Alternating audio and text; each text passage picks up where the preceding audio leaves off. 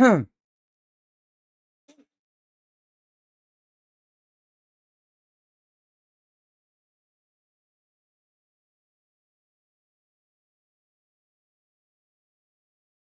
you're a professional.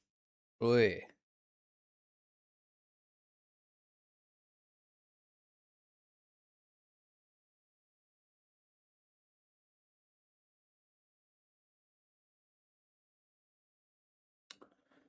All right, boys and gals, welcome to the stream. As tonight we're doing the Deoxys raids.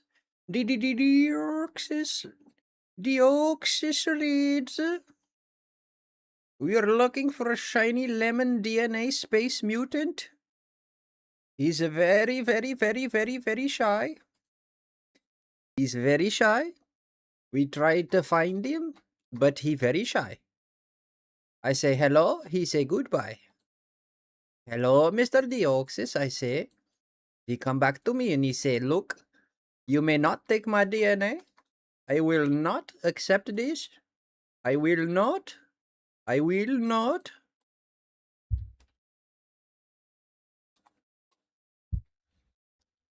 But el kundalini. El kundalini lili. What's cooking, everybody? Welcome to the tonight as we're getting ready to capture the fabled. Uh-oh. As we're getting to capture the fabled Deoxys. Deoxys. You ever heard of this guy? Apparently he hangs out in front of that one 7-Eleven all day and night. I heard. I'm not sure about I heard it.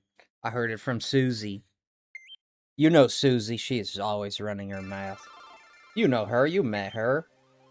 You know Susie, you've been there. You've seen her a lot.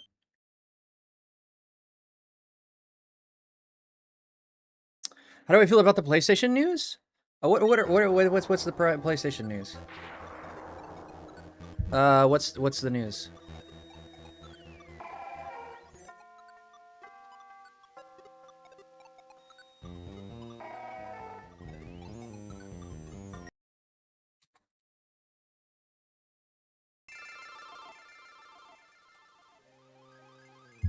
Dude.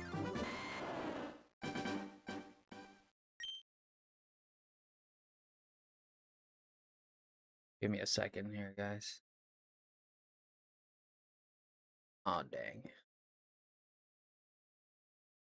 We made a boo-boo here. Give me a second.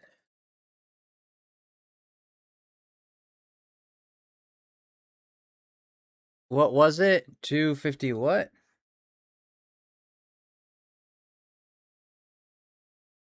250 2355. 2355. Okay, 2355. There we go. We're back in business. There we go.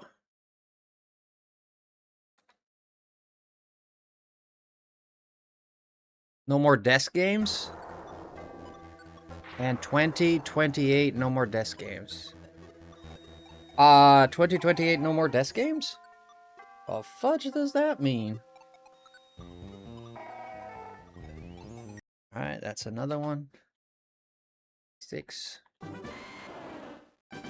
But they're gonna go full digital? Is that what it is?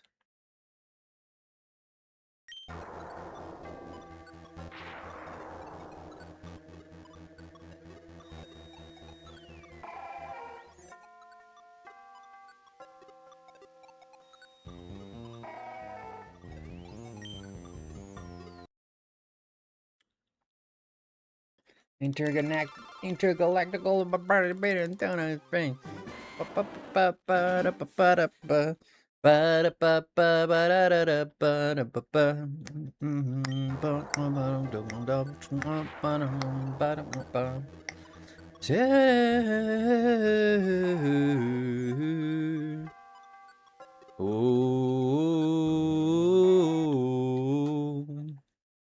And I know that when the light comes in a cool at night, I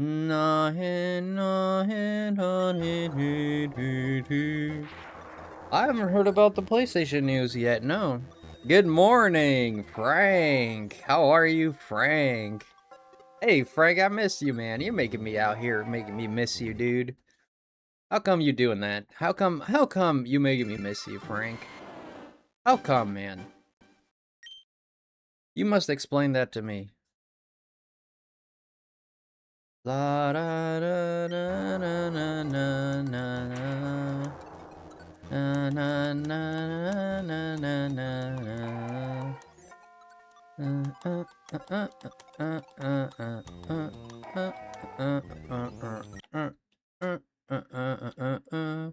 Is I'm your favorite person? You sure are. PlayStation 2 discontinue physical games in January 2028. Yeah, I expected this. I've been telling you guys this. If that is true, what you're saying, I don't know that it's absolutely true, but I've been telling you guys this. They're gonna move towards that. That was the plan. That was the plan. That's why they're announcing it so early. That was the plan all along. They want to control everything you play, because if they can control what you play, they have an excuse to ask for more money out of you. It's simple as that. That's why freedom sucks, because when you have freedom, you have choices. When you have choices, you're less likely to pay. When you don't have freedom, you got to pay for what you got, because that's the only chance, that's the only thing you get. That's the same thing like having Amazon or having one store in one. If you only have one store in one city, let's say a small village, and there's only one store, that store is going to make all the money. But if another store opens, that store is going to lose money, because now they have options, right? This is common sense. If they if they funnel you into only disc, if they funnel you into only digital, they can get more out of you. It's simple as that. It's a business practice, and they and the deniable and the plausible deniability is that they can just say that it's for convenience and it's the future. Is it really the future?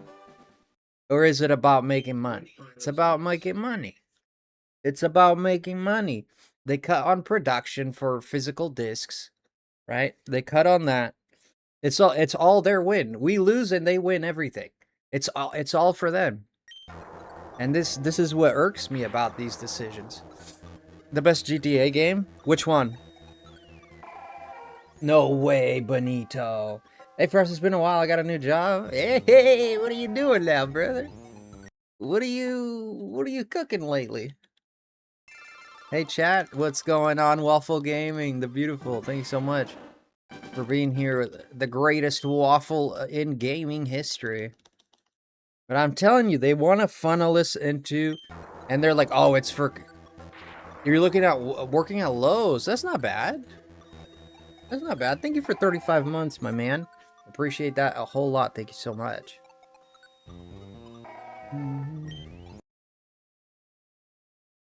The only one that was ahead of its time, San Andreas? Yeah, the San Andreas was pretty good. I stopped at San Andreas. I didn't play any from there. I didn't play 5 or 4.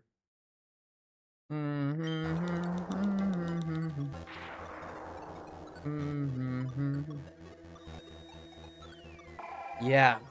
Funnel the sheep. Funnel the sheep where the money is. Na na na na na na na na na na. Of course they're gonna do that to us. Of course. Yeah, it's like a crazy thing that you expect the business. You expect that a business like that is gonna do anything for your benefit. And nothing at all for their own gain. If they're making a decision when it's a big corporation like that, I can't say every single time in the history of the world that that was the case, but I can say that it's true most of the time. You can say that.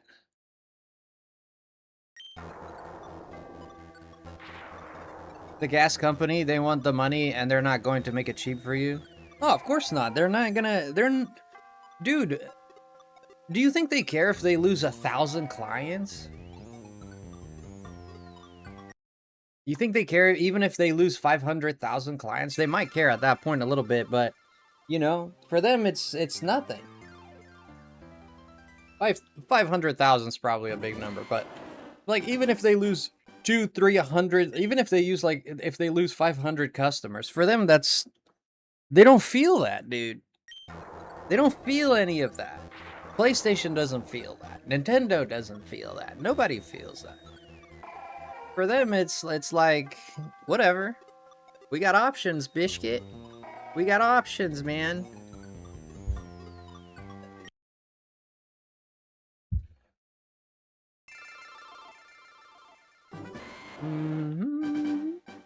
For them, it's simply as...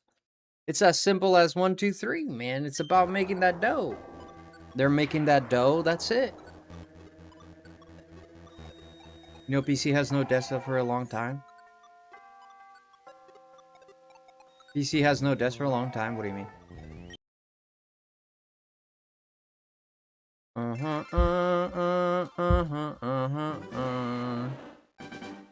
Bro, I lost track of time. It's 2:12 a.m. Yeah, I generally thought it was 1:40.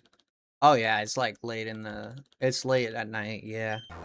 Yeah, I went live really late, but that's okay. We here for it.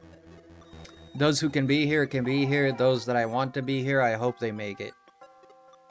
There's a lot of people I'd love to have here, but I gotta take care of my health, man, and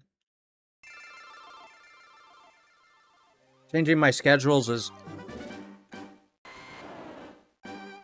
Changing my schedule is completely obliterating me, man.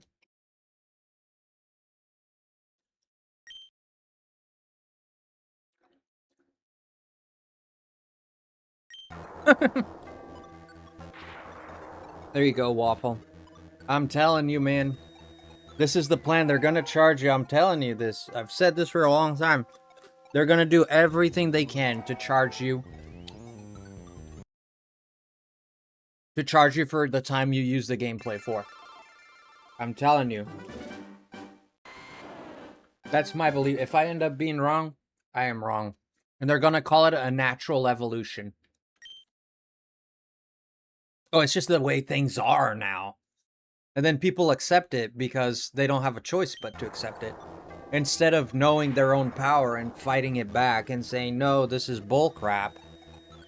This is bullcrap. You're destroying our hobby because you know a lot of people are putting money into it. So for you to gain a profit, you're going to destroy what everybody loves.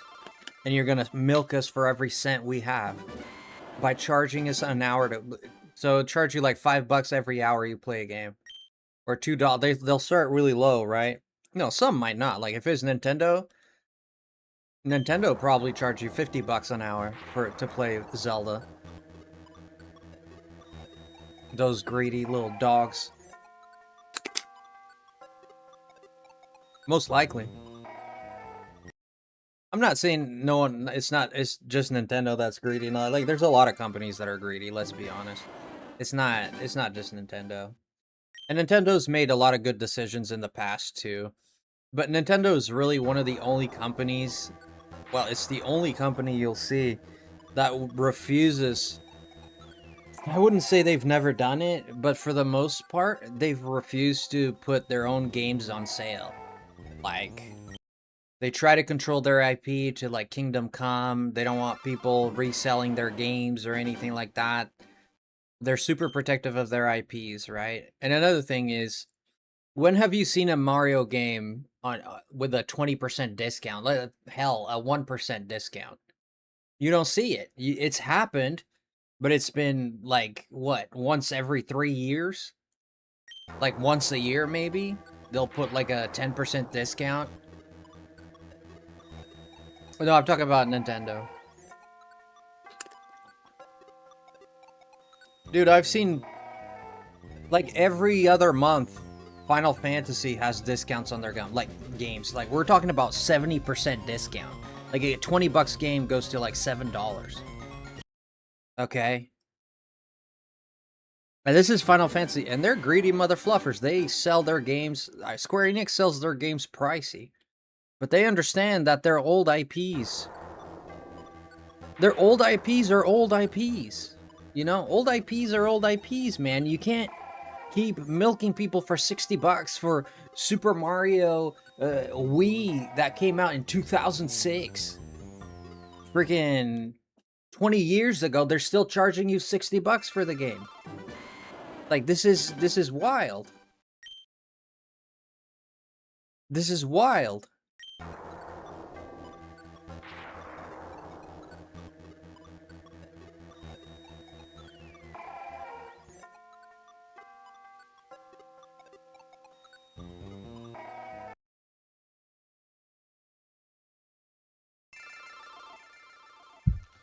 Ba-da-ba-ba-da.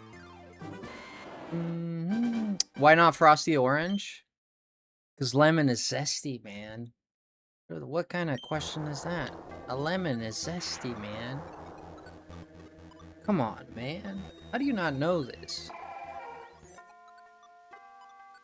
How do you not know this, man?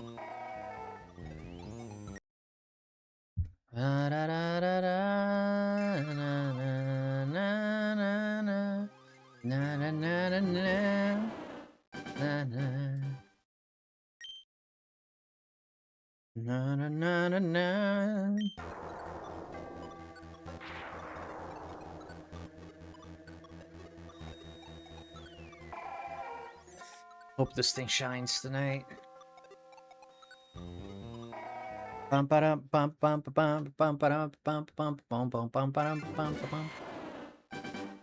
We're at 2,375. Oh, I gotta put the guesses up. Do I even have it anymore? Yeah, I do. Should have it. I never deleted it. There we go. There's our guesses there. Aha! Aha! Ha ha home! Enchanté, mademoiselle. I don't know, man. I see other games. I'm not just talking Square Enix. I've seen Halo on a discount. I've seen so many games at a discount. I swear to goodness, I think I've only seen once a Mario game in a discount. I think it was a 10% discount. Instead of $60, it was like 50 or something. And I'm looking at this and I'm thinking, yeah. Yeah, they're gonna funnel us, man. They're gonna funnel us into the... They're gonna start charging us an hour, man. You should stream San Andreas. Yeah, it's pretty graphic.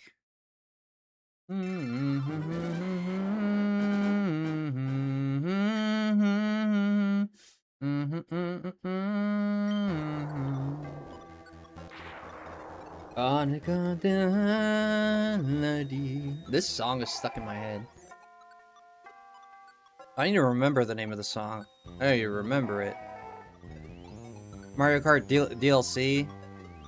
Yeah, $70. Oh yeah, there's new Mario Kart DLC now. Na na na na na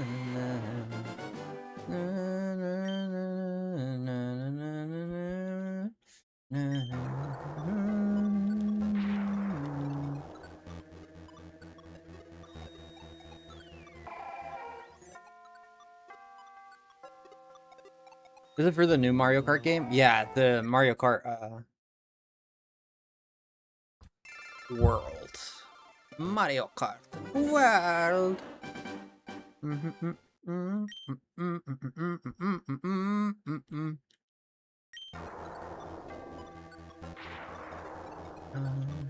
I don't think one rated M game once in a while would hurt, right? No, it wouldn't hurt. It's just that I have other games that I'm thinking of rather than... There's other games that I'm thinking of. Other than San Andreas. Although San Andreas is a good game. It's still a PlayStation 2 game, right?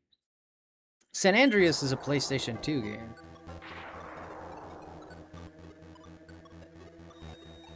I think so.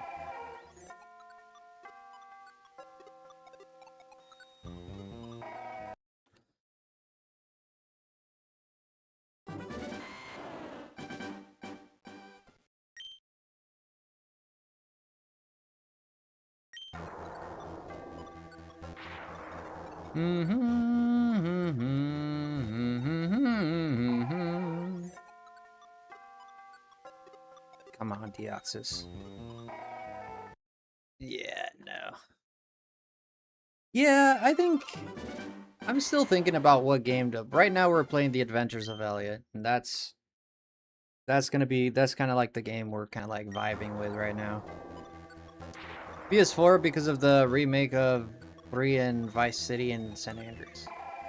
Also PS4. Oh. Oh, so there is it just a HD remaster then?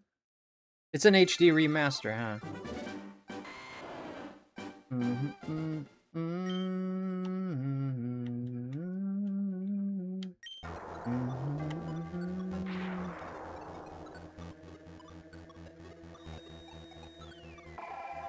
You ran out of lemonade? Dang, man.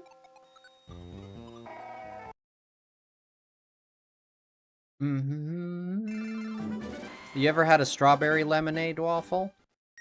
Those are the best.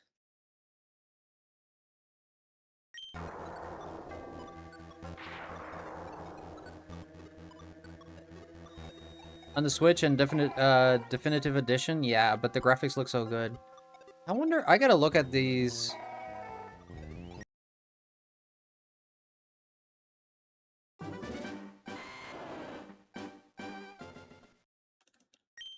Of course I have, I'm not a monster. I didn't say you were. What?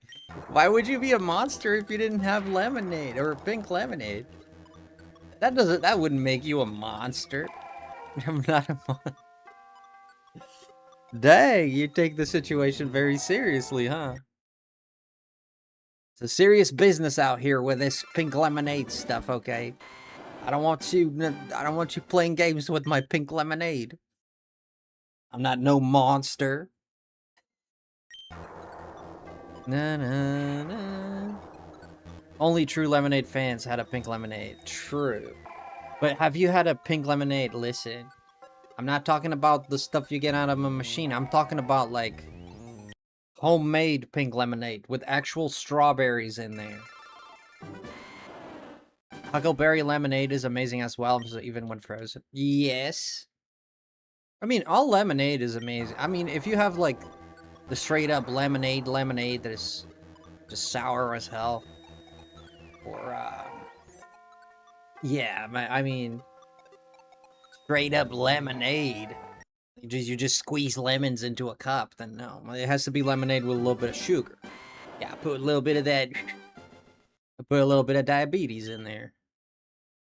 I need a homemade one. Yeah. Yeah. Yeah. Might I suggest, if you are you a US person? If you're in the US, might I suggest? I think Canada has it too. I have a suggestion if you're in the US.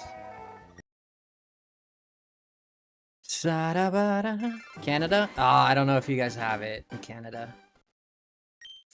I don't know. There's one I hate with a passion is cranberry lemonade. Yeah, cranberry lemonade.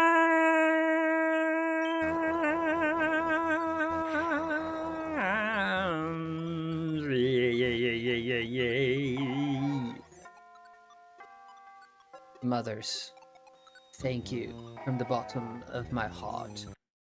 May you always find joy in your endeavors, and may your kids post in a long life and health. Thank you, madam, for the support. And may you always find your ice cream to be sweet and cold. Thank you.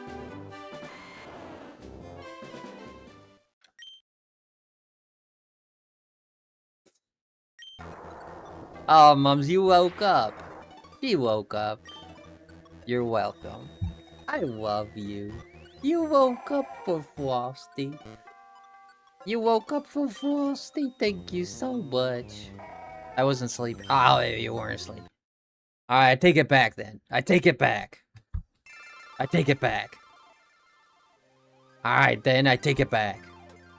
No love for you. Oh, you were playing Faith Farm. You've been going to bed late lately, huh?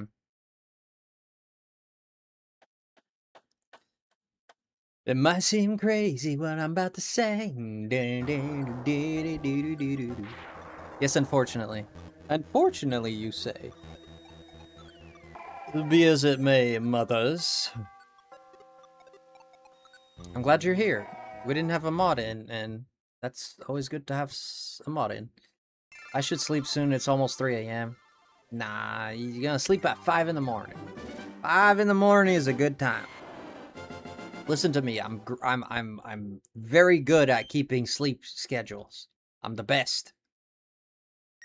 5 in the morning, chef's kiss.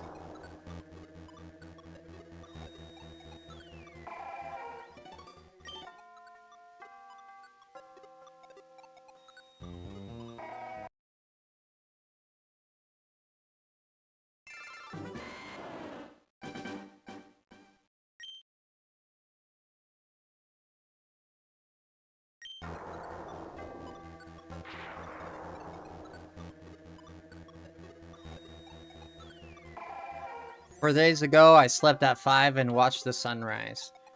Dang, the sunrise. Wow. Got a Pokemon tattoo today? Yo, Trixel. That's nice. Which Pokemon? Or character or whatever. What did you get? Let's see. Shiny Mareep? Oh, that's a great choice. That purple is beautiful. Oh, excellent. Excellent choice. Excellent choice. Anybody be what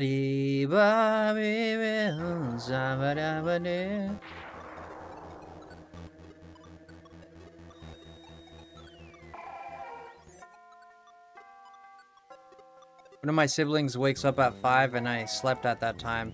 If I were to walk downstairs, I would most likely see them starting their day. Dang. So what are you doing nowadays, Waffle? What are you doing nowadays in your life? Tell me about it. It took 3 hours? Ooh. Is it a big one?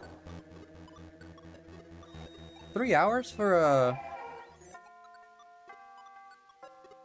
It takes that long to do a tattoo? I don't know. I don't have tattoos, so I don't really know. But a shiny Mareep, I think you picked a winner. I think that's a great tattoo. Phenomenal tattoo. I give my artist creative freedom. It's very detailed. Ah, that's probably a smart thing to do. Oh, hey. Hey. What's that character from? Is that from Deltarune, or what's the other game that dude did?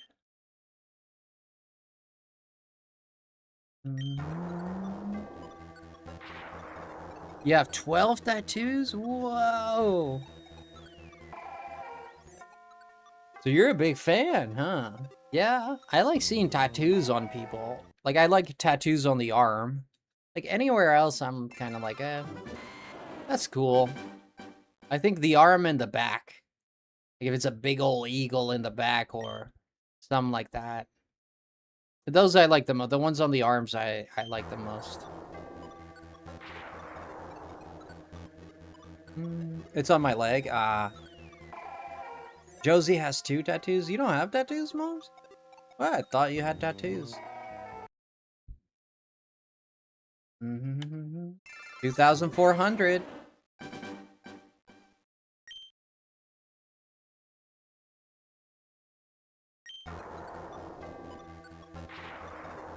Moms, have you been buying things on Amazon? You remember I still got my link for Amazon? We haven't been... Also, did you see the new design I did for my, for the merch? I don't think it's gonna resonate with a lot of people, but I thought it looked pretty good. I have an idea for what I want to do to merch next now. I think it's gonna look pretty good. You haven't seen it yet? Oh, it's nothing too crazy, to be honest, but I liked it a lot. I feel like people will appreciate the art, but I don't know that if it's like something that'll get people to buy it.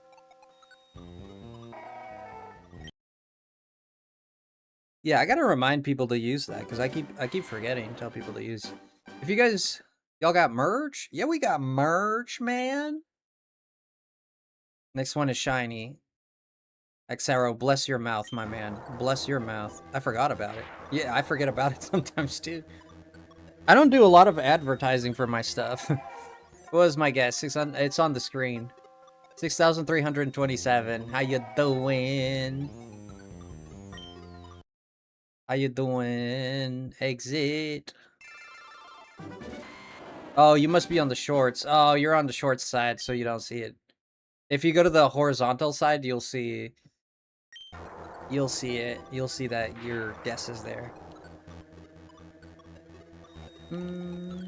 Oh, Shiny Mareep Heart Gold.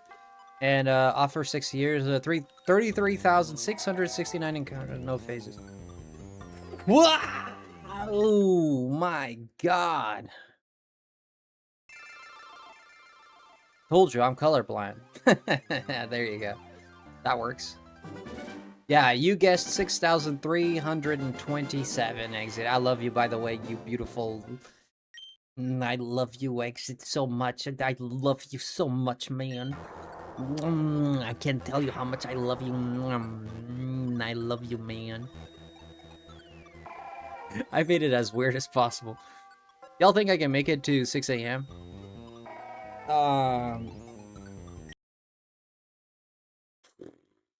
Yeah. I said if I got Mareep, Whooper, or Zubat shiny, I'd get that shiny tattooed. Oh, so that's how that happened. Oh, yeah, shiny Zubat looks like vomit. Whooper looks kind of nice. I think you did the right choice with Mareep. Yeah, shiny Zubat is kind of vomit. It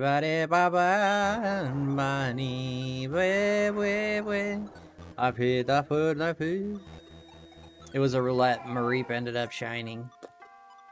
You got lucky, in my opinion.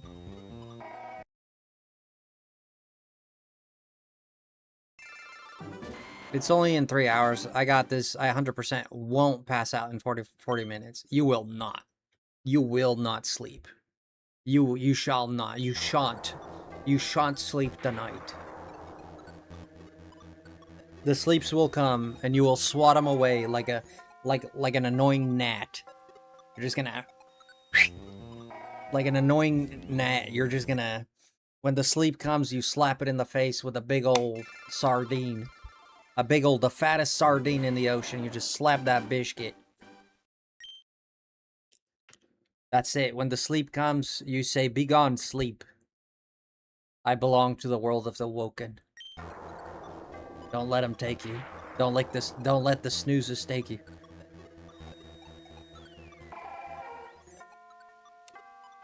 Truly cushy and microwave. Truly cushy and microwave? Exit, did you know? I'm gonna say this, but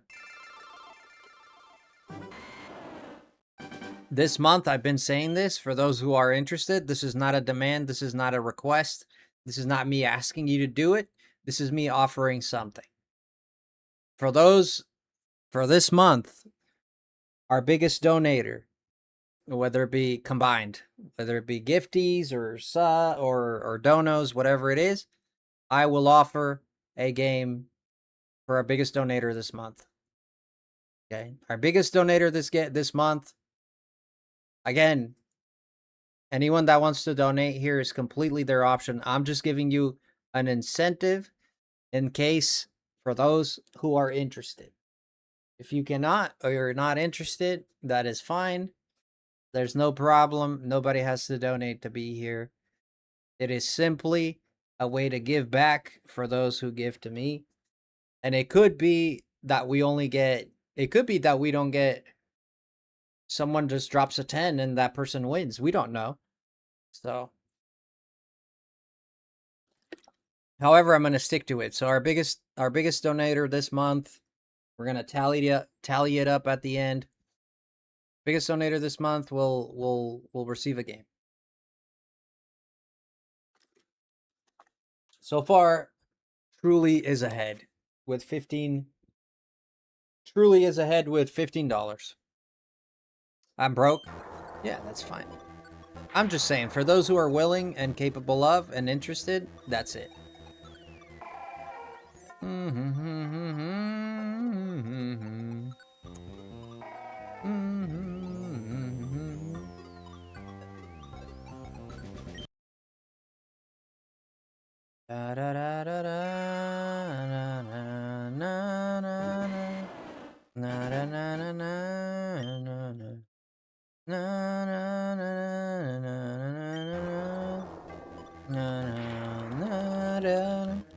Those who are interested and willing.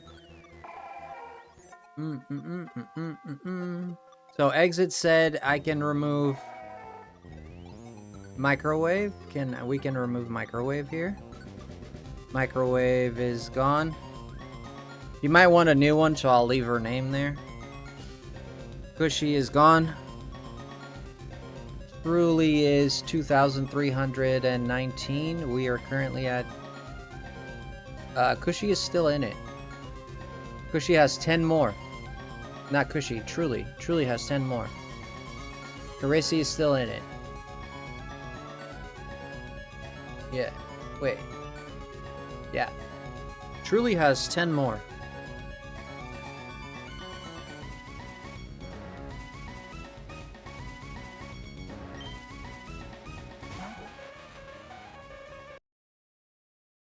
No, it's not one guess. You can have multiple guesses, they just can't, you need to space them out. It can't be like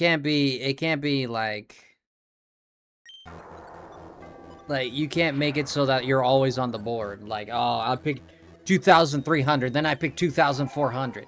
Like, you know, no, you can't do that. Like, it has to be spaced out. At least 1,000 apart.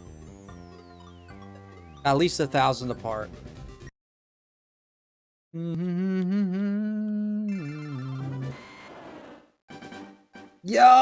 Mom's with the 5. Mom's so far with the 10 gifties for Moms. I gotta put this down. Moms with the 10 gifties. Yeah, with the 5 gift. Well, 10 counting her last 5.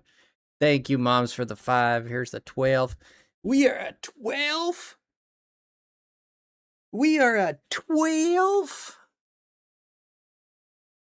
Holy dookie mamas. Holy dookie mamas. We are at 12. We are at 12.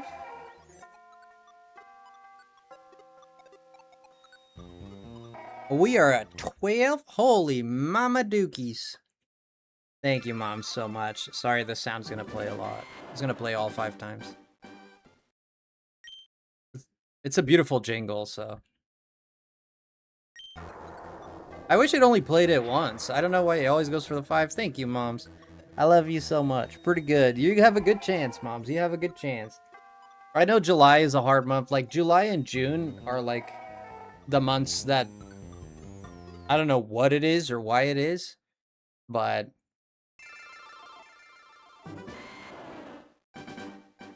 You know? I don't know why it is or what it is, but the month of June and July are just... People don't have that much money in those months. I don't know why.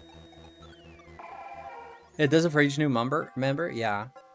It's funny. It's so funny. I've seen this in my channel over the years, and I'm like, what? I wonder why that is. Can't change it.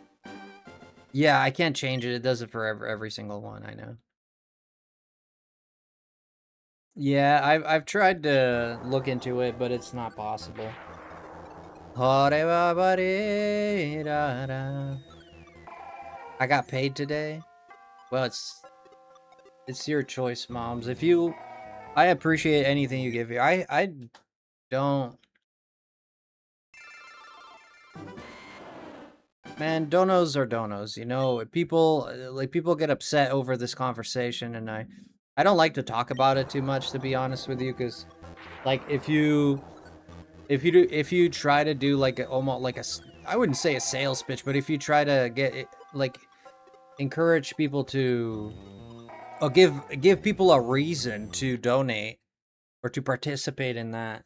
You know, people always hate you for this. It's like almost like, well, yeah, if you're doing this as a job, like you need to, like, it's like a business. If you do it as a business, you need to do it in a way where you can encourage people to at least have a reason to donate, right? I'm not telling them to do it. I'm not forcing them to do it. I'm not saying they can't be here if they don't do it. I'm just saying, like, here's the reason why you could invest in this.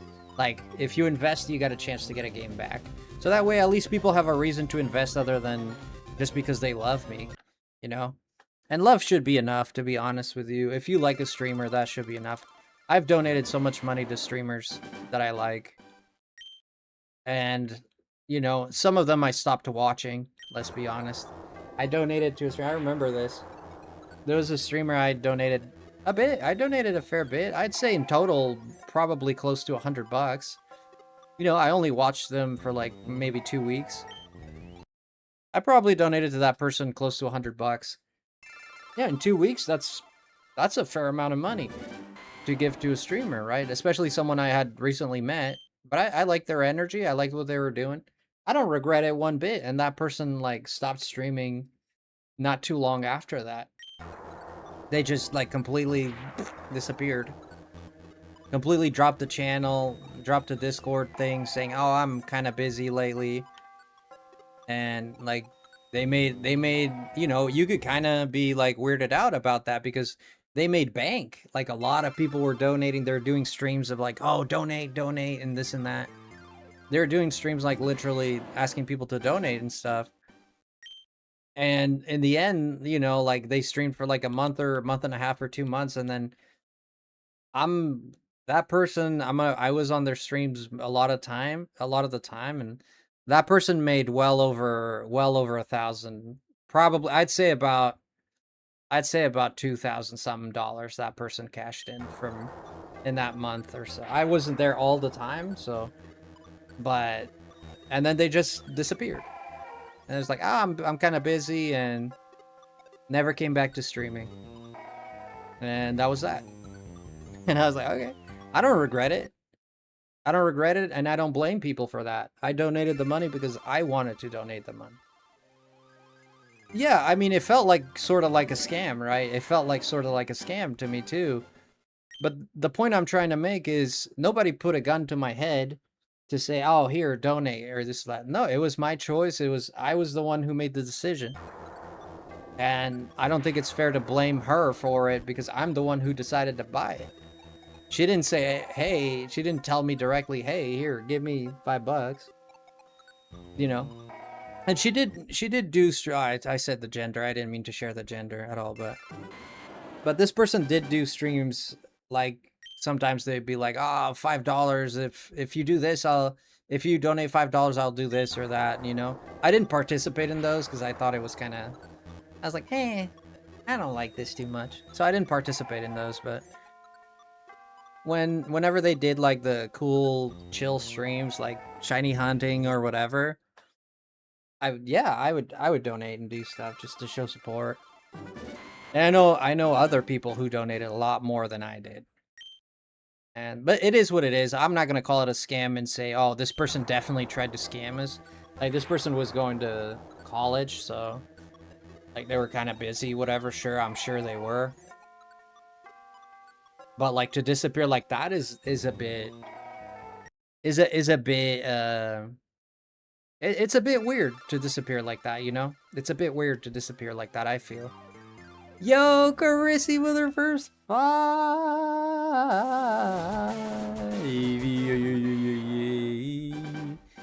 Carissy with her 5. Thank you, Carissy. Oh my gosh, thank you so much. I just want people to know that I appreciate this a lot. It helps me keep doing this, and it helps me stay in a good place in my life. But I much, you know, if I couldn't get monetized, I'd still stream. Even if I couldn't get money out of it, I'd still stream. I'd probably have to do it less, but I'd still do it.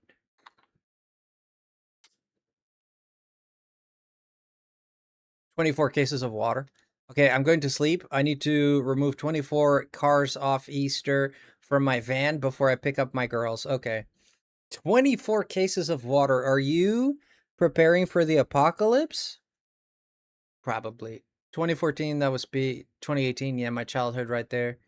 2014 to 2018 is your childhood? You're rather young then. Nothing for me considering I just dropped a grip ton on groceries and clothes. Yeah. Yeah, mom's it's only 10. No, you're good, moms. $10 is a lot. $10 is a lot of money, man. It's a lot of money, moms. I appreciate it. I know that these months I already know like during the summer the channel usually slows down with the in terms of monetization, but I mean that's fine, man. It's just what it is. It usually like towards Christmas, people for some reason you think like in Christmas people would be less likely because they have a lot of expenses, but no, the people during Christmas people are more likely to be generous, which is I find that like what fascinates me is like the mindset behind it, right? Like I'm super into psychology and stuff, and I'm just like it's so fascinating to think like why that is. Frosty, I'm not that young. You don't need to share your age, friend. You don't need to share your age. I encourage you not to do it, as a matter of fact. Especially if you're not an adult. If you're not an adult, it's completely prohibited. If you're an adult, I mean, I leave it up to you to decide, but if you're an adult, you're an adult. If you're underage, do not share your age ever, here or anywhere online. That's my advice to you. Even as an adult, it might not be the greatest thing you can do. I mean, but you're an adult, you're responsible for your actions, so. What up, Zine? Thank you, Carissy. Yeah, especially on YouTube, yeah. Yeah, there's a lot of pigs out there, unfortunately. A lot of pig people out there interested in not great things. Hey man, I'm not a shining beacon on a hill or anything like that, but there's things I've never done and I never will do, and I'm proud of that. Frosty Age is a stud muffin. I am a stud muffin, and you're my stud muffet. I'm a stud muffin, and you're my stud muffet. Moms, if I could help you with the 24 cases of water, I would. But I tell you what, I can't. But I would. If I was there, I would. Not apocalypse per se, but I have a Pisces and a Cancer in the house. Them water signs can't get enough water. Dang! Dang. Is that even influence? Does Zodiac influence your thirst? Zin, my stud muffet. You're my stud muffet. I know, thank you. Oh, I wish I could help. That sounds like freaky labor. Freaky, that's a great way to put it. That sounds like hard labor right there, 24 cases. But just the other day, like, usually my mom, when she comes from work, she brings like 1 or 2 cases sometimes. And I always bring them in, but I most is like 4. 24? Jesus.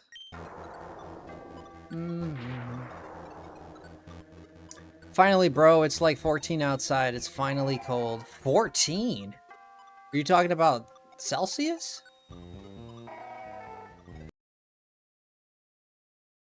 You're talking about Celsius, right?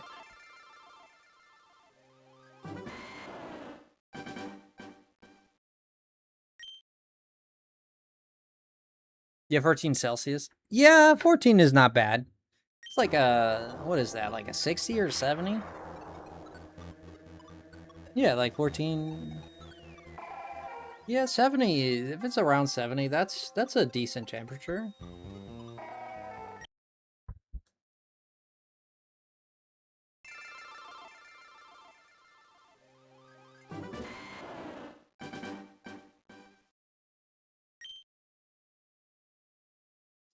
How many kinds of Deoxyses there are? There's 4 kinds. There's the normal form, there's the attack form, there's the defense form, and then there's the speed form. This one, so this right here is its normal form.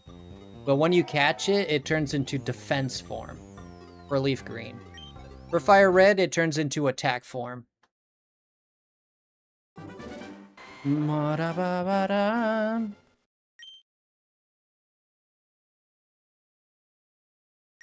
70 would be 20. Okay, so it's like 60, 60? Yeah, 60 is kind of cold.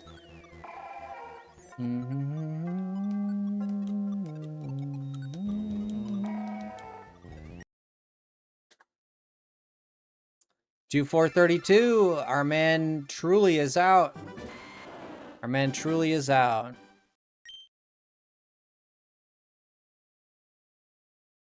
A shame, because I love Truly. I truly do.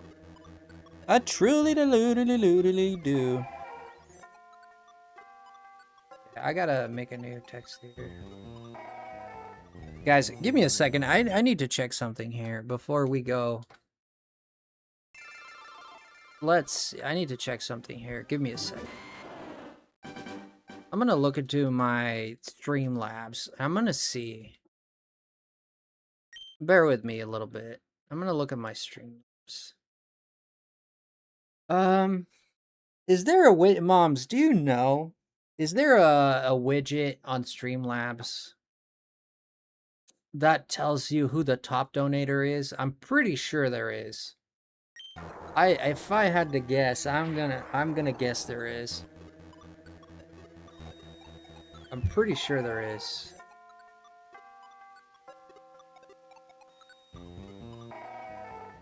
Yo, Kevin! Thank you so much for subbing. I appreciate it a lot. Thank you, Kevin, my boy. Kevin Spacey.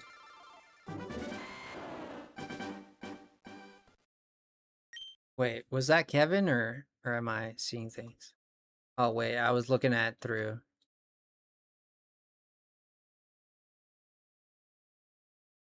And try to look. Well, I'm trying to look, but while playing and doing stuff is kind of hard. I think there is, man. I'm pretty sure I've seen it. It's been like 23 inside my house, bro. It's not too hot, but a person like me who wears oversized hoodies all the time, I'm overheating. I get it. I get it. You like oversized hoodies? And why is that? What do you like about them? No, seriously, what do you like about them? I don't like oversized hoodies like that. I'm curious what you like about them. Some people are like... I knew a friend that was a girl, and she was kind of self-conscious about her appearance and body, so she would wear very baggy clothes so as to not show the contour of her body, right? Which is fair. I mean, I'm not saying that's bad. I'm just saying that was their reason. And apparently the color black also makes you look better and makes you look skinnier. Hey, Groot. No way, is that Groot? Hey, Groot. We're shiny hunting tonight. Believe that? We're looking for a lemony Deoxys. I don't wear them like skin tight, but I like them more snug than I like clothes like snug clothes. Like I like them in terms of I like having my body like I like the clothes. I like the feeling of having snug clothes. I like that feeling, right?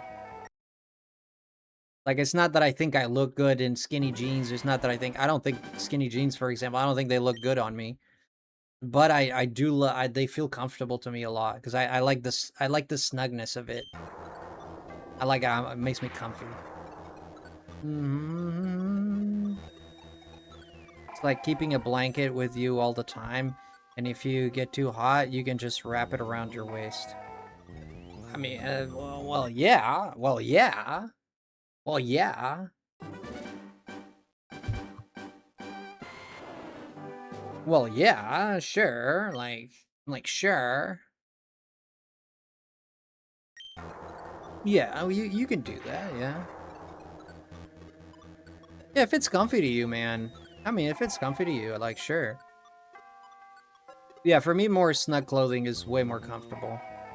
Like, I don't like baggy t-shirts. Like, this one is somewhat baggy. I'm okay. This one is somewhat baggy, but if they're snug, that's my favorite. The problem is I can't wear it too much because I'm not... I mean, I don't think it looks good on me, but I do like it.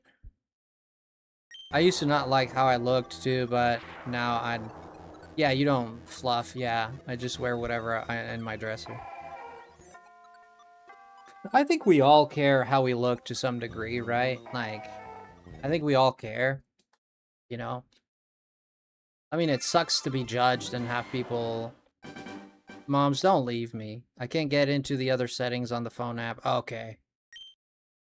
Let me see. So you couldn't find it.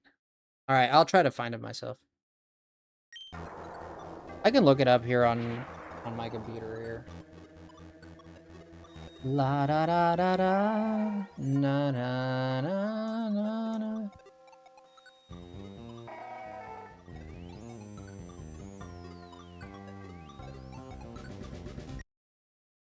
As long as you're comfortable. Yeah, right? Good night, moms. Thank you so much for tonight. If Patrick stops by, he might know. Yeah, he stops by, but I don't know that he's listening, though. I know he stops by at least for a little bit. He's cool like that. He maintains his streak because he's cool like that. I care in some degree. Yeah, there's nothing wrong with admitting, oh yeah, I care what people think a little bit.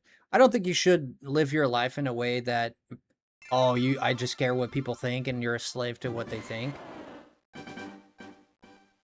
But I also don't think anyone can really live without thinking, oh my gosh.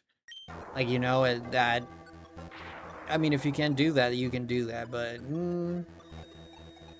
I don't think there's a shame to it. Like, we all live in a society, so we kind of all fall into societal norms, to some degree. Yeah, Makoto, super late, right? Yeah, because I actually slept. I actually slept today. Because I kept sleeping for 3-4 hours to go live. And I'm like, dude, I can't, like, I reached my limit. I couldn't do it anymore. Like, I'm like passing out while I'm walking. I can't function. I'm sleepy all the time. And because I'm holding my sleep, trying to fix my sleep schedule. Like, finally tonight I got some rest and I actually slept like 6-7 hours. I was like, God, like, so now I feel great, but I need that sleep. And the problem is if I go to sleep, then I wake up late and then I have to go live late because I can't, and my body is used to that one schedule and that's all it wants. Your body needs a long cycles of REM sleep. Yeah, I know. Yeah, and I haven't been getting that, which is not good for my health. It feels like butt. It feels like butt. It messes with your digestive, it messes with your memory, it messes with your energy, it messes with your appetite, like everything goes to crap. I just don't like that feeling.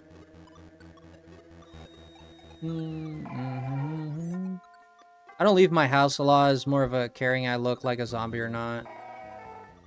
I'm sure you don't look like a zombie, dude. I'm sure you don't. I've been sleeping for like 10 hours, but that's probably if I'm sleeping late, I'm waking up late. I can't sleep for 10 hours. At most I'll sleep for 8. The most I'll sleep for is 8 hours. I slept for 8 hours. It's very rare that I sleep 8 hours. Usually I sleep 7 hours. It's very, very rare. I don't think I've slept 10 hours my whole life. Ever. What are we doing? Tonight we're doing... Deoxys. Sorry, I was reading something and I got distracted. Yeah, we're doing Deoxys tonight. We're shiny hunting Deoxys in leaf green. That's all we're doing. Okay, so it says, yes, you can display your top donor using a stream labels widget donation ticker. Okay. You're at an age that you need to monitor your sleep schedule harder or it'll cause health issues down the road. Oh yeah, it will. Yeah, this stuff, this is not like a 2-time, 3-time, even in a year you might not feel, but it's like this, it accumulates, and then later is when you feel it. I mean, for most of my life I've slept pretty okay. I mean, lately I've been struggling a lot though. I get this stupid insomnia, and until it comes that time, I don't sleep. Until that time comes is when my body's like, okay, now we can sleep. My mind is strong like that. I don't know why. He's got at the time that most people are waking up.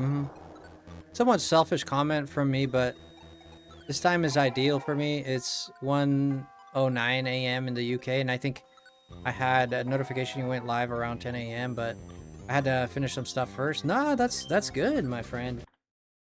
I am glad that even if I go live late, I still get people to hang out with me. As a lot of people are from the UK hanging out here, from Europe, right? Because this is when you're waking up. So I'm very happy to hear that, Groot. Like that makes me so happy. So apparently there is a widget. It's called a stream label. Meditation, prayer, and mentally stimulating activities will have you relax and focus on sleep. I think it's because like I used to be very physically active, just like a year and a half ago. I used to be extremely physically active. Now I don't move my body as much. Like I'll get up to make food, I'll get up to go shopping, or I'll go on a 30-minute walk, but that's like the exercise I do. Like I used to do a lot of exercise before. And so when night came, I'm like, I'm beat, I'm sleepy, right? So I think like part of me not moving a lot is also not helping the feeling sleepy part, because I'm not as tired. So I think that's not helping either. Body was made to exercise, man. Your heart was made to pump fast. It was made to pump slowly, but it wants to pump fast too, right? This is like if you have a dog. You ever notice a dog always wants to go outside and run, but then when it runs as much as it wants, now it wants to go home and sleep. And your heart is like that. Yes, your heart likes to be stable and likes to be calm, but it also needs that. You need to pump blood. Like this is literally gives you life. Like it's good to get your heart running. That's why people that do exercise live an average 10 more years than people who don't. You know? A person who is healthy and doesn't exercise is more likely to die younger than a person who is not so healthy and exercises. That's how important it is. Trauma can also affect your ability to regulate sleep properly. Absolutely. Absolutely. I won't go too deep into that, but I definitely have my fears and traumas for sure. I've been sleeping really late, so probably explains why I'm not hungry in the mornings. I always wake up hungry. Yeah, unless I'm sick or nauseous for whatever reason. But normally, most every day of my life, I always wake up hungry. That's been my experience. I like to eat before bed and right after I wake up. If I don't have food when I wake up, which has happened before, I'll at least drink a bottle of water or some. Break the fast.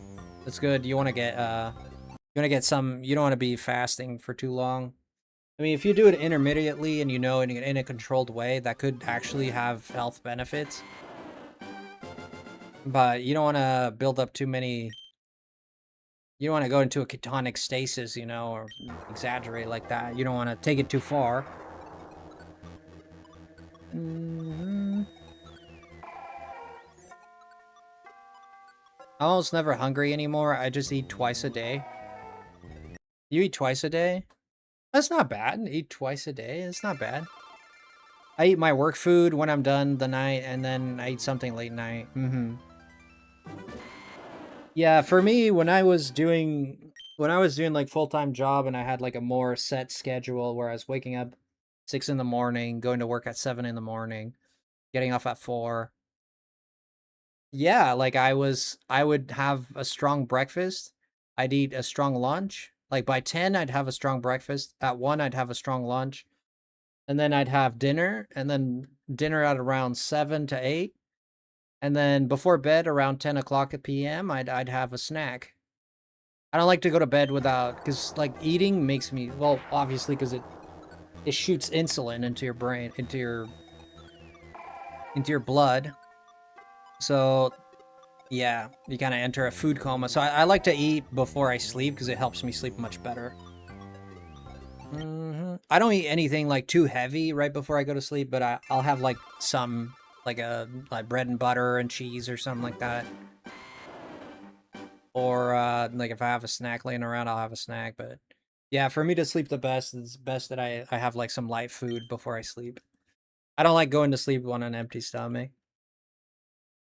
Eating is important. Eating is living. What you eat is what you become, is what your body turns into. It's literally true. What you eat is what your body will be able to process, what your body will be able to deal with. Like if you eat junk food, then yeah. But in your 20s, you can spend your whole 20s eating junk food, but then in your 30s, you're going to suffer the consequences. This is the problem, is we don't see the consequences. We only feel the gratification of doing it, right?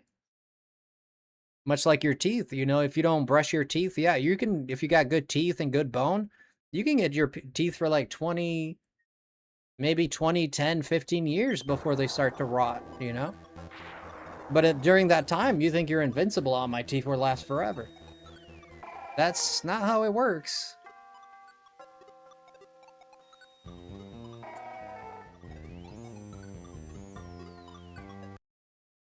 I'm on break at work. Yo, this pony. You should probably have something to eat before I work though. Sometimes I'd have breakfast twice. So we'd have a break around 10 o'clock. And before I left the house, if there's like a sandwich or something, I'd eat a sandwich.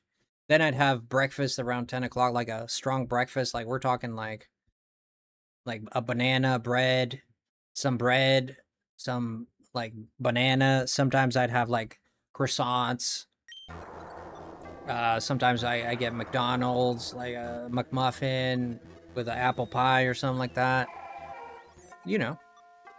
But I'm the kind of guy, if I'm doing exercise, I need food. If I don't eat and I'm exercising, I never collapsed, but I probably would. I never really fainted in my life, but I'm pretty sure, but I never took my body that far either, you know? Like I always try to eat and I always try to take care of myself. Like I'm the kind of guy, if I don't like, cause my body processes food so fast, like I'm a slim guy, you know? Like I eat and my body converts that into energy like ASAP. And that's the energy you have for the day. So like I'm like, it's like a car. If it doesn't have that gasoline in it, it's not like I have a storage that like camels in their humps. A camel will store food in their hump or water in their hump for so long. They could go without drinking for long periods of time without drinking anything. Because they kind of store it in their bodies. Yo, thank you for the jewels, Rasputin. And our bodies kind of do the same thing, where our muscles can retain water and you can retain a certain level of water, but not as long as the camel, for example. Like I need that nourishment, and that nourishment is going to get used up that same day. You know? And then the next day, if I don't have nourishment, I'm a zombie. Yeah, I'm the kind of guy I need to always be eating. Like I constantly need that energy. I need that source. I don't need too much junk anymore. I used to have soda and a lot of candy, but now at Moe's I'll have a soda with a dinner. I never really, like, growing up, my mom was very, like, she never, like, she'll give us a Snickers bar maybe once a week. She'll allow us to have a Snickers bar or maybe any candy bar. Usually it'd be a Snickers bar. She'd let us have like a Snickers bar and maybe like once a week around that. And sometimes, like, the most we'd eat of candy is when we went to friends' birthdays. We'd have a lot of Pringles and candy galore, and then we'd be puking up storms because we never had candy too much. So it's not like we didn't have any candy, but yeah, growing up, we always ate homemade meals, and I was blessed with my mother was pretty good about that. Like, when I got to my late 20s is when I started eating more candy. This was a phase there for 2 years that I'd have candy more often. But now in my 30s, I don't really have that much candy. Very rare I'll have a little bit of chocolate here and there. I do love sweet stuff. I'm a big, but I force myself not to eat it sometimes. Because if I were to really, like, eat sweet stuff like the way I like to, I would eat it I would eat, like, 3-4 candy bars a day, probably. You know? If I had it my way. But I'll eat, like, maybe a piece of candy, like... I mean, it depends. But I'd say on average, I'd say about 2 times a week. On average, if I had to say. I suck at taking care of myself. I kind of suck at taking care of myself too, but when you get older, Waffle, you start to see your body, you start to feel the damage in your body, you start to feel the consequences of things. And then it motivates you to do better, right? Because you're like, oh shoot, like I'm getting old, like my body feels it now. Like I'm hurt, I'm actually hurting now. And you know, and you gotta, and you start realizing that, oh, this is not a joke. Like I actually need to take care of myself. Got a dip now, going back to work soon. See you, Frosty and chat. Love you, Rasputin. Rasputin. Rasputin.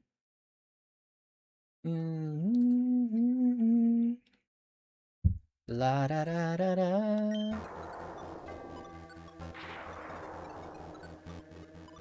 I low-key should drink something soon. I haven't had something healthy to drink in like 3 days. Yeah, soda will not keep you...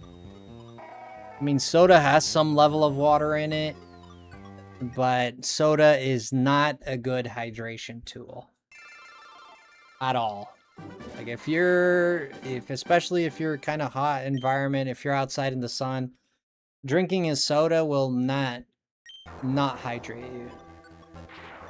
Kinda, because it has the it has the electrolytes, it has the sugars, it has a little bit of salt, it has some sodium, and it has a little bit of water, so it's not like it won't hydrate you at all, but it is not a reliable source of hydration. It does have some electrolytes.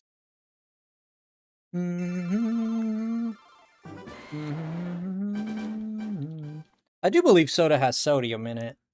Pretty sure, right? My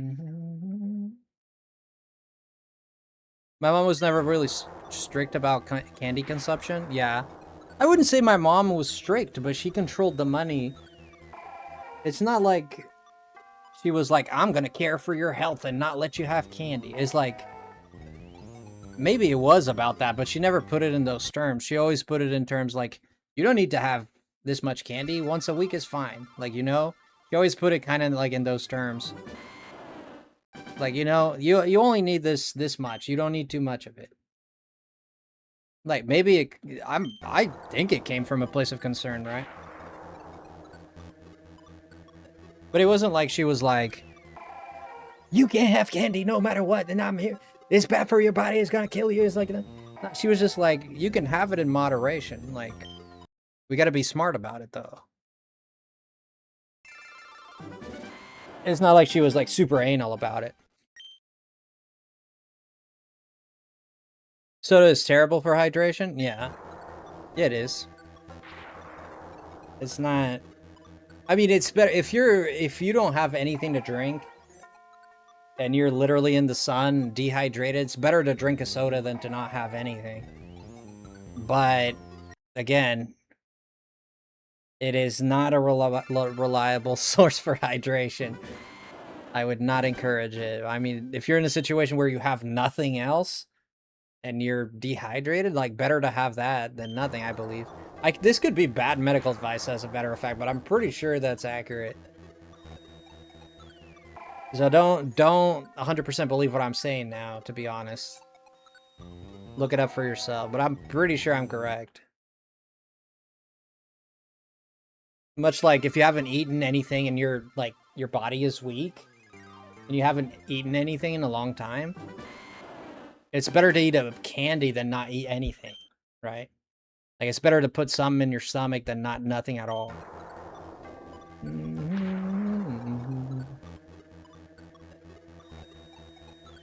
I forced myself not as so my mom's. Okay, I read that. It's just candy. Like, if you really think about it, sugar is very bad for you in many senses. Sugar is the drug that everybody loves, right? That no one. Sugar is the ultimate half truth, right? Like, people don't take sugar too seriously as a drug, but it is absolutely a drug. You could have withdrawals from sugar. Only time soda will save my life is when I'm sick. I don't know why the spirit just cures my cough. Spirit just cures your cough or sore throat? I usually, if I'm more sick, I'll probably have like ginger ale. Yeah. Yeah, probably like a ginger ale or 7-Up or Sprite. I'm more of a 7-Up guy. I'm more of a Pepsi guy too. I know. Oh my god. I get it. I get it. I'm a 7-Up and Pepsi guy. That's just me. Each their own. I know Coke is the original, whatever. I know we're not debating that. People you'd be surprised how many people get heated about that.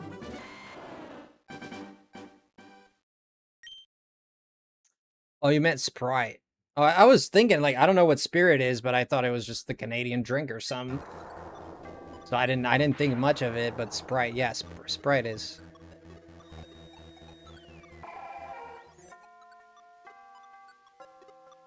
You actually wrote Sprit, and I read Spirit. My vision sucks. I forgot the E. Nah, you're good. I can see it now. I can see it now. Yeah, for me, I'll drink Sprite and I'll drink Coke. Very rarely. Like, if I have a dark soda, it'll be Pepsi or Dr. Pepper. The Dr. Pepper is my favorite of those kinds of soda. But I think probably Fanta is my favorite soda of all time. I'd say pineapple Fanta. I don't know if you've ever had pineapple Fanta, but that's probably my favorite soda. And Mountain Dew. Coke is pretty good, but Dr. Pepper's the best. I think so too. Dr. Pepper is... It's just such a unique flavor. Like, nobody quite does it like Dr. Pepper. I think Cherry Coke kind of tastes like Dr. Pepper. You've only had Orange Fanta. Yeah, Orange Fanta is not bad. That's a classic. Yeah. Yeah, Orange Fanta is the one that I believe you'll see most of everywhere. Pineapple Fanta is not very common, but it's delicious. I don't see it a lot. I don't see a lot of pineapple Fanta going around. You'd have to go to like a... I wouldn't say a specific... You'd have to go to the... It'd have to be a certain store. I don't think you'd find it in your local supermarket. Maybe not. Depending on the supermarket.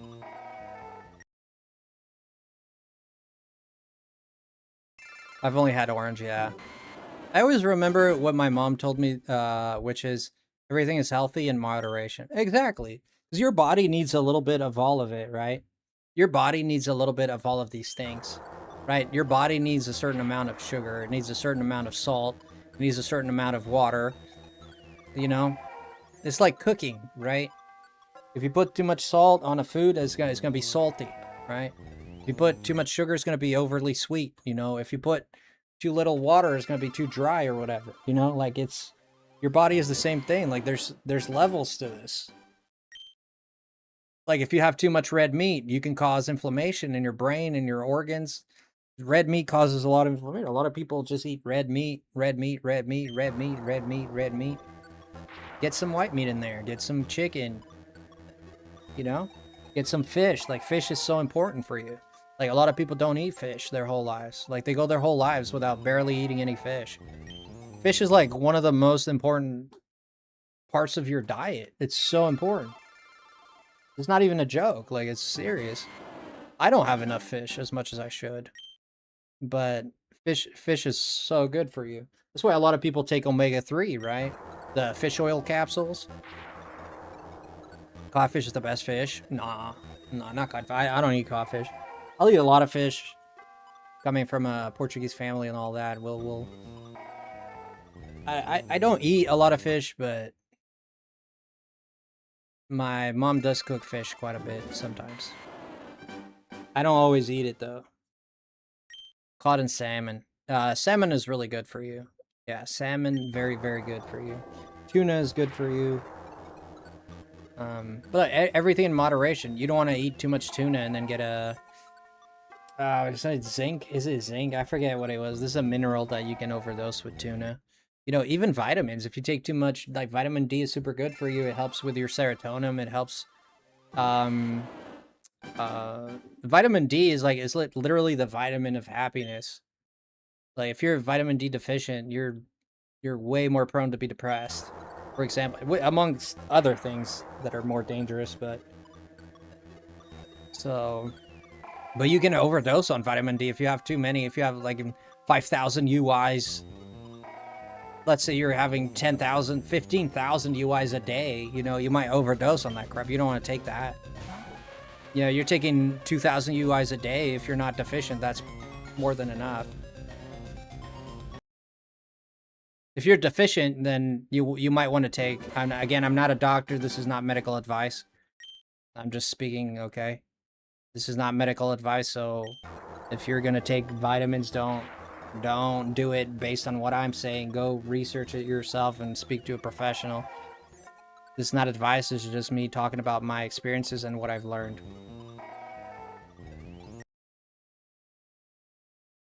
Yeah, but if you're deficient, for example, you want to take a lot of UIs, then at that case.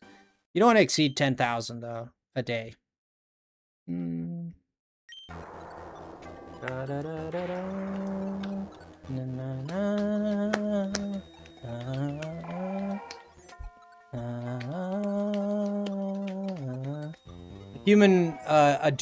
A human male should be consuming a day at least 1,000 some calories.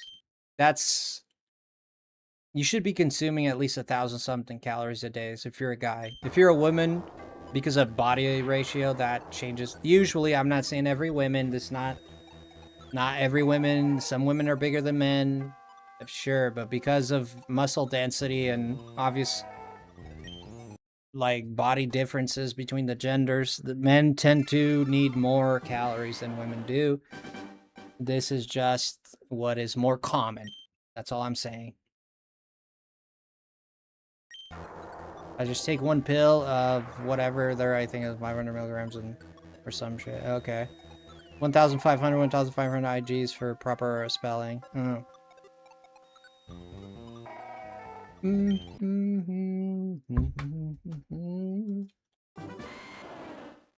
It all comes down to, like, you gotta listen to your body. Like, your body will tell you what's wrong with it, always. You gotta listen to it. You gotta believe your body. If your body is telling you it's tired, then believe it. It's actually tired. Because your body feels things naturally. It doesn't lie, and it doesn't know how to lie. It just feels. So if your body is telling you, you know, I need to rest, then your body needs that to function. 1,500 calories is way more than enough.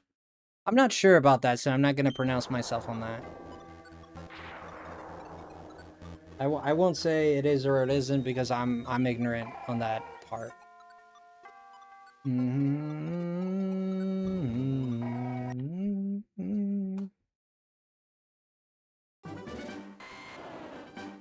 But so is life. So is life.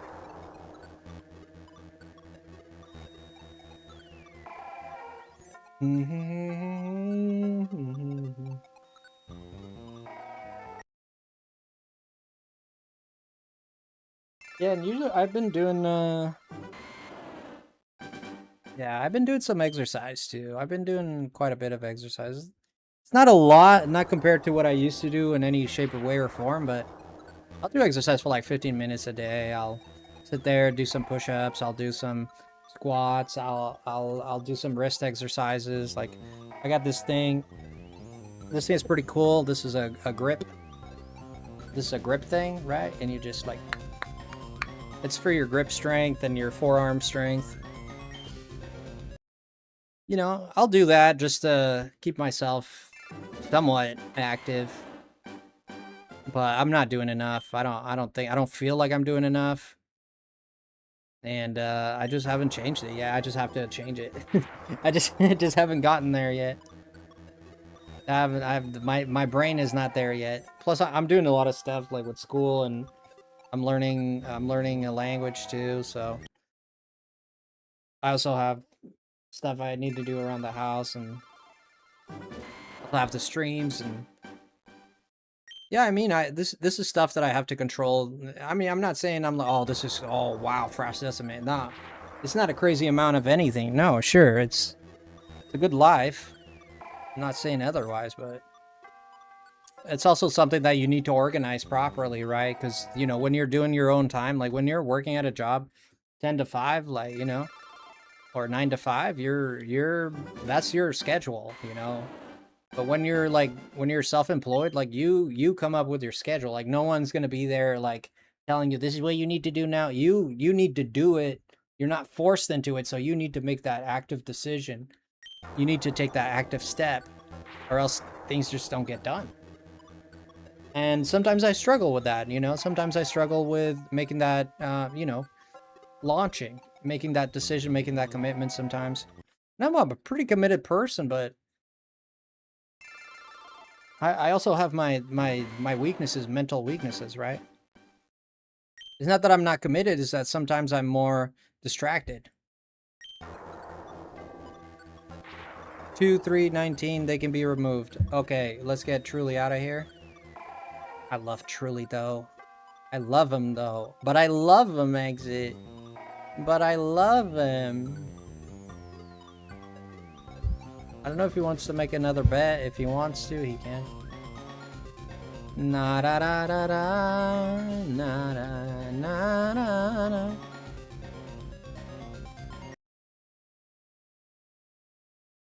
All right, Waffle, if you're feeling it, go for it.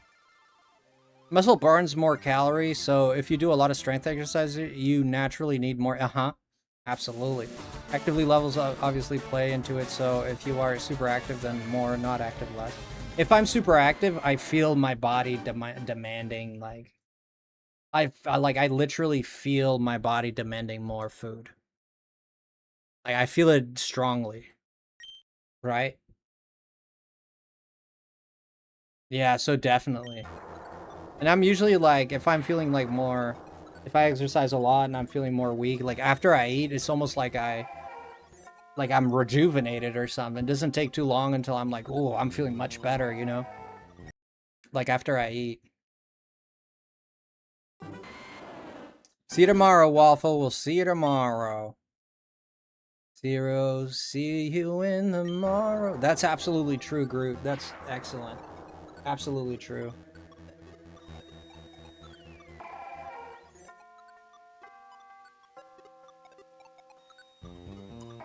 I think we're gonna go up to 3,000. We're probably going up to 30,000.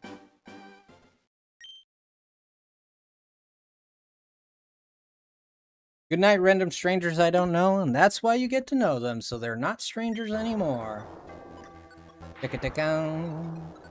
The more you know. And there, a star flies by. Some of you will get that, some won't.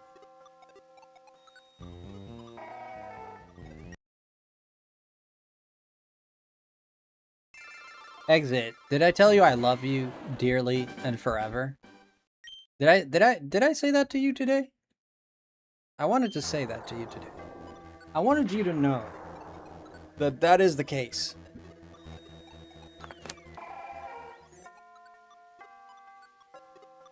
And that it wasn't just a phase. I was not trying to amaze. Yeah, put me in the space. That's the case. Exits the man. He's always got a plan. Exit with the sidestep salute. His honor is absolute. He can always play the flute. And when he's bad, he lay out a toot. Yeah. He's a sweet kid, not a brute. His case is sharp, not acute. Yeah, yeah, yeah, yeah, yeah, yeah, yeah. Exit my man. I'll always be a fan. I'll always kick down the can. 'Cause you're always my man. Yeah. Exit, I'm a fan. You'll always know I can be there for you with the Groot. Yeah, I'll never put you on mute. Hey, Exit, I'm a fan. You know you're my man. Yeah, I know that you can. Yeah, Exit, you know I'm a fan. Let's put together a LAN. I used to do LAN. I remember, man. Everybody showed up with their like big old desktops. Everybody would do a LAN. Oh man, good times. When the enemy NPCs pop up, he's always quick to shoot. Ah, good one. Good one. He's always slaying Chucker in the Ute. I didn't get that one.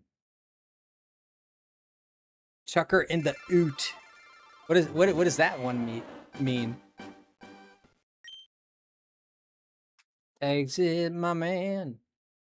Every time I go to exit, like my go-to word is man for some reason.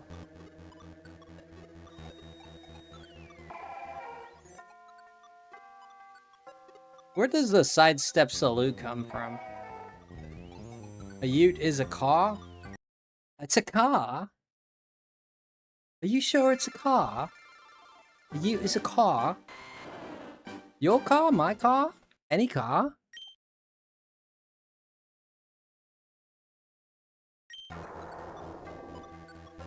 Alright, Missy. Utes have a huge trays. Ah. Chuck her in the Ute is an Aussie saying joke. Ah, chuck her in the Ute. Like put her in the car. Toss her in.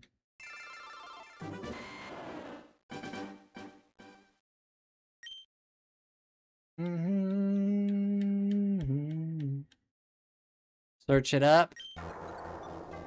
The name is from a song by a band called Trainwreck from Melbourne. From Melbourne? Are they from Melbourne? I'm from Melbourne. Nice to meet you.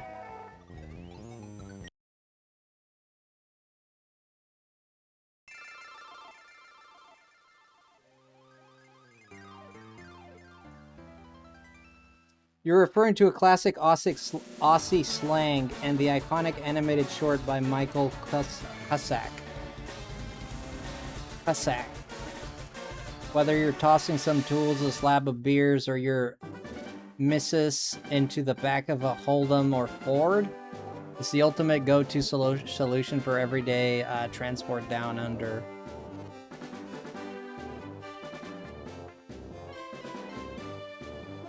Toss her in the Ute.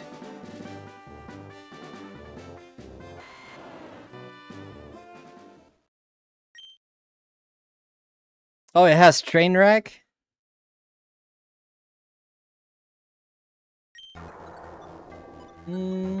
Does it? One of the first local bands I became obsessed with? Wow. What's your favorite Aussie band, by the way? Since we're on the topic. Do you have a favorite Aussie band?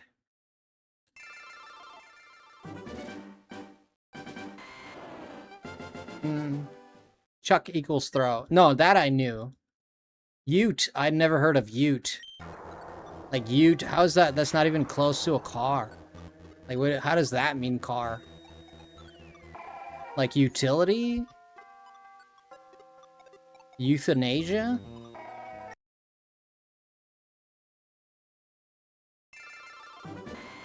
Utensils? Utterly?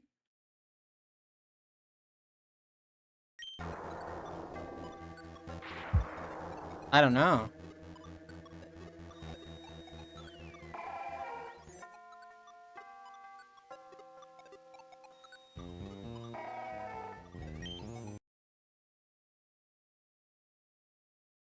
Favorite Aussie band? I have... Whoops.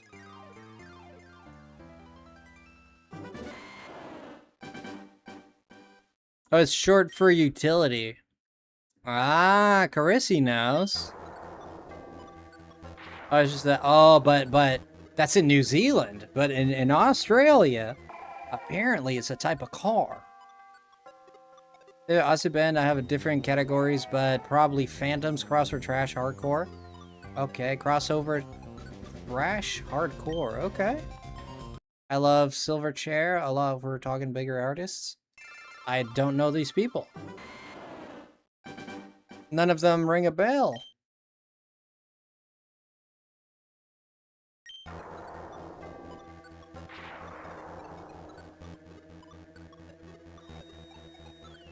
Da-da-da-da-da-da. I use what Aussies and Kiwi call pickup trucks. Oh, it's a truck. The Silverchair were huge. Okay, basically on Australian Nirvana, but better. But better. Silverchair, eh? Lynx's is amazing too. Okay. Another band I don't know. I like these. These are all I don't. No clue, man. No clue.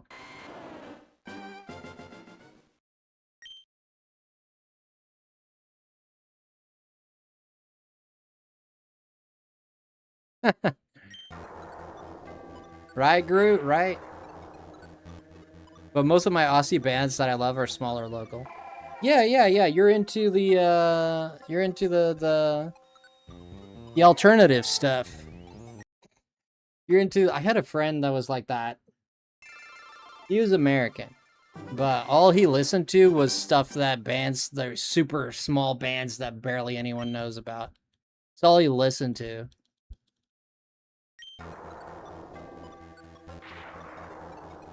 Yeah, that's super fine. I mean, there's nothing wrong with that exit. Those people need the support more so than a big band. You know? Not saying you shouldn't support big bands, but the smaller ones kind of needed a little bit more.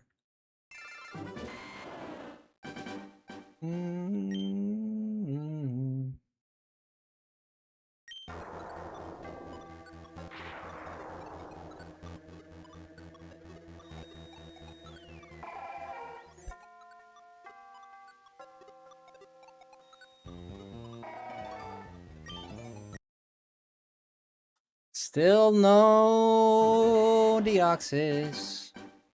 Most of my Aussie bands that I love are small and local, but I'm used to talking about music and people having no idea who I'm talking about. For I love their of all sizes. Sure, if the music sounds good, you like it. Yeah, that's fair. Yeah, I do not know who those bands are at all. I mean, I could sit here and lie, but I honestly don't. I have no idea.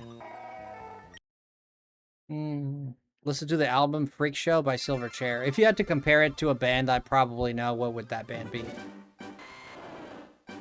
They were 17 when they dropped it. Whoa, starting early, eh? Starting very early.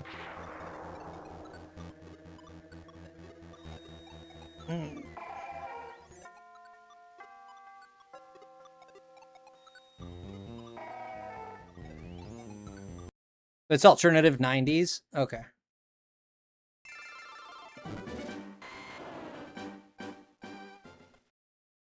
They were 15, their first album.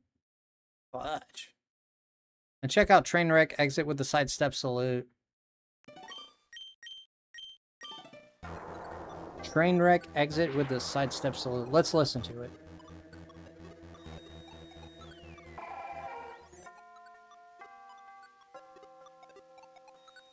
Well, at least you exit in style, I suppose. Oh no, it's not giving it to me. How would I?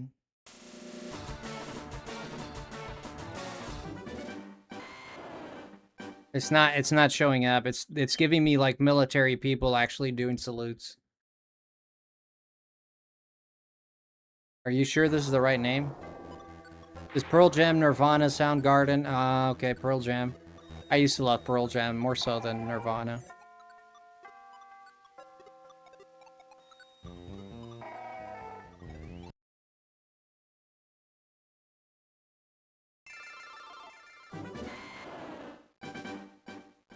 Are these songs copyrighted?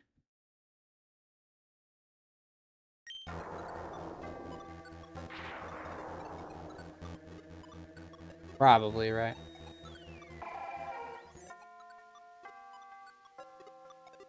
I literally wrote train wreck, exit with the side step salute. And it's not showing any song whatsoever.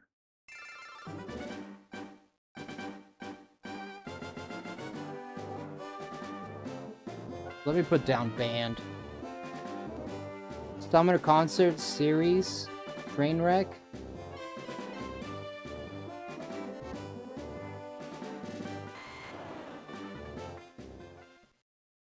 Oh, it's very underground. Yeah, it seems to be very obscure.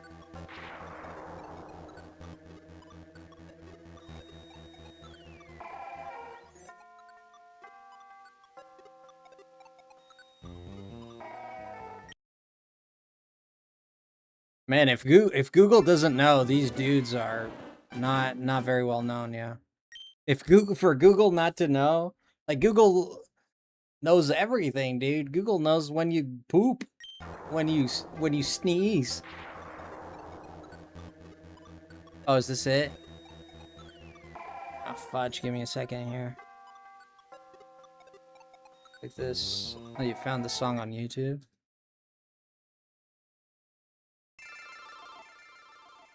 Alright, let's hear it. What's their exterminate?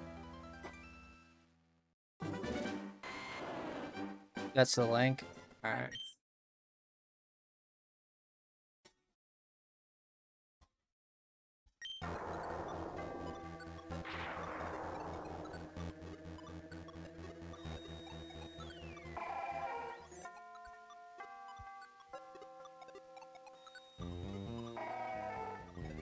Oh, they're hardcore, dude.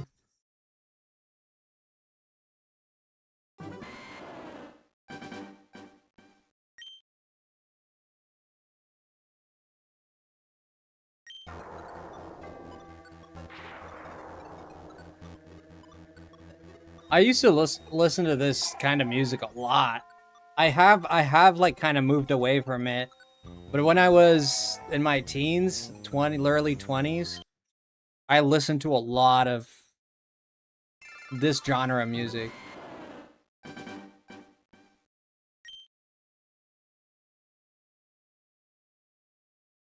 Yeah, it's extremely hardcore, yeah.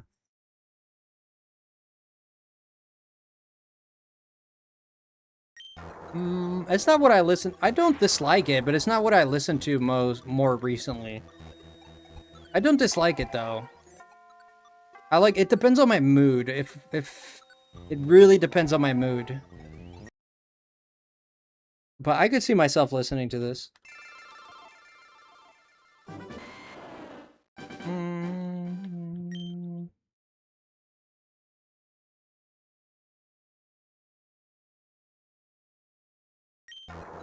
Much heavier than that? Oh, fudge. You're a metalhead, dude. You're a friggin' metalhead, eh?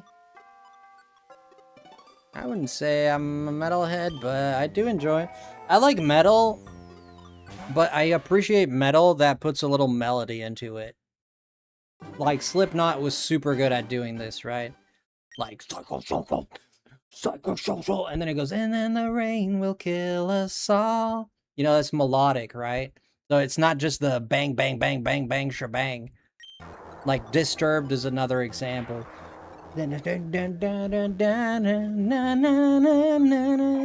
Na na na na na na na na na na na na na. You know, like the, you know, it's the I just went Mufasa and y'all, but nah, you know, I like it, but I like if they introduce a little bit of melody to it. It makes me like it more. I think it meshes really well. If it's like straight up just metal, metal, metal, metal, metal, yeah, I'll listen to it, but it just blends in after a while for me. It kind of loses the musicalness to me a little bit. But that's just how I feel personally, man. That doesn't mean it's bad music or anything. That's my personal taste. And then the rain will kill us all. We throw our hands against the wall, and no one else can see the da inside of me.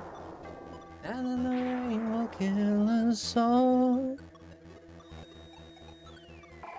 We push ourselves against the wall.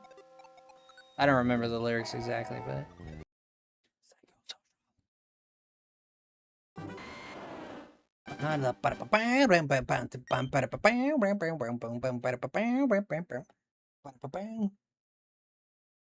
I did my time.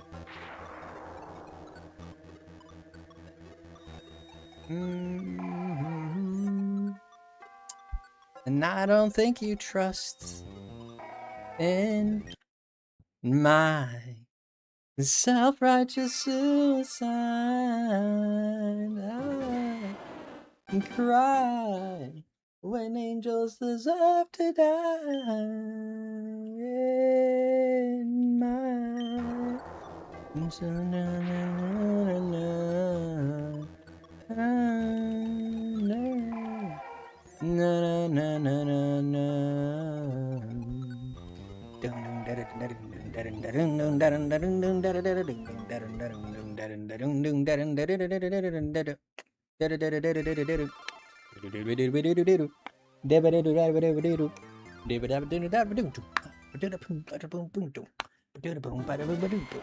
Now I'm getting into it.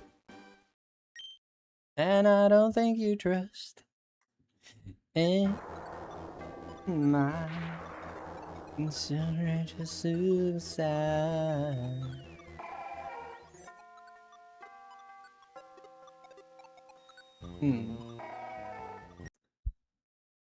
Oh, you hit me with another one? You hit me with another one?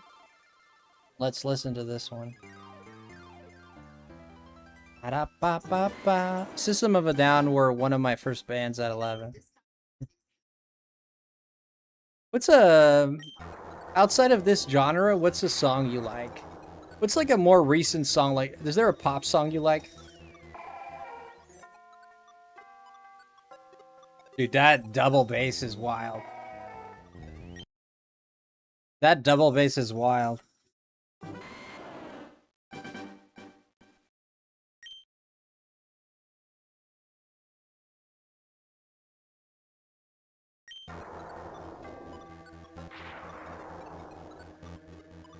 Yeah, that one is... Yeah, this one is full metal. This is like beyond metal. This is like dark metal.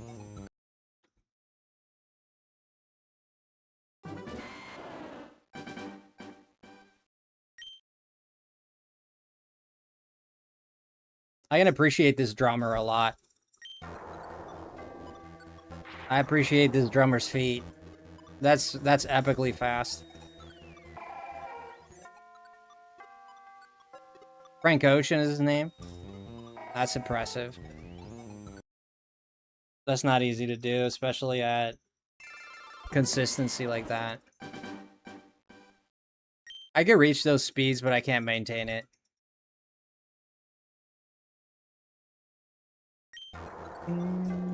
I never really tried to use double bass too much. I like a lot of old music that's mainstream, like Duran Duran. Oh, really? Duran Duran? Oh, man. A do do do, a da da da, and all I do do do do do, da da da. Yeah, this one is that's a bit too much for me. 200 BPMs, yeah, it feels like it. If it feels like you can do it, yeah. 200 BPMs is great.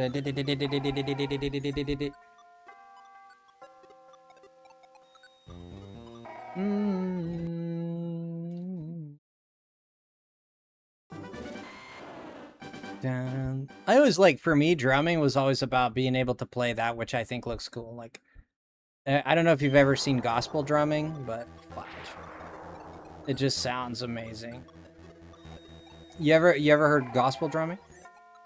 Going back to the One Piece with Mallory, we are at the Luffy our long fight. You and Mallory are watching One Piece? Shut your face, dude. Holy shoot, man, we were watching One Piece. I just got back up to date with the manga. Oh, how good it is to have a girlfriend, dude. I want to date someone that wants to watch One Piece with me. God damn, I'm so jealous right now. Jazz drummers, gospel is talent.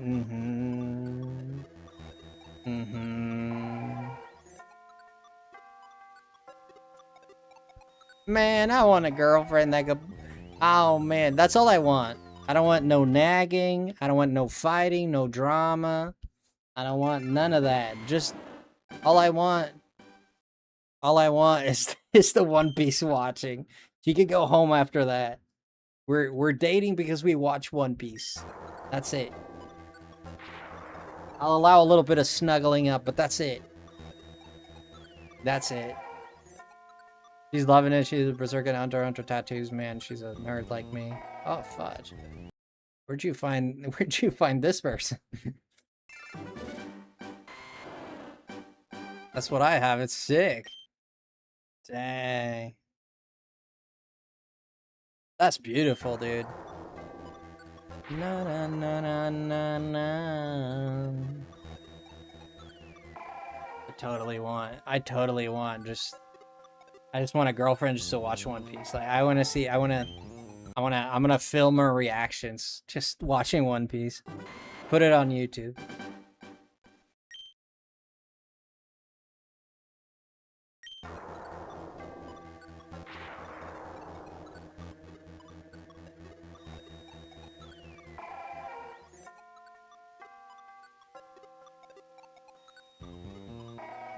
I've known her for years. She's the best.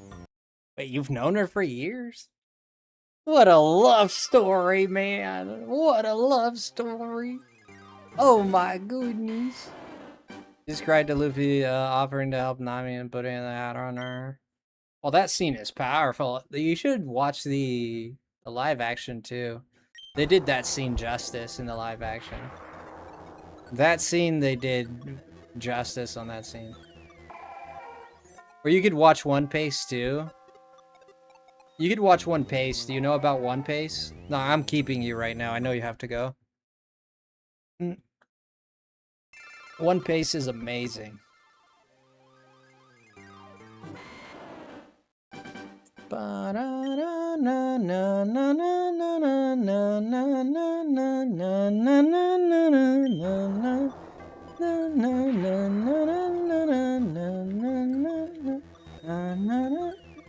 Chisana koro ni wa takara no chizu ga atama ni na na na ukaunde ite.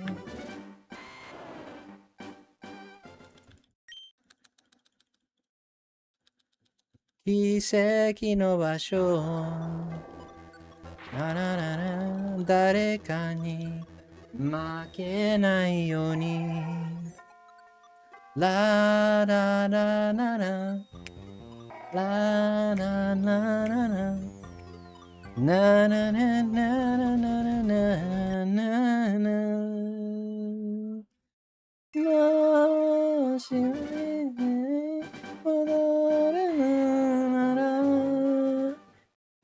I forgot the lyrics.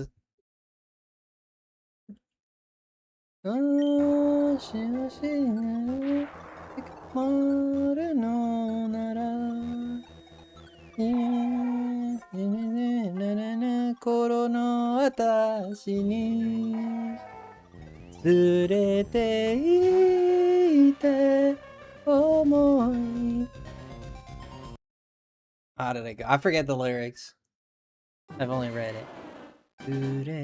Yo, thank you for the sub. I appreciate that a lot. Welcome into the stream. Thank you so much. We're currently doing Deoxys raids while we're talking about music and love and things, man.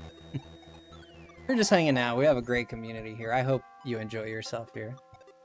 Frosty's lost in song and is missing my chats. I got it. I'm gonna see your chats right now. We were doing the wild thing for a... Excuse-moi. She was in an open relationship. I didn't do my own thing. She did too. We found each other again after Annie's lobbies. I always change to One Piece. It's why I haven't seen Wano anime. I've only read it. Frosty's... Oh my gosh. Yeah, watch One Piece, man. I would watch the whole thing in One Piece. That's just so much better. It's so much better, dude. Yeah, you miss a few gags. Some of the filler gags are really funny. I won't lie about that. Some of the filler gags are really good. We went all the way to Annie's lobby in our watch party. One Piece slaps. Oh, it slaps, man. It's like it slaps like a fish. I couldn't think of anything clever. Whatever. You ever get slapped by a fish? That's crazy. The disrespect, man. I'll take the glove, please. Not a fish.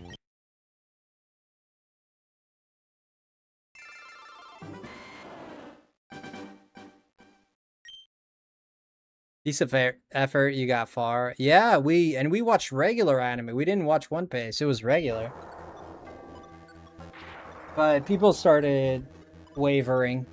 Of course, people got their lives, and less people started showing up. In the beginning, we had about 12 people. Then by Skype, we had like 7. And then by Water 7, we only had like 2. So I was like, this is increasingly dying. And those who were there enjoyed it, but I was like... kind of lost the magic a little bit because people kind of lose interest and get busy. Not necessarily that they lose interest, they just get busy. And we watched it every other day. And I'd announce it and I'd be super happy to do it. And it was honestly some of the best times I've had streaming was doing One Piece on the Discord. It's one of my most cherished memories. We had like great times. We had a dude that kept coming in and spoiling it for everybody, and I kept telling him not to spoil anymore, and he'd just spoil it every time, even though we kept telling him not to do it. And he said, "It's not a spoiler." No, you're telling them that this character is gonna appear is not a spoiler. Oh well, it's common sense. They're gonna appear. Yeah, but don't say it. Like how many times do I have to like, you know? But it was like it got to a point that was just ridiculous. This guy was just a walking spoiler. He could not like hold himself back. It's like a man that has urinary inconsistency. Like he couldn't hold it back.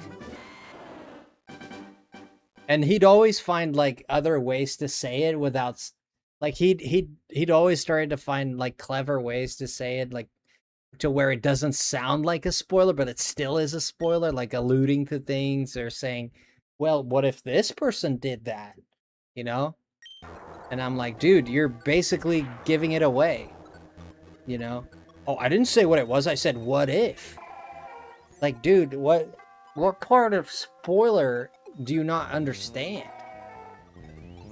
This is so easy. He just couldn't hold himself. He's like it was bigger than him. It was bigger than him. Weak-minded.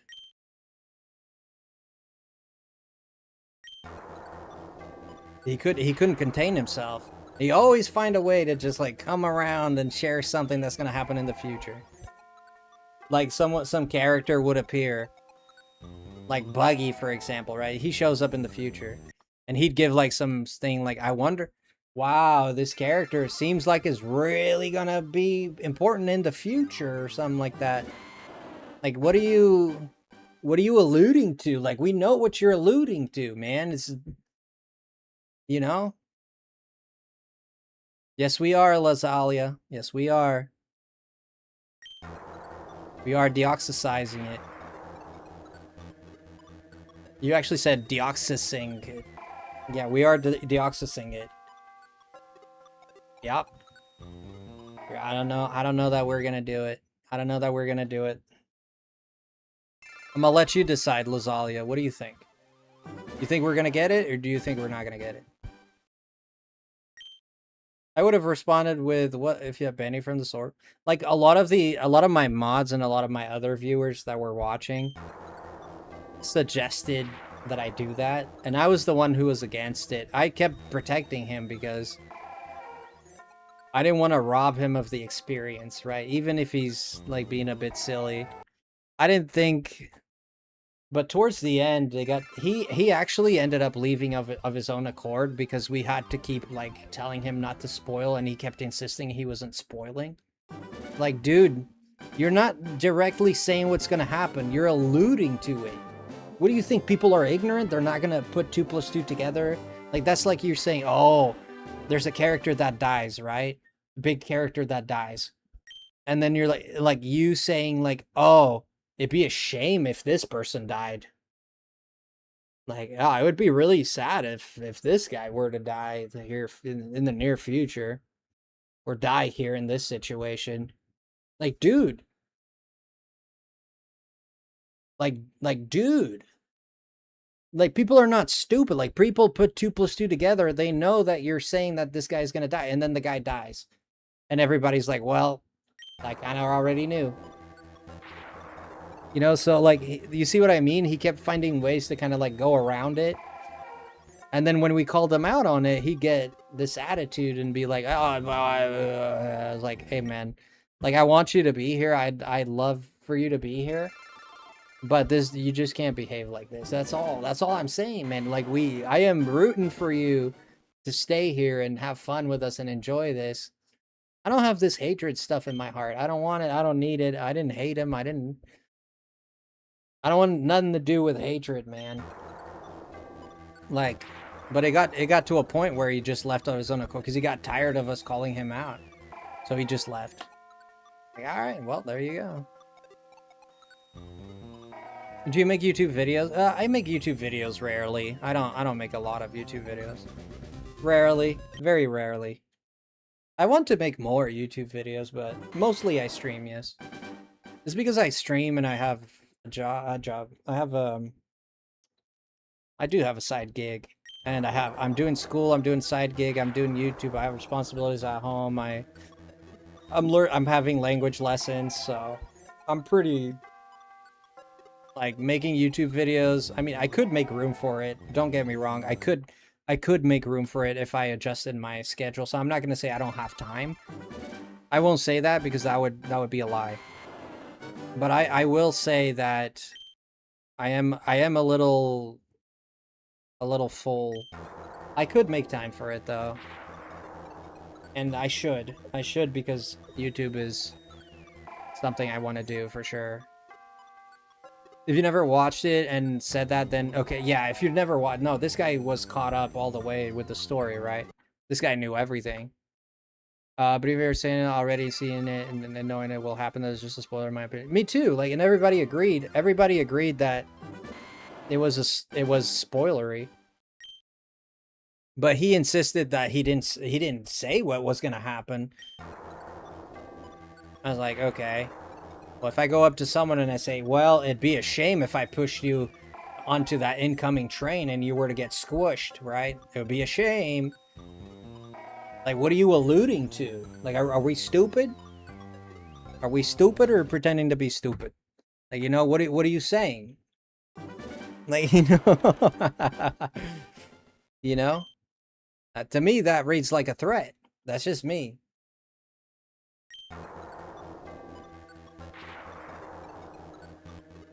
What a shame it would be if you were about to get shiny Deoxys.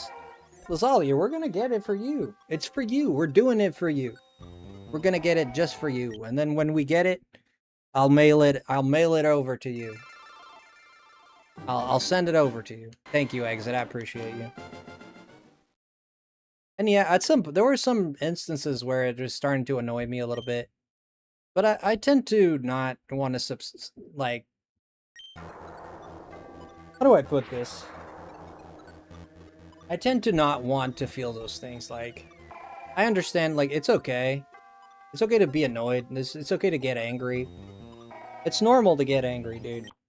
But I personally, I allow myself to be angry, but I also try not to let it control me. That's what I try to do. Like, yes, I'm feeling frustrated with this person right now. I'm annoyed at this person right now. But I'm not gonna let this, like, take over my personality. I want to, like, I'm a good person and I'm a bad person. Okay? I'm both. I'm not just a good person. I'm also a bad person. There's parts about me that are bad. I understand that, I comprehend that, and I accept that. That doesn't mean that when I feel the bad stuff, that I have to succumb to it. I can choose to not succumb to that.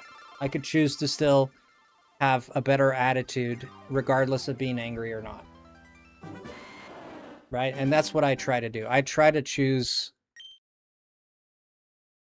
Because when you're emotional, you're not going to say anything that's going to be good.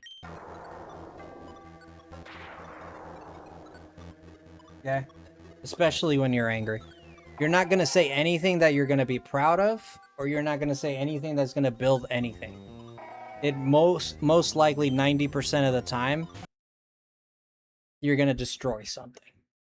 Or you're going to corrupt something. Or you're going to bring something down.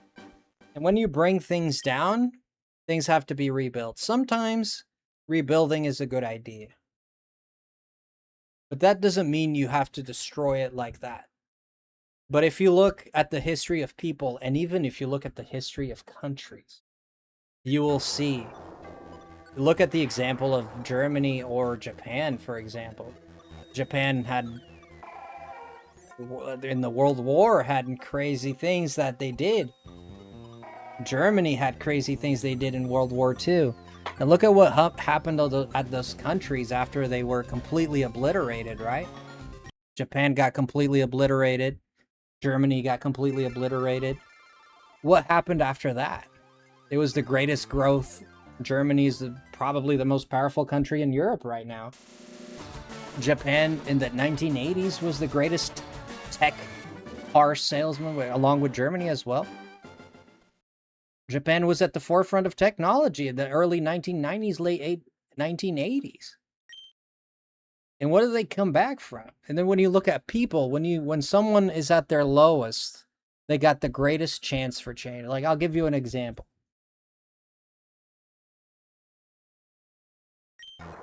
When I always wanted to do YouTube, and I always wanted to make videos on YouTube. It was always, since I found out YouTube, and back in the day with Smosh, me and my friend, we uploaded a few... This is way before YouTube was a job. This is when, like, YouTube is, like, less than a year old. And I was uploading stuff with my friend and stuff. And I always, like, had that, I don't know, like, I saw people doing it and I fell in love with it. It's like, I want to do this too. And I just never did, because conditions were never appropriate. Either I didn't have internet at my home, I used to go to my friend's house for internet. Then when we got internet, like... We had a computer, but my brother would use it all the time. I'd barely get any time to use it, so that was implausible. Then when I finally got a job and I had my own money, like, our internet in our area, because I lived in a very rural area, the internet was so weak that between me and my brother, we had to split it. And it just wasn't enough to stream, or to... The streams weren't even a thing, that's a lie. To upload stuff or whatever and do videos. Like, my brother would get all upset with me. Oh, the internet's so slow and this and that, and it just, like, discouraged me to do it. But I started doing it over my life. I've started YouTube like 4, 5, 6 times, where I've uploaded videos. Like, oh my gosh, if you go to my channel, there's videos from like 8, 9, 10 years ago, you know? And a lot of them are hidden because I'm embarrassed about them, so I hid a lot of them, but there's some from like 12 years ago. And I've always wanted to do this, but the thing was, like, life never really found us circumstances, right? Then I found out about live streaming recently, about 4 or 5 years ago. I found out about live streaming on YouTube. And I was like, dude, and I fell in love with it again, that passion for video making, for content creation, for speaking to people online, for meeting different people, for sharing my opinions on a game and stuff. That passion kind of started boiling up again. And I was like, okay, I have a job, I could get good internet, and I decided, okay, let's do this. And then another internet problem, this is a long story. Another internet problem arose with some of my family members. It's always been an internet issue. So I gave up on it again. Gave up on in terms of it wasn't working, it was being a problem, whatever. I'm not going to get into the drama of it, but there's drama with my family there and whatnot. Finally, one day, we got very good internet in the house. This was somewhat 4 years ago around. And I was like, now, I didn't, like, that fire wasn't in me for doing YouTube, right? I didn't have that fire. And I was actually in a relationship at that time. And, to be honest, at that time, you know, it lasted a few months. It wasn't too long. But I was, like, super focused on that relationship. I kind of, like, the whole YouTube thing wasn't coming to mind. I'll be honest. I was just, like, super hyper focused on the relationship part. And that relationship ended abruptly in a very sad way. Unfair way. It's more circumstances than a personal choice. It was more like we can't make this work rather than we don't want to make this work. It was just circumstances with, you know, location and families and stuff and whatnot. There's just circumstances there that wasn't helping. So we decided to part ways. But it was very hard on me, and I was very low for a few days. I'd say about 2-3 days I was very low. And at the end of that third day, man, like I looked at myself and I just WTF'd.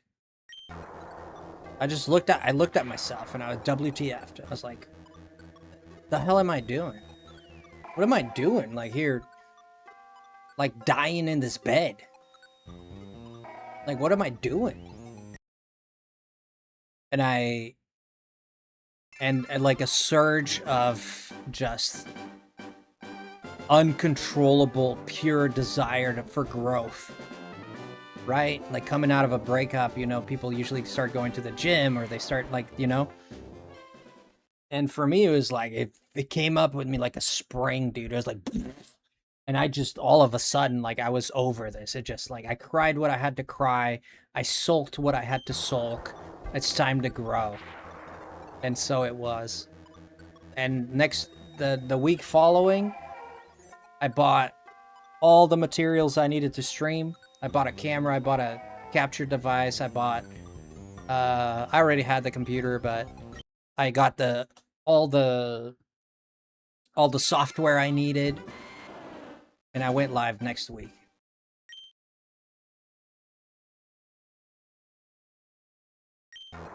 I spent too long in my childhood and I've been going live for 3-4 years now, ever since, almost every day of my life. Almost every day of my life.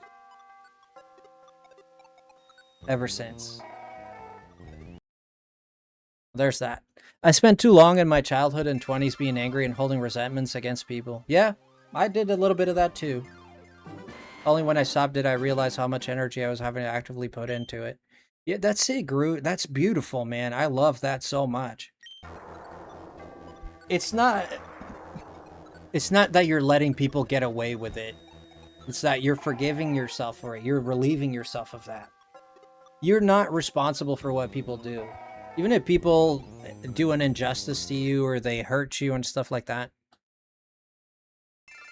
At the end of the day, it's not your fault that they chose to do that. And you can't control that. You just can't control that. That's why, like, people like things, you gotta put these kind of, I don't want to say you have to. I put it that way, but I mean, like, I think it's best if you organize your life and your decisions into little boxes. And one box says things that I care about, but I have no power over. And then under that, you got things that I care about and I have power over. And then in the other box, you can have things that I don't care about and I have no control over. Or things that you don't care about, but you do have control over. Those are different things. Like, on one box that says things that you care about, but you have no control over. Stuff like politics, stuff like like football or soccer games where you get all heated with politics, or you get all heated with, you have no control over it. You can't change it. You got zero power over that stuff. You cannot control whether Ronaldo scores a goal or not. You have zero control, and yet you lose your mind over it. You know what I mean? Like, it's I just realized that that's energy that goes into things that something that I have no control over it's a waste of energy. It's 100% a waste of energy. And if you're willing to spend that energy, is because you get something out of it. And what you get out of it is what you crave, which is emotion, right? What you crave out of those things, watching a game, is the thrill of it.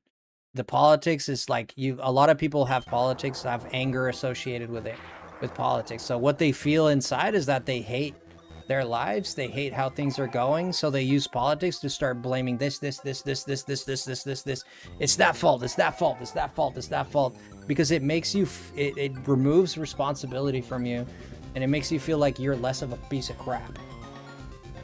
And that's why people do it. That's the honest truth. I do that. Everybody does that. It's projecting. And if we only had the mental maturity to understand that you should just accept what you feel and accept the life that you have and work for better. Like the time that you spend hating others or hating this, or the energy hating this or that, or this person or that person, or this dog or this situation, you know, you'll never build anything out of that. You can't build with fire. You can only destroy. A nice way to imagine it is to imagine all things you can't control are those flat kind of stones, and then when you don't hold anger or resentment, it's you skipping those flat stones across the ocean. That's satisfying. That's beautiful. That's beautiful. Yeah. And I'm not saying, I'm not here, I know this kind of turned into a sort of like a life lesson from Frosty. Sometimes I get deep in this channel, so I have strong ideas, I have strong emotions, I feel things strongly, and I accept that, man. You know? And I never really but a lot of people tell you, like, I feel like a lot of people will tell you, just do away with your emotions, like, do away with them. Well, yes, I see what they're trying to say, like, especially for men, right? Guys, don't show your emotions to a girl. Don't cry in front of a woman. She'll not respect you, and this and that. There's kernels and there's scintillas of truth to what they're saying to some degree. I'm not saying that's completely incorrect. I don't think it's completely incorrect in its every sense. But I think it's just misguided. It's misguided. Yes, some people will use your emotions to ridicule you. Yes, some women, I'm talking to men more specifically, as I'm a man, more by experience. So I'm not saying it can happen the other way around, okay? Women can do this to men as well, and men can do this to women. But it is true that some women, you share your emotions or you cry in front of them and they'll ridicule you, or they'll think less of you. That happens. It's true. It's not every woman, though. And if you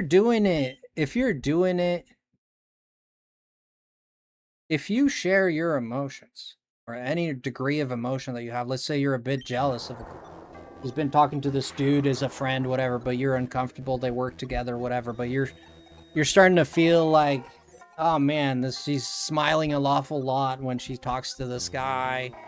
I'm not sure. The best thing you can do is just talk about it. Even if you get ridiculed, you still win. The person who is true to themselves always wins. Even if you declare your love to someone and you get rejected, you still won. Because you didn't let that fester inside you.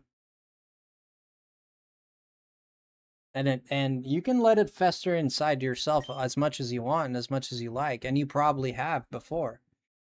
But that's just going to be it. It's going to fester inside you. That's going to be it. It's not about what they're going to say. It's about how you will feel about yourself, how you see yourself. You know? Shiny alien soon? We hope so, man. We hope so. It's about how you see yourself. If you make it about them, you've lost the battle already. Yeah, but there is, you know, because you're always, if you make it about like, oh, this is, if they think you can care about yourself, you can care about someone. These things can exist together. Okay, it doesn't have to be I either just care about me or I either just care about her. And people usually sit at the extremes, right? They like there's a gray zone there. You can do both. It doesn't have to be, you don't have to be so stoic and hardcore that you don't say Jack Nicholson anytime. And you don't have to be so everything about her, nothing about you either. You know? I think both extremes are wrong. I think there's a balance to this, man. It's a give and take. But you shouldn't give wanting to take, because when you give wanting to take, you've made a business deal. When you've made a business deal, it's become a transaction. And therefore, you'll get mad if you don't get it back. Just like you get mad if you gave someone $20 and they don't give you a hot dog. It's like, wait a minute, I paid for the hot dog. Where's my hot dog? You get upset. You call the manager. If you do that to a relationship, the same thing's going to happen. I'll give you this if you give me this. But if you don't give me this, then, whoa, the deal's off. Wait a minute. And that's not what love is. Love is something you feel because you feel it, and you give it because you want to give it. If you give it because you want something back, then you can get something back, but if you don't, then you're in trouble. Then you lose yourself. You're like, oh, this person doesn't love me, or this person doesn't this and that. And maybe they don't. Maybe they don't. Or maybe they just don't know how to love you the way you want to be loved. Explain yourself. Tell them how you want to be loved. Simple as that. Hey, man, I want you to love me like this. Can you do this? Can you not do this? Okay, I can't do this. Okay, is there a way that you can find joy doing this? Can I help you be happy showing me this kind of love that I need? That's it. Can we get to a point where you try and see if you can get there? Can we get to a point where you find joy giving me the love that I need? You know, you don't want to just force people to love you like, oh, you give me 50%, I give you 50%. That's another transaction. No, I think the best solution is to learn to love what they love. Okay? If they like going out clubbing and you don't like this is an example. You might not like that. Some things are non-negotiables, I get it. But if you really love a person, you really want to be with them, whether it be a friend or some, could be a relationship of love or not. This person wants to go clubbing or whatever. You don't like clubbing. Then at this point, you can either sit home while she goes clubbing, or you could force her to stay home and then she's going to be miserable. Or you can be miserable and jealous while she goes clubbing. Those are the options you pose to yourself, right? And that's why you lose. The option I think is best is that you propose, I go clubbing with you. And I try to see what you see in it. And we'll try to make it happy for both of us. And then in the end, if I really can't deal with this, if I really can't work it out, then it probably wasn't supposed to be. You know? Probably you should find something that makes you more comfortable. But you're never going to admit that because you can't let her go. You love her so much. You're never going to admit that. You're never going to let her go until like something really bad happens and the relationship is broken forever. You know? That's usually how it goes. Doesn't mean it's everyone. I've let go of relationships before. It wasn't easy. I would say avoid letting an abuser see you cry. Yeah, sure. There's examples. Yeah, there's examples where you don't want to. It's best for you to not show emotion. Yeah, there's examples of that. Yes, it's not all of it. You gotta understand the situation. Not the grudge is not in front of them, but applies to both genders, of course, absolutely. I personally have so much respect for anyone of any gender who is brave. I mean, it takes someone. It really depends on the person, man. It's all based on who you're talking to. People have different values and different ways of thinking, and different things that they find gross, different things that they find funny, different things that they find cute, different things that they find. You know, if I say a fart joke, it might land with 20% of the girls I'm in a first date with. Maybe 20% it'll land and they'll laugh. The other 80% will be cringed. Okay? Different folks, different strokes. That's why when you move in to get to know someone, where you're going on dates or it's a friend or whatever, truly try to get to know who this person is. Don't just put them in a pedestal and see her as this friggin', oh, she's this thing, and we're gonna have babies, and we're gonna get married, and oh my gosh, she laughed when I said this joke. That's one scintilla of their personality. You know?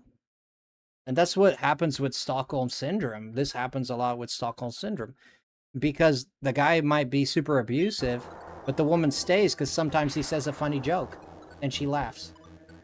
Oh yeah, he's abusive, but like the other night we watched the football game and he was super happy and we were laughing. Yeah, but what happened the next day? Oh, he got abusive again.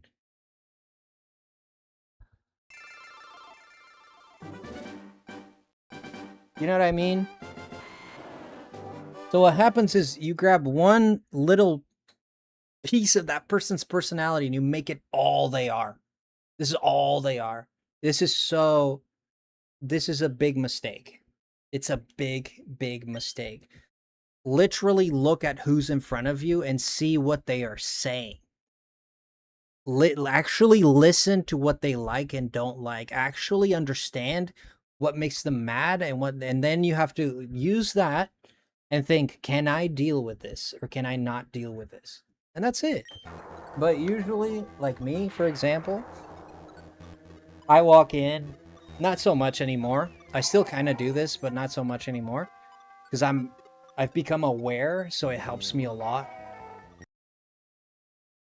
But I used to be totally like this. Like I walk into a girl, I'm dating a girl, I'm like, oh, we're gonna get married and have kids, and she's so perfect. Oh my god, and oh god, I've known her for 2 days.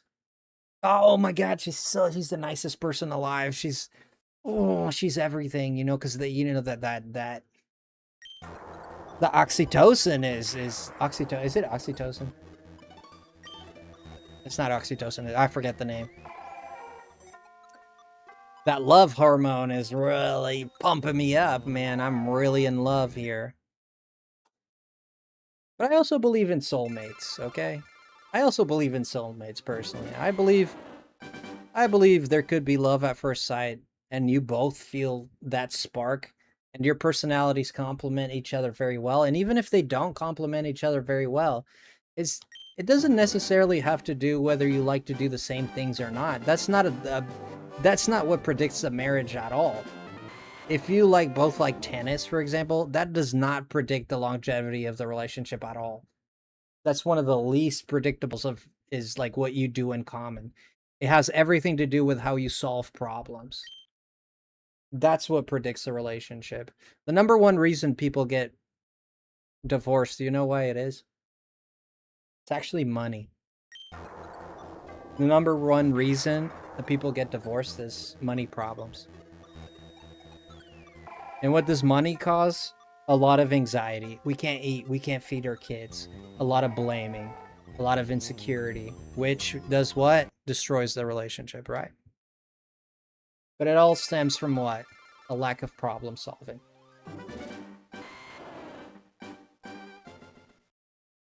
Because if you have problem solving, you would know it's not that he's lazy, it's that he can't find a job. It's not that he doesn't love me, it's that he is hurt right now. So it's how you put perspective into this. Yeah, Healthy Gamer. I watch a lot of Healthy Gamer. I got a lot of my takes from Dr. K, so all the credit to him. A lot of takes that I learned from him, so yeah. In one of his talks, he and his wife literally have nothing in common but still have a strong relationship. Oh, did he say that? Oh, that's interesting. Yeah, I've watched a lot of Dr. K. Cuz I think he's very smart. And I've adopted a lot of the teachings that he's made me a better person in so many ways. I love his takes on things. But I don't just listen to him. I listen to other people, but I also try to think, is what this person's saying, does it make sense? Is it right or not? I think it's also important to, just because he's a professional doesn't mean he's going to be right 100% of the time. It does mean that his level of accuracy is 99.9%, while mine might be way lower. But I always encourage people to think for themselves and think of these things objectively and do your research if you can. But most of the time I just believe what he says. But yeah, Healthy Gamer, yeah. I'm glad you watch Healthy Gamer. I love Dr. K so much. Yeah, but he was saying that him and his wife is... Yeah, well, there's a good example. And Dr. K was the one... what did he say? What did he say? He said when he was single, his wife wasn't the type of person he imagined being with. Did he say that? Interesting stuff, but there's deeper connection there, headset working. Wow, that's beautiful. I don't think I've watched that one, but I'll see shorts. I'll see him in the shorts. My YouTube shorts every now and then, he'll pop on with some cool message about like some life lesson. He's amazing.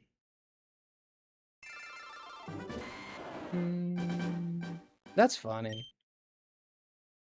Yeah. Dr. K is very smart.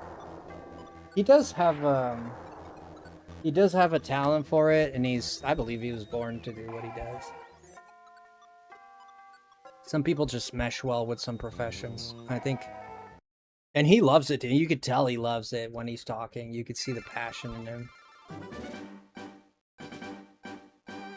It was one of his Love Maxing shorts that I saw that in. Oh, Love Maxing? I haven't seen those yet. Those are more recent ones. I saw the thumbnail for one, like, Love Maxing one, but I didn't watch it. He definitely seems to like... Well, but he bases what he says on... He does give a foundation to why he believes what he believes. And he usually backs it up with data and the literature on psychiatry.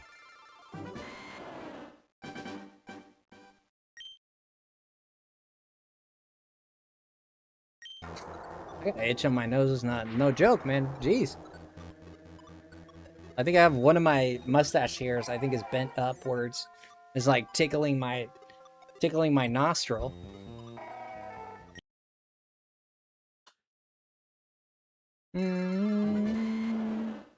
Yeah, relationships are difficult, but I would say definitely, anything you say under anger is probably not going to be good. It's always best if you're angry, just step away. That's what I do. That's always what I try to do. If I start getting, like, I feel like I need to raise my voice, like, I'm going for a walk. Like, I need to go for a walk. Oh, we're in the middle of a discussion, this and that. I need to go for a walk. Unless you want me to scream at you. Like, you know. Yeah, I'm definitely, like, if I start feeling myself getting a little annoyed, I tend to walk away. Maybe it's not the best option. I'm not sure if it is. That's the option I've been taking. I mean, it's not like I'll try to solve it as much as possible. I want to walk away, but also give the other person, like, a sense of comfortableness. Like, look, I'm walking away right now, but we can continue this later. It's not like, you know, we can talk about this when I come back, or we can talk more seriously when I calm down.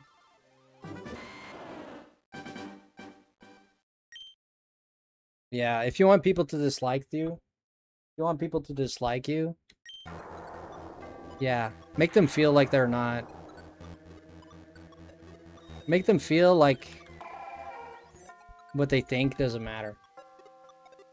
That's the surest way you'll get someone to not like you.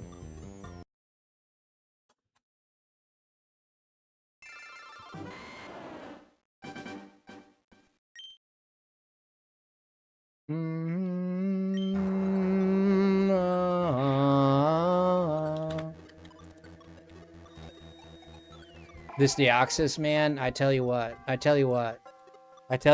this Deoxys, man, I tell you what, man. This Deoxys, I tell you what, man.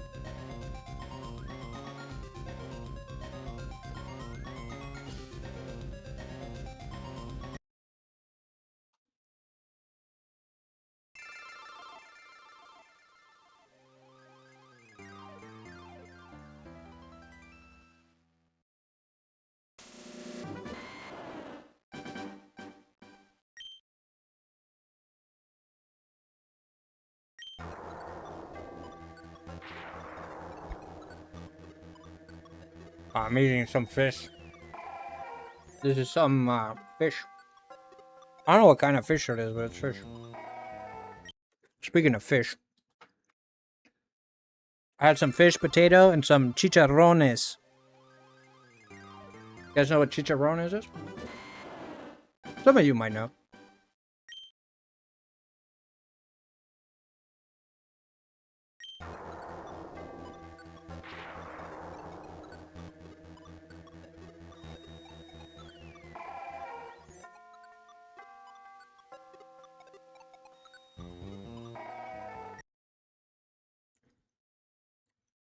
Two 614, boys. Oh my gosh.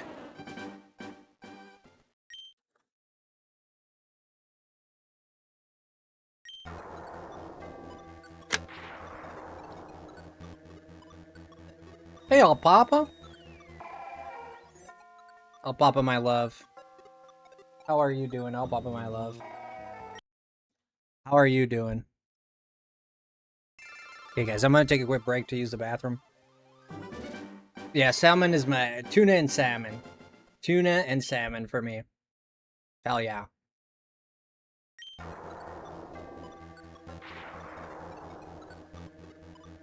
Veggie pasta before 2, which was nice. Yeah, I've also had veggie hake pasta. Hake pasta, what is that?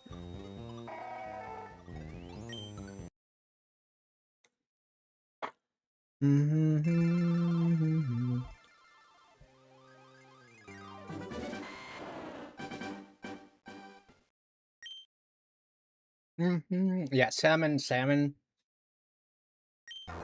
a little expensive though. At least in the US, I think. It's a little expensive. It's like you get like two little things of salmon is like $7 or something like that.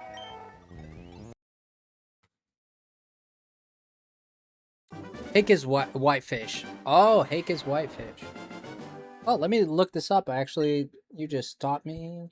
You just educated me here. Hake whitefish.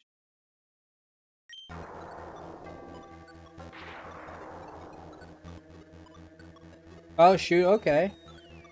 I see what it is. Or yellow, I can't remember. Oh, it could be, I don't know, I just like hake fish. I'll just type hake fish. That looks white. Let me see what it is in English. Or if there's like, I don't know if this is haddock. It's like a cod like. I guess hake is English, but I was thinking it's maybe like British English, maybe. If in America there's a different name.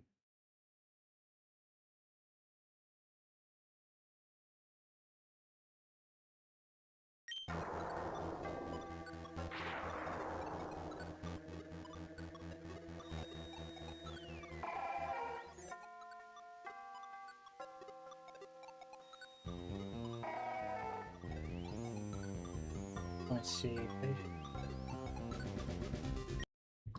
Welcome back, Rasputni.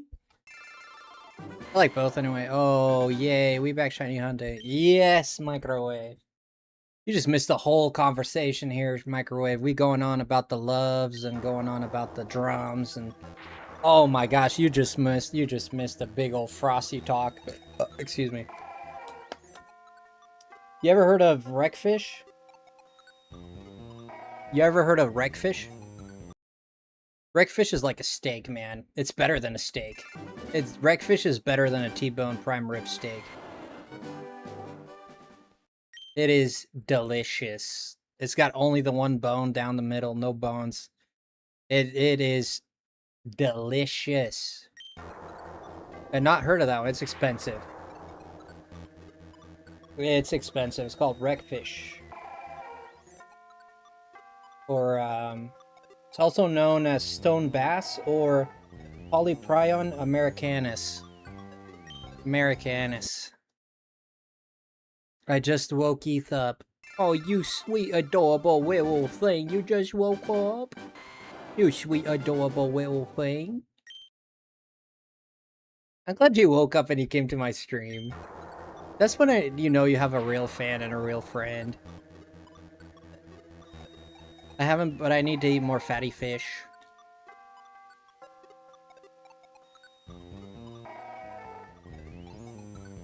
Let's see. Fatty fish.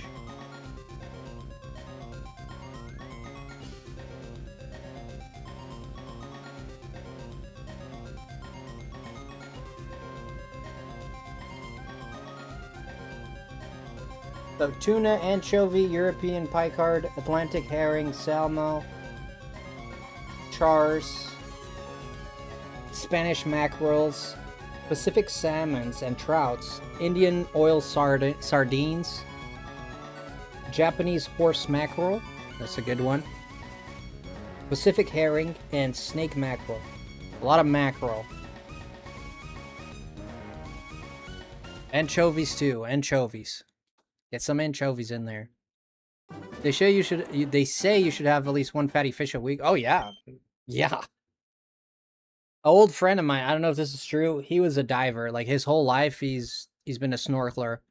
And he that's how he lives. He lives off of that. He goes diving, he catches fish, and then he sells them. This is his whole life, this dude's life.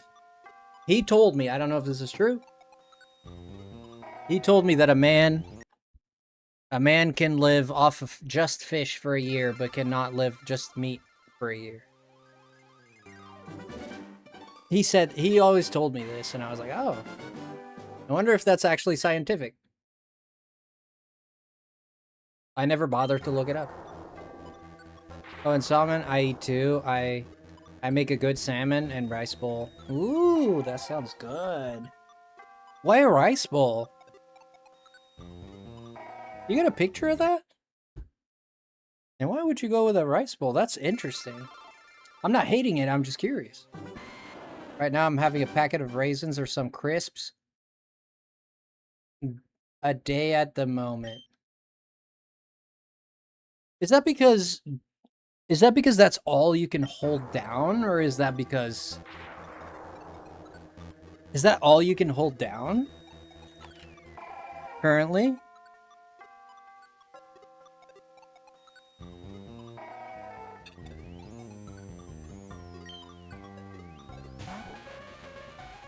Salmon and rice go well together. Mm-hmm.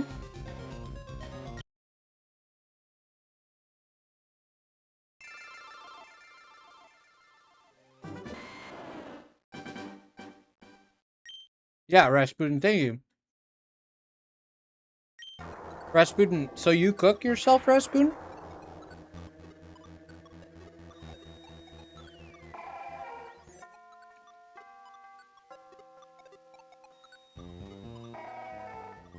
Of course he's fuming. Come on, man. Of course he is, Microwave. That's no joke. Don't laugh. I'm not laughing about that. That's ridiculous. You need to eat. I know you, even if you can't, you need to force yourself to eat more.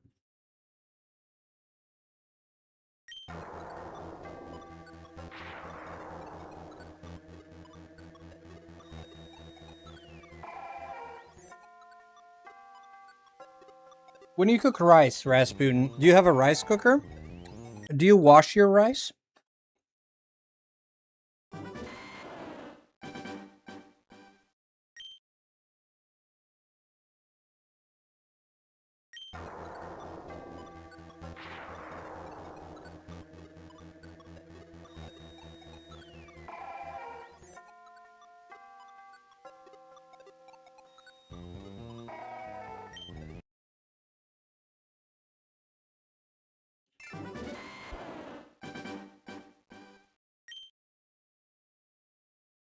I've lost 2.11 stone? What the fudge is that? Not sure how Americans' metrics work. I don't consider myself much of a cook, apparently, or at least decent. But we got a lot of UK people here because of my new schedule. 18 kilograms, okay. You lost 18 kilograms?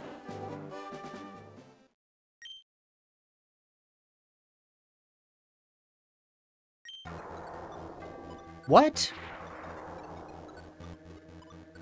That's a lot. That's like 40 pounds. Maybe more. That's a lot.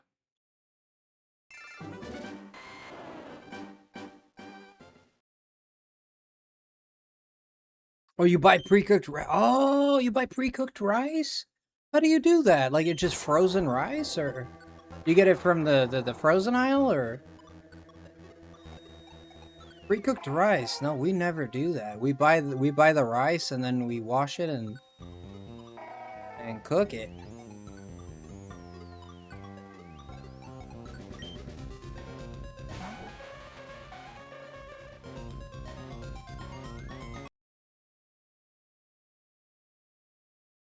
You use a steamer for sushi rice? Nice.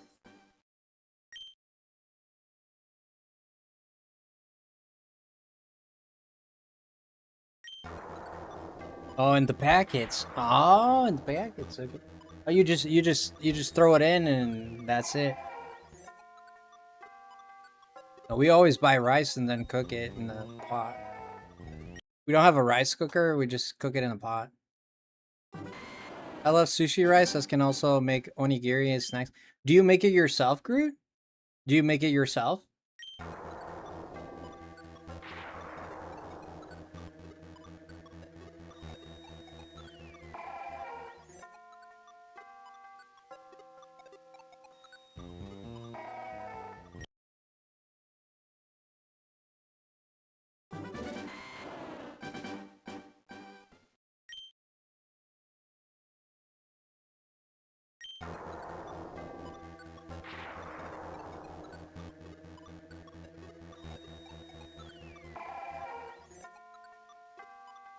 Deoxys cry must be stuck in your head.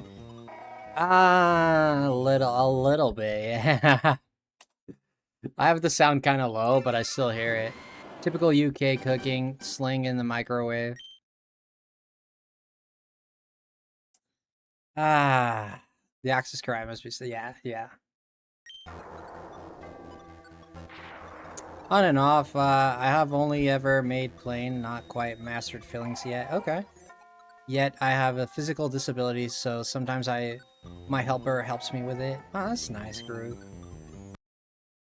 I get it, and it's difficult for you, but you still love the craft, right? That's beautiful that you make that. I want to make some onigiri. Rice balls.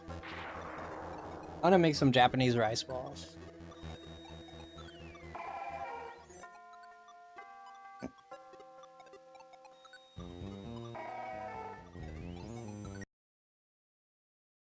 I can't remember the last time I had a prepackaged meal from the shop. I've discovered I really like cooking myself.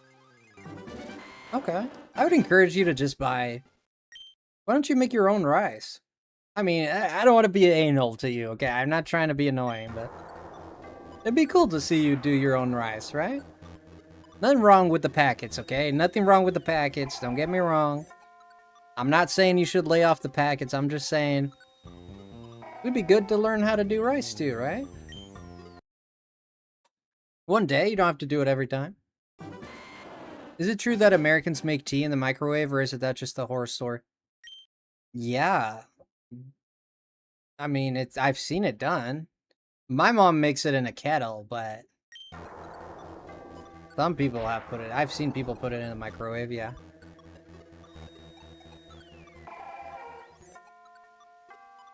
Got fish in my tooth. Yeah, the packets are convenient. Oh no, of course, obviously. One streamer is on it, has a timer, so steamer, not streamer. Steamer's on it, has a timer, so I can leave it to do its thing, and it won't burn. Yeah, absolutely. Microwave tea sounds gross, does it? Y'all are really, you're so English right now. I've heard kettles are rare in the US. No, we have one. I think we have two. I remember there was one day that I was really, I was having a panic attack and I was like really anxious or whatever reason, and my mom helped me and she made some chamomile tea for me. And I saw her do it with a kettle and stuff. I've never done it myself, I'll be honest. I cook for myself a lot, but I've never... I don't know, I got so much... Damn, I got a whole... I have a whole school of fish on my teeth. Oh my gosh. Really got in there. Microwave tea is a crime. No, it's not a crime. coming from you, of all people. Coming from you, of all people, that is a crime. Coming from you, of all people. Tea is fantastic for calming the nerves. Absolutely. Chamomile for calm, ginger for sickness. What kind of sickness? Lavender for sleep. You think lavender helps with sleep? But chamomile should help with sleep because it calms the nerves, right? Oh yeah, when I drank, I'm gonna be honest, I had chamomile tea when I was a kid, but I hadn't had it in like... It's probably been 15 years since I... It was like 6 or 7 years ago that I had that panic attack and out of the blue. I was shook up. I don't know what the hell. I was really shaking. My body was weak. I was like, oh, I'm super nervous. I couldn't calm down. And I took that chamomile tea, dude. It hit me like a sedative, dude. It didn't take like 20 minutes. I was like laying in bed, like, yeah. Like, I wasn't like out of it or anything, but my body was like, my body was so relaxed. For vomiting, ginger is amazing. So are cranberries, right? Now, cranberries good for urinal problems.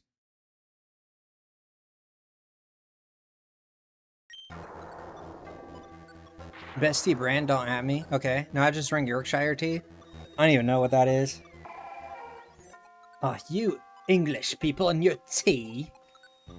Hardly.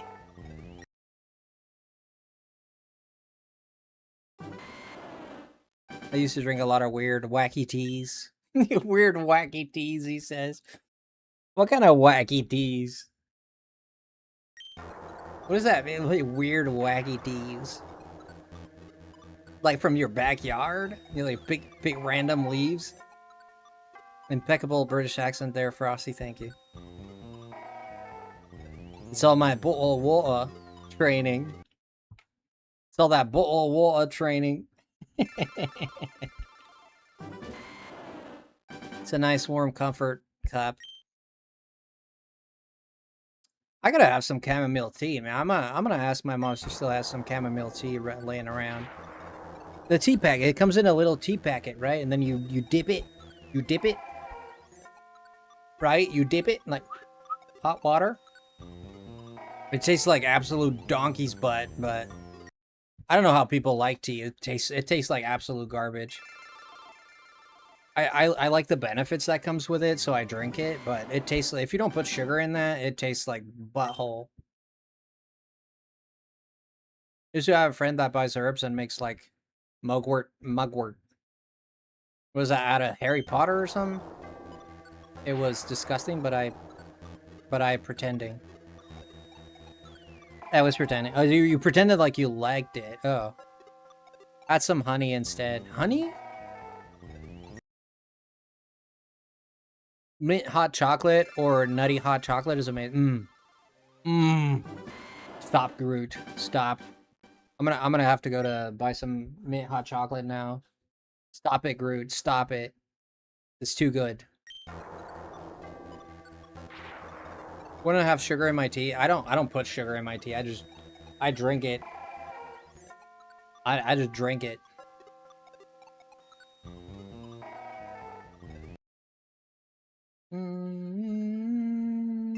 But you said add some honey.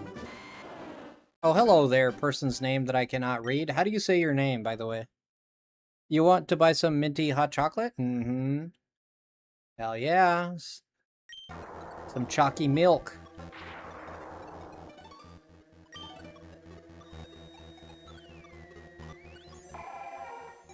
My dad lived in India for a while, and he got really into his teas.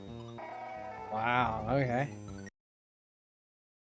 Your dad lived in India for a while, and he got really into teas. Whoa. Well, the Japanese, Asian people are pretty... Not just Japanese, but I feel... A lot of the Asian countries are really big into tea, too, right? Like the matcha? Matcha gacha? Matcha green tea? I never tried matcha green tea. Does honey not make the syrup texture to drink? That's what I was thinking too. Like honey would make it like syrupy, yeah. Like it'd make it like kind of slothy. I don't know what a good descriptor is here. Oh, hey, Lady Null. I mainly drink coffee nowadays. Yeah. I never drank it. I had one decaf my whole life and that was it. My whole life I drank one decaf.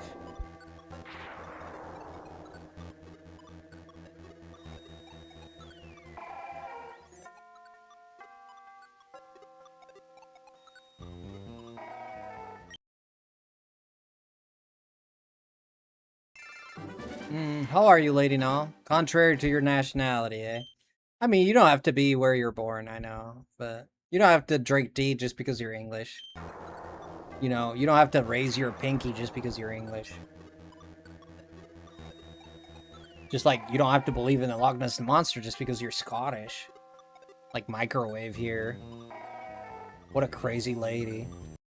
What a crazy Loch Ness Nessie believing person. When will I stream Pokemon Champions? Probably in a day or two. Probably in a day or two, we'll go back to Champions. You'll donate 100 if you call me on Discord right now. I'm not interested, thank you.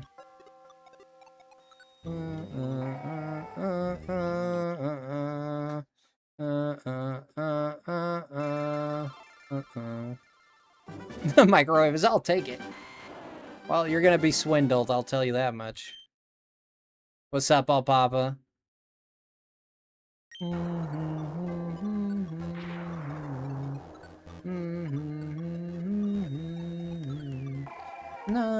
na na na na na. Alpapi Papi. Did you see my raid the other day, Alpapa? I raided you. And then I immediately went to study, and I completely forgot. Next Smash stream, if you come across a piranha plant, I will gift 5. Oh, by the way, this reminds me. This is just to let you guys know. This is just to let you guys know. Our top donator this month will get a prize game. Okay? Our top donator this month will get a prize game. I'm just saying. Our top donator this month will get a prize game. It's just up there, those who are interested. If you're not interested, then don't participate. If you're interested, participate.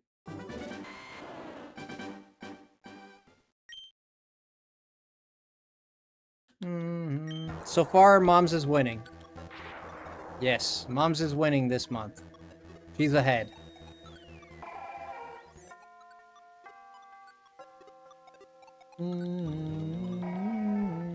How would you guys like to see a drawing stream? I haven't done one of those in a while. How'd you guys like that? I've been talking to my husband about doing only feats.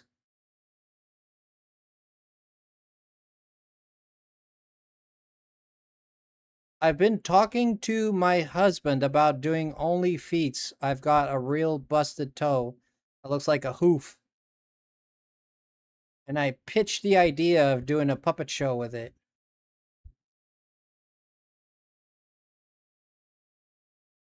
Microwave, I'm so glad you're alive. I am so glad you were born. I am so glad you were born. I'm so happy you exist. That's all I'm gonna say to that comment. For a second, I thought you were gonna say only something else. But there's no shame in that. If you wanted to do that, there's no shame in that. I mean, religiously, you might say there is shame in that. I think some people feel a degree of shame and some people don't. But objectively speaking, I won't blame someone who does like OnlyFans, just if they're trying to survive, you know? I'm not gonna blame someone for doing that. Like, I'm just like, I won't blame someone for trying to make their lives better. We all want to make our lives better. I mean, yeah. I don't know. I'm just not, and I'm a very Christian like, people will probably hop on me for this, but I'm a big believer in God and Christ. I'm Christian. I have a strong faith. I don't think it's the best thing you could do for yourself in terms of Christianity, in terms of your soul. But if I look at it as a human, from a human standpoint, and you're trying to survive and you need to survive, like, I get it. I get it. I think if a full puppet show, anyone here is gonna jump on you for that. Yeah, I think a full puppet show, curtain and everything, like little felt puppets acting out Dragon Ball. With your feet? With your toe? What did your husband say to that? Like, now I'm more curious about his reaction.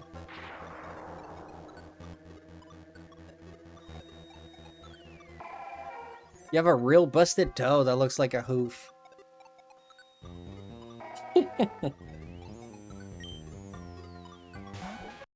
My feet are ugly. I'll tell you that. I got bony, hairy feet. They are ugly, dude.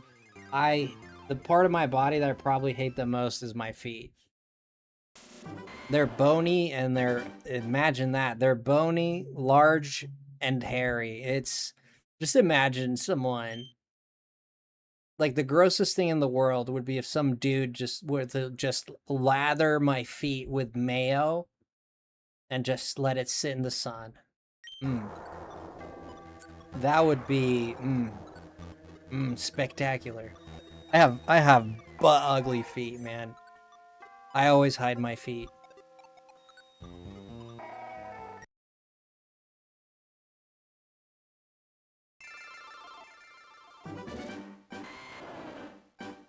Yeah, but they're hidden. Like, all you can see is the puppets. But maybe someone is injured and the hoof can be revealed as special effects. It's a work in. You're not serious. You're not serious. Why can't you just be a proper actress? Why can't you use your fingers for that? Why does it have to be your toes? If no one's gonna see what's behind it anyways. Why can't you just use your fingers? Just use your fingers. You're deadly serious. Okay, I'm doing my exercise right now, guys, so don't mind me. You're deadly serious. I can't believe it.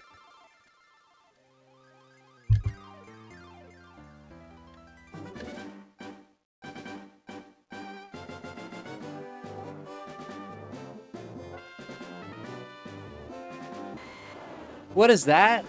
It doesn't have the same draw. Everyone uses the fingers. You're trying to go viral? You want to be known as the woman with the foot puppets.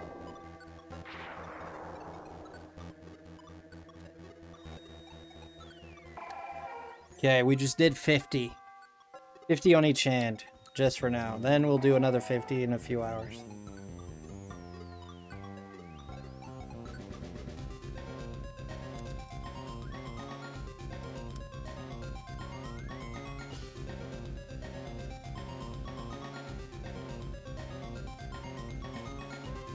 Okay.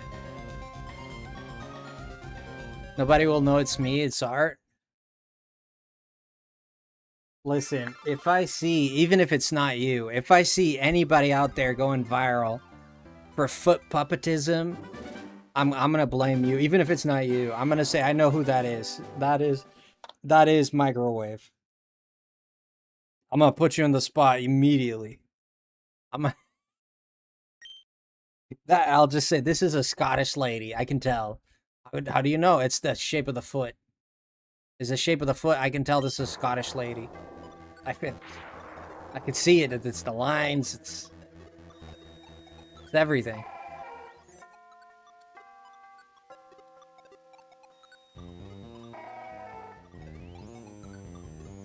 I'm copywriting this right now. It wouldn't stop me. You can't sue me for doing that. You can't sue someone for that. I don't think so. Maybe. Maybe you could.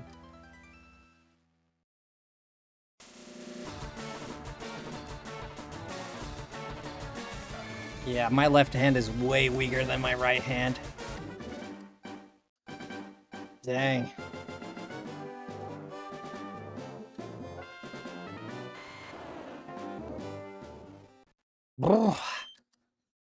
Yeah, just like 40 pounds of force.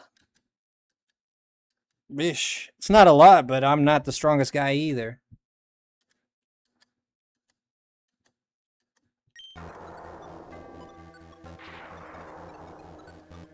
You'll know by the hoof. Alright, 50. There you go.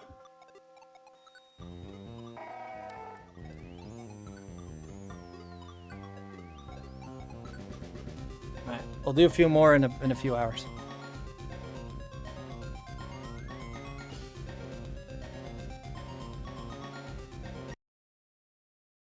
Oh, dang. It really works out. This right there.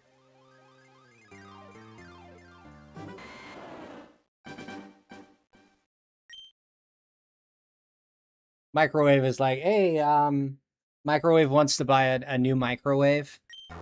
And she's meeting up with this dude to buy it off of eBay, but they have to meet in person. Microwave shows up. It's just like, he's like, "Hey, man, I'm here. How will I know who you are?" Microwave is like, "You'll know by my hoof. If you see a woman with a single toe shooting out of her freaking shoe." Just like sticking out of her shoe, that's me. You can't miss me. I'm like a Smurf. Ew, the Smurfs had big feet, didn't they? I'm like a little. I'm a cutie, but my feet are like trolls. I got troll feet. That's my only get rich quick scheme right now. You guys are doing well, right? Your husband has a good job, no? You're doing well. You're doing well, right? Plus, you're gonna sell me the Potara. I'm gonna give you a little money for it.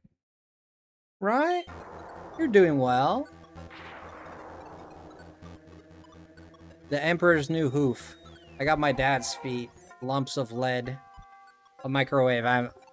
This is the weirdest thing I'm ever gonna say to you, but now I want to see your.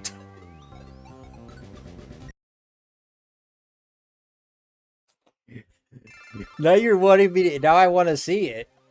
The fuck? What do you mean?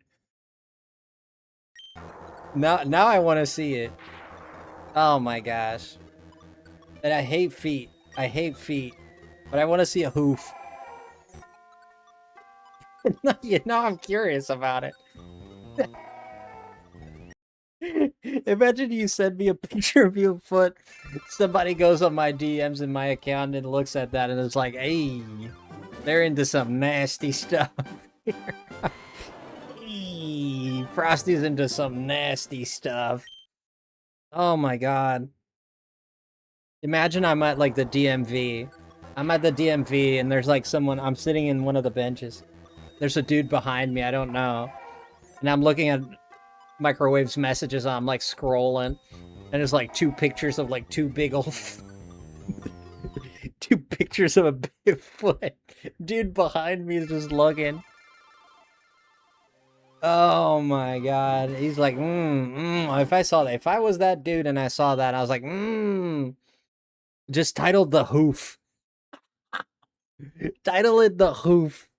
Oh goodness. Imagine that. Imagine that, dude. No, man.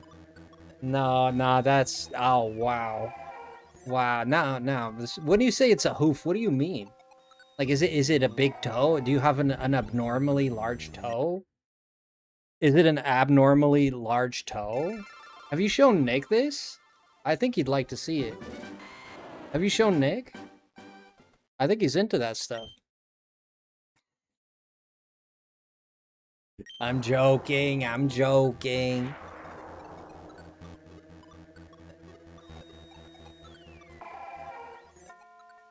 The hoof. The hoof. The hoof. The hoof is on fire. I stubbed my little toes so much it's like a 90-degree angle.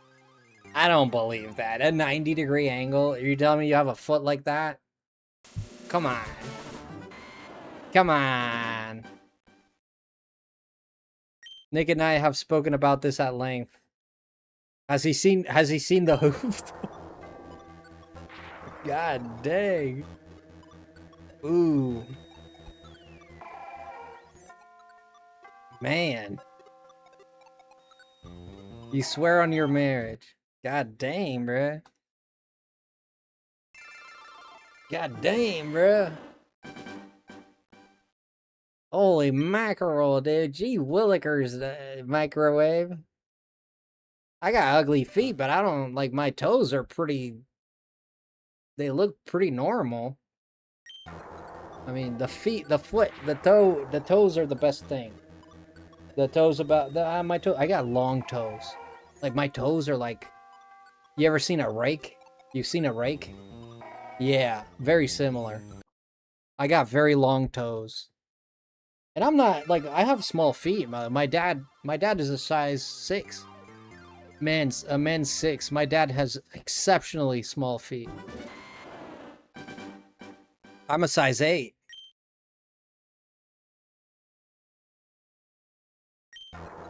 You just imagine Nick minding his own business on the crew and then looking at the DMs.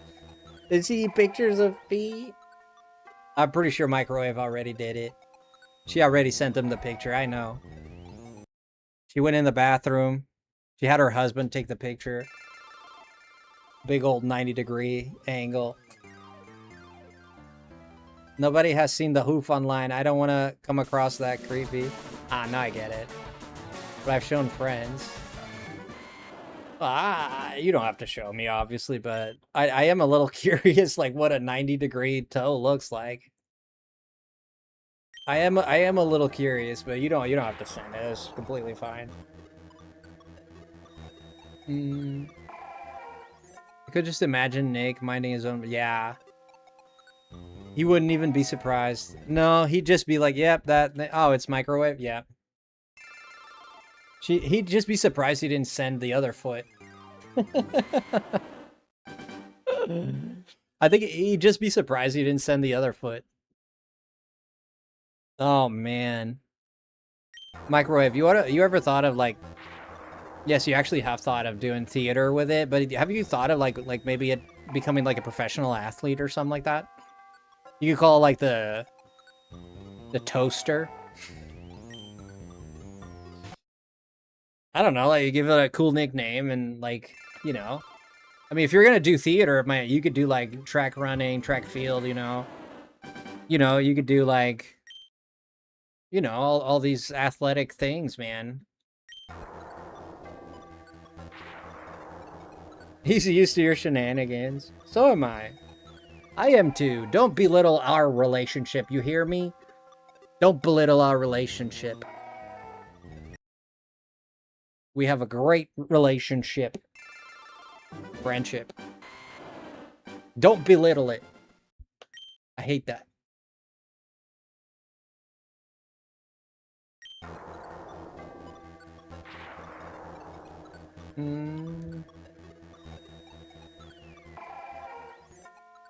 You're disabled? Oh, you wouldn't do it. Your foot would do it.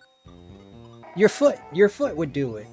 You got a real looker on your. You got a real looker there. You got a real looker. Yeah, just put that thing on national sports or something. Like, you know, like on Sky News or something. You know, you've seen that, right? Put it on Piers Morgan, right?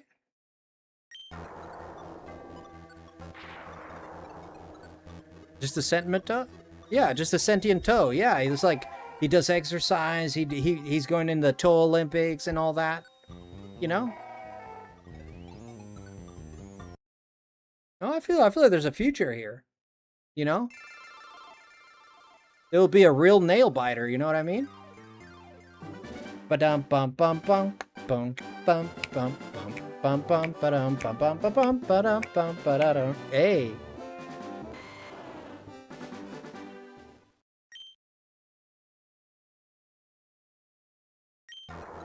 I mean, if you don't laugh at that, I'm gonna be offended. If you don't laugh at that, I'm gonna be so offended.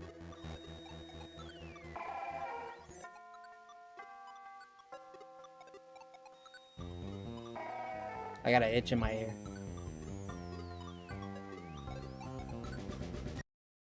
Oh, Papa, you gotta laugh at that. Oh, Papa. Nobody laughed. Oh my goodness. It's funny that when I think I'm not funny, people think I'm funny. When I think I'm funny, people don't actually think I'm funny. It's always... I never get it right. I would be a horrible stand-up comedian.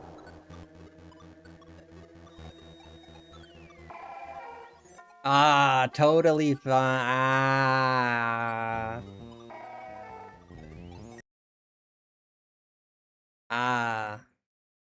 Full modeling career. Yeah. Interviewing the toe on TV, acting career. Yeah. Yeah, man, you get that thing on national sports TV? Yeah. Why stick to just theater? Why just theater?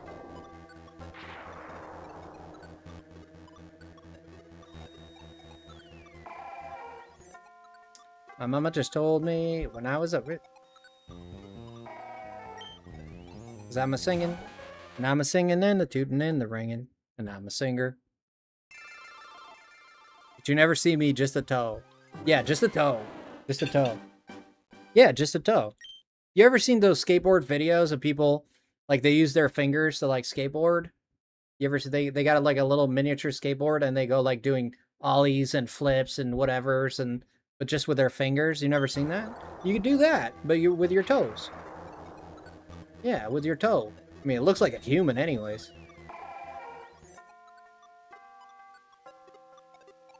In fairness, I was making a cup of tea and missed the full length of the joke. Humor, what a British excuse. I love it.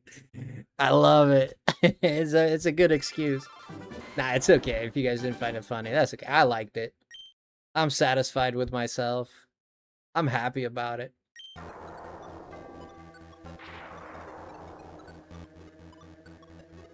You're onto something, right? Right?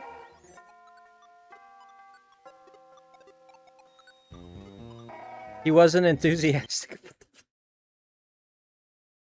Well, DJ Hoof in the house. Well, you know what you start doing? You start going to Discord servers. You start sharing your hoof slowly so you get used to it. It's like, you just be like, hey guys, can I please... You join like the most busiest server ever. You know, like some like I Show Speed or PewDiePie or something like that.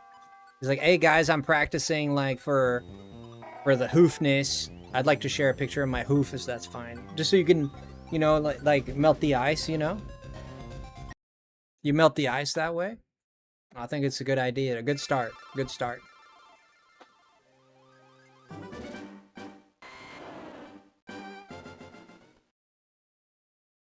Yeah, you throw a beanie on that mother fluffer. That's a great idea. You draw a face on it. And she probably has a mole already on it that looks like a nose, so we don't need to draw the nose. It's probably got a big old mole on it. So we should be fine there.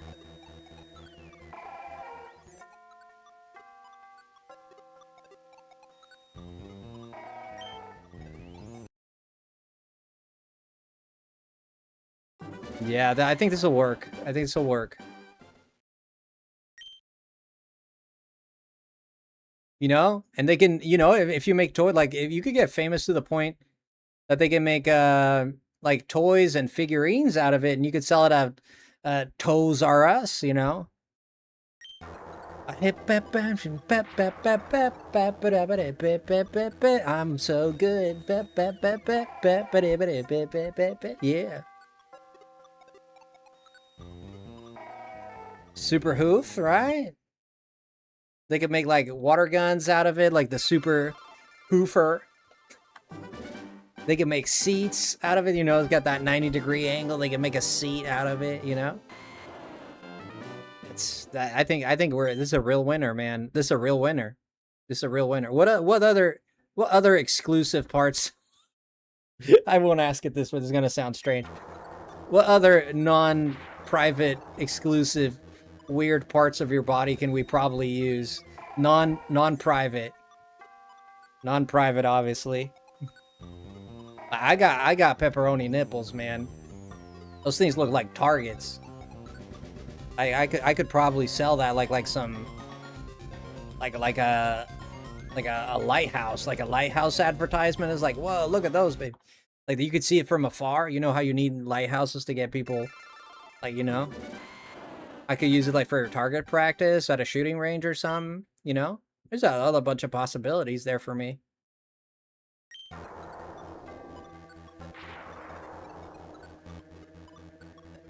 You know, that's just me, though. You know, to each their own. Unfortunately, nothing else weird. Oh, man. Dang, microwave. Dang.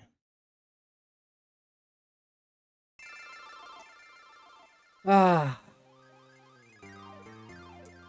So disappointed. Here I thought you were special. Here I thought you were special.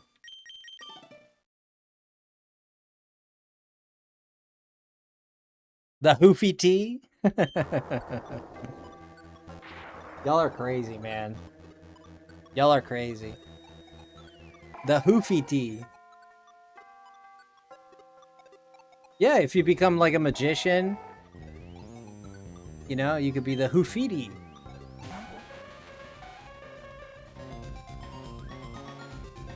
For my next trick, I'm gonna make this nail fungus disappear.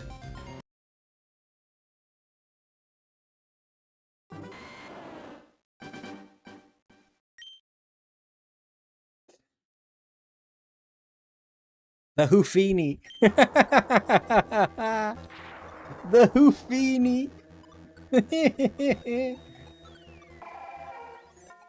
Oh my gosh, the Hoofini. I love it, Alpop. I love it.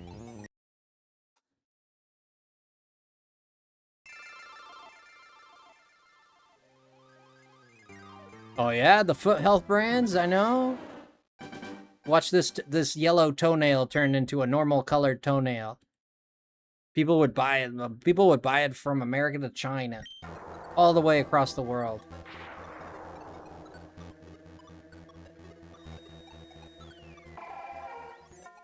I could totally imagine all of this comedy being a mini YouTube series. Oh, hi, Aubrey. How are you? Nice of you to join us, Aubrey. How have you been? You Hoofy approved? Okay. And is it just one toe? What about the other ones? You got... And is it the big toe or the small toe? Or the middle toe? Which one is it? And is it only one foot? That is weird. Dude, I know a couple of people that would love this conversation. Jen would absolutely love this conversation. She's not here, she's asleep. Jen would love this conversation. She would go nutter butters over this. She loves feet. She would go cray for it.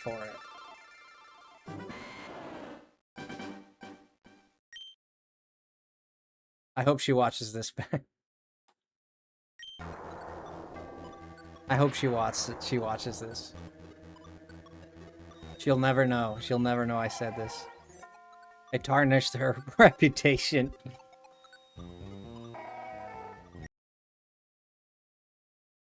Guys, we're at 2694. Jesus Louises, man.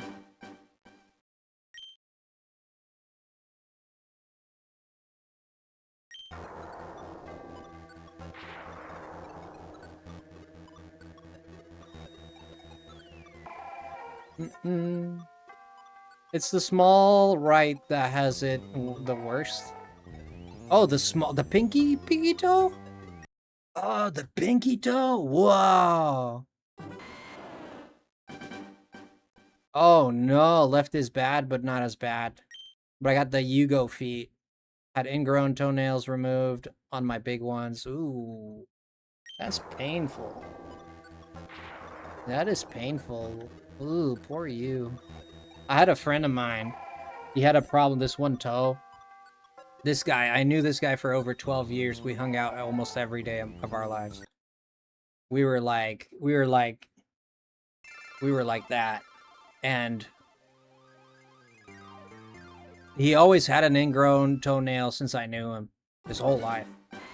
This dude, like, never went to fix it. All he did was, like, he kept patching it up, like, putting ligaments and band-aids and cleaning it up, but he kept on bleeding from that foot, from that toe. It was the big toe. And it kept swelling up every now and then. And it was just, like when I mean swelling up, like, it was, like, it was dark like a plum. And, like, ballooning. Like, massive toe. And I'm like, dude, you gotta go to the hospital and, like, fix this once and for all. Like, it's alright. It's fine. He just kept putting, like, tincture in it and, like, ligaments or whatever. It's like, god damn, bro, just fix the toe. It's been 12 years, dude. It's enough for you to understand that something's not right there. They're nasty, thank goodness for socks. Well, you know what to do. You know what to do. You know what to do. I'll tell you what, Microwave. If you share a picture of your feet, I'll share a picture of mine. How about that? We both do it on the Discord. You put your feet out there, I put my feet out there. How about that? For everyone to see. You and me. Like brother and sister. Like brother and sister.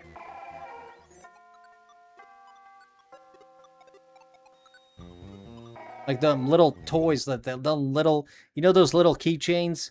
The little trolls with the crazy friggin' pencil top head with different colors. You remember those little trolls? We're going that style. That's a whole story. They surgically removed it and called me in the week asking if I was getting on okay with the pain medication. I was like, yeah, what pain medication? And I didn't look in the bag. Oh my god, you just... Whoa. Dude, you're a trooper. You just sat there with the pain. Yeah, you're a trooper, man. Still got fish in my teeth. Not yet, Joaquin. Not yet. I'm totally picking my teeth right here. I've done worse things on camera, let's be honest. Let's be honest, let's not kid ourselves. I've done worse things on camera.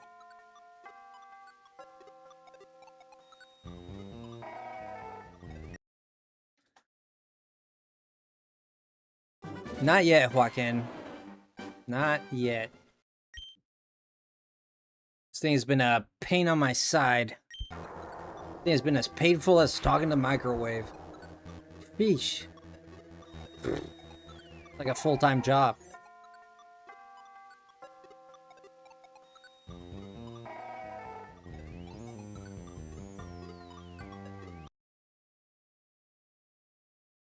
Had a friend who took me in for surgery and was meant to take me home. And his girlfriend had a meltdown about it, so he just left me to walk home after it. That kind of sucks. Wait.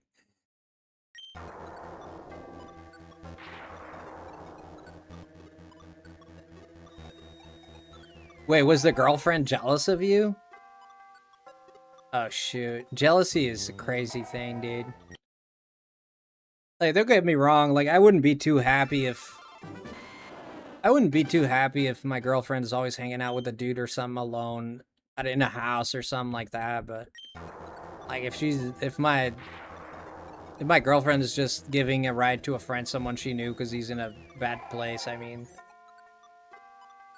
that I don't think that's a big deal. It would be a big deal if like she comes back like 10 hours after and is like, oh well, and has all these excuses. Then yeah, sure, like something seems fishy here, but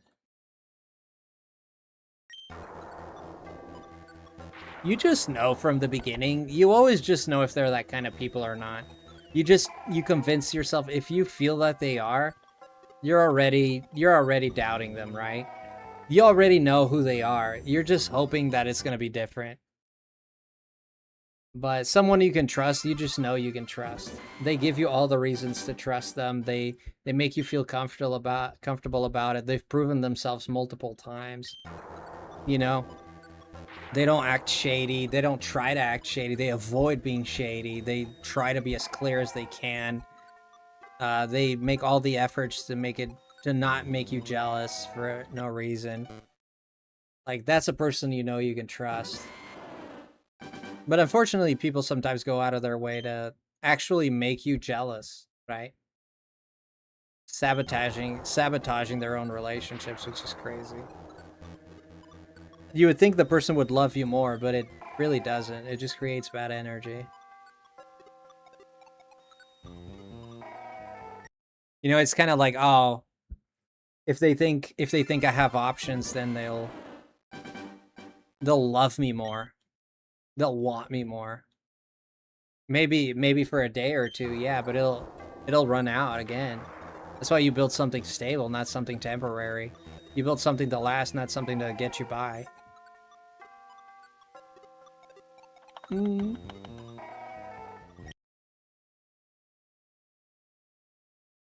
I wouldn't say of me, she was just insecure. Interesting. Yeah. I remember one time that I got really jealous. There was one time I got really jealous. There's a girl I was dating, and she finished like university. She had her degree and all that. But apparently there was because she moved from that place. She moved near me from the place where she studied. But anyways, we met. We've been hitting it off. We've been dating for like 3 months at this point. She one day she tells me, oh, there's this guy that from college that is a friend from college. He's like gonna be in town and he wants to meet up and, you know, hang out, have dinner. And I'm like this whole story, I'm like, ugh. You know, but yeah, all right, that's cool. Like, what time are you going? What time are you coming back? Oh, we're just gonna eat dinner. I'll leave around 7. I'll be back by 10 or something like that. I said, okay, that's all right. That's good. That's cool. Okay, so she goes, right? It's like 10:30, and I sent her a message, and I'm like, hey man, like, you good? Like, what's going on? You know, maybe I was a little insecure about it. And she doesn't text me, so I get worried, so I give her a call, and she sends me to voicemail. She denies the call, right? She sends me to voicemail. I'm like, okay, so I call again. She sends me to voicemail again. I call again. She sends me to voicemail. And I'm like, all right. And at this point, I'm getting like really jealous, like something's going on.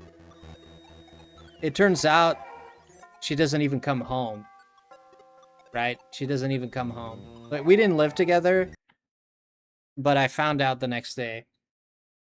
So, I don't know. The whole night, I don't know what's going on. I don't know if she's home. She's not texting me. She's ignoring me. I'm like, okay, this is not normal. I'm sorry. You're hanging out with a dude having dinner.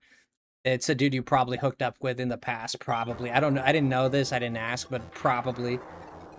It turns out the next morning, I go to her house. You know, and I'm like, hey, man, like...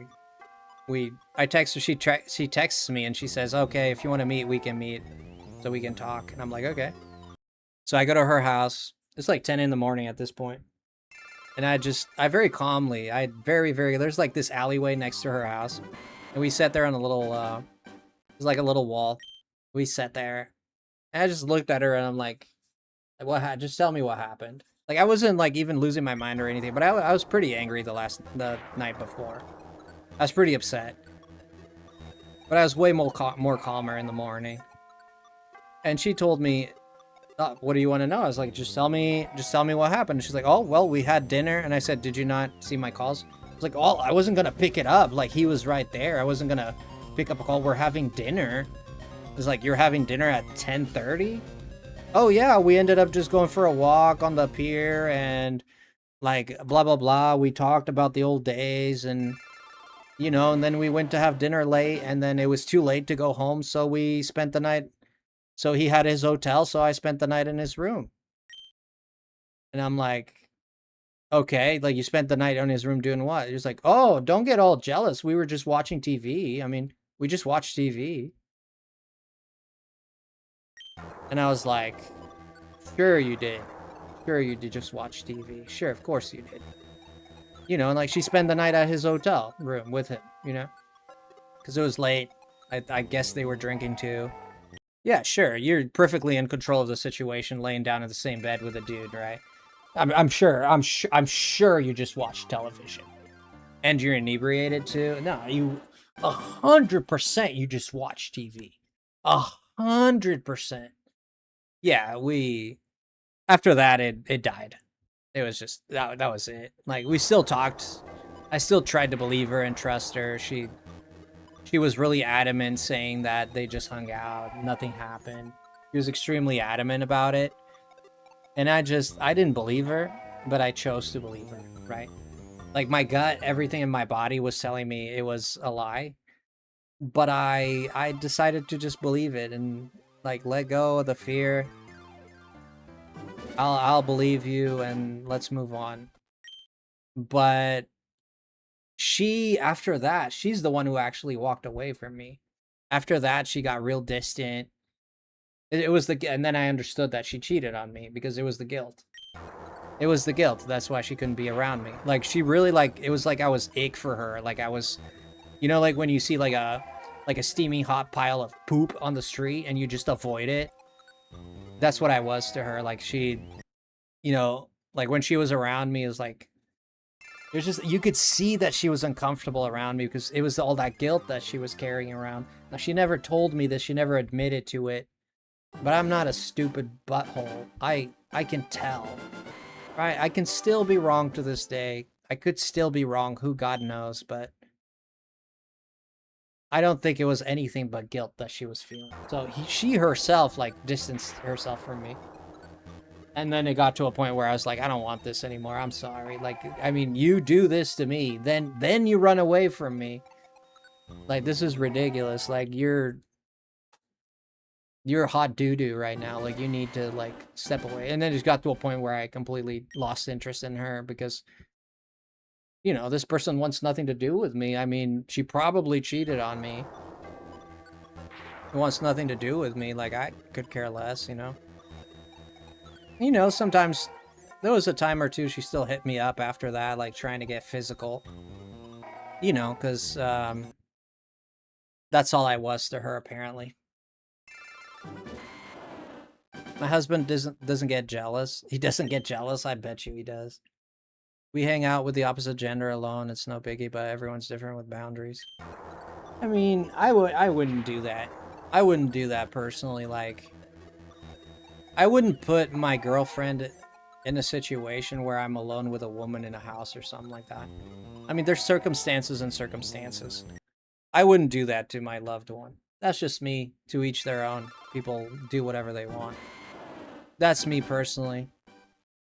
I'm traditional in that sense. I think if you respect someone and you have love for them, you don't want to make them feel... You don't want to make it so that they feel insecure. Right? And I don't need to be alone with someone unless if it's like necessary for work or something like that. That's a different situation.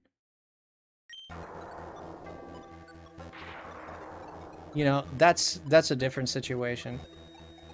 I mean, it's not even about trust. It's about putting that person in that situation. You know? It's not about trust. For me, it's not about trust.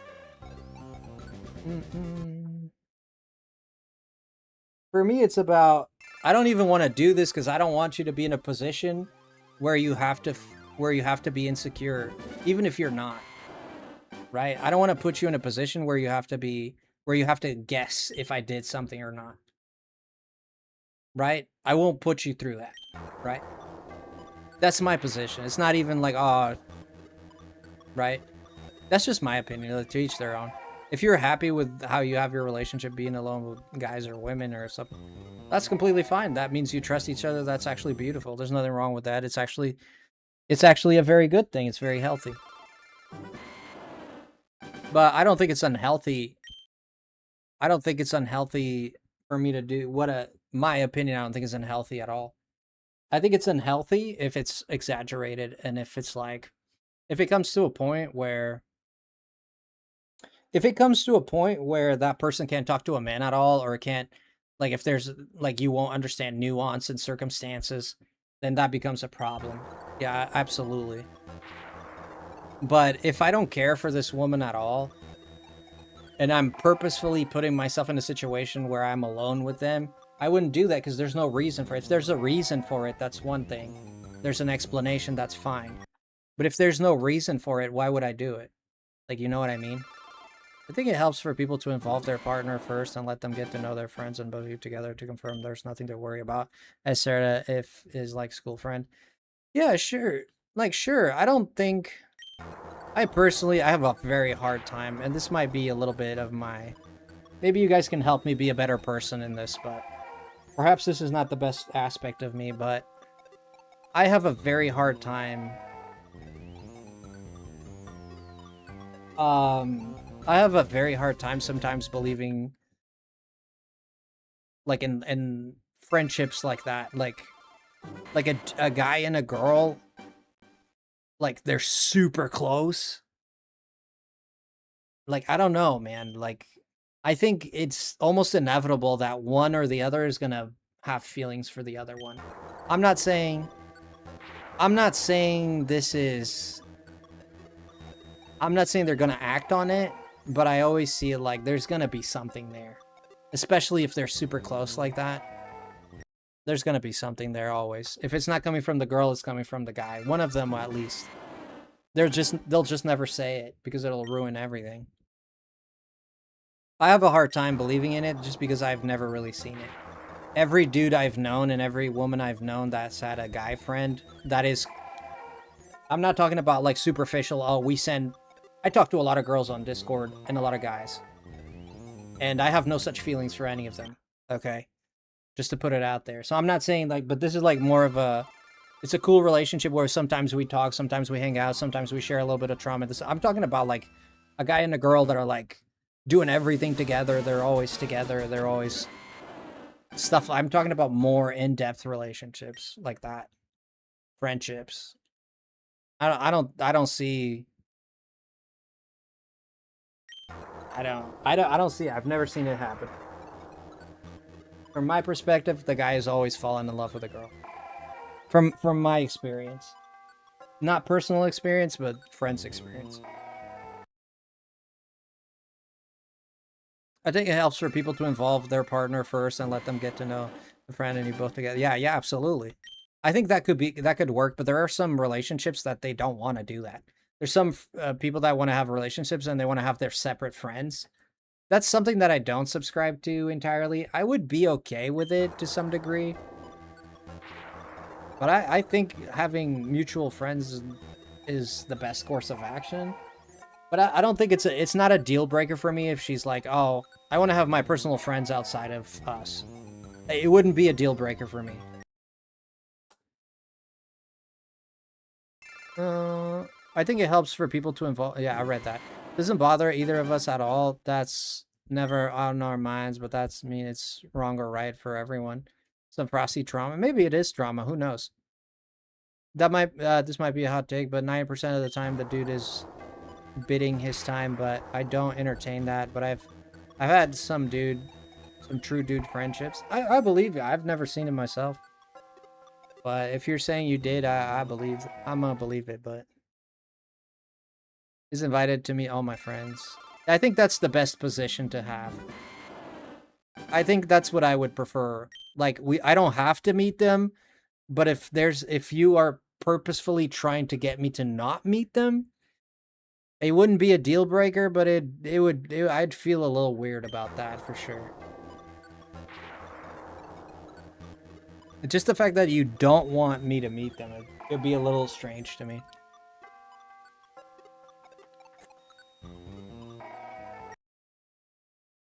Mm-hmm. 90% of the time, the dude is waiting. Sure. Which is upsetting when you think you've got a true friendship. Well, but microwave, you gotta see it from a perspective of a man, okay? I'm not saying what you're saying is not annoying. I've heard this from women my whole life, microwave. I am a pro on this. I'm talking since high school to nowadays streaming sometimes. I've had girls that have talked to me, you know, like just venting to me about this very situation. I'm talking like over 20 of them, okay? I've talked to so many girls about this. And all of them say that the dude always falls for them, okay? I'm not saying this is true for every dude. I'm not saying this is true for every relationship. Again, this is my experience. But look at it from the dude's perspective. The guy is lonely. The only love he's ever gotten, the only real closeness he's ever gotten to a woman is you. Let's say if this is your friend, right? Oh, thank you so much, Hugo. Hugo Marquez? Do I know you? I know a guy with that name. Huh. You couldn't be him, are you? Probably not. I know a dude with that name. That's so cool. I know a dude with that exact name.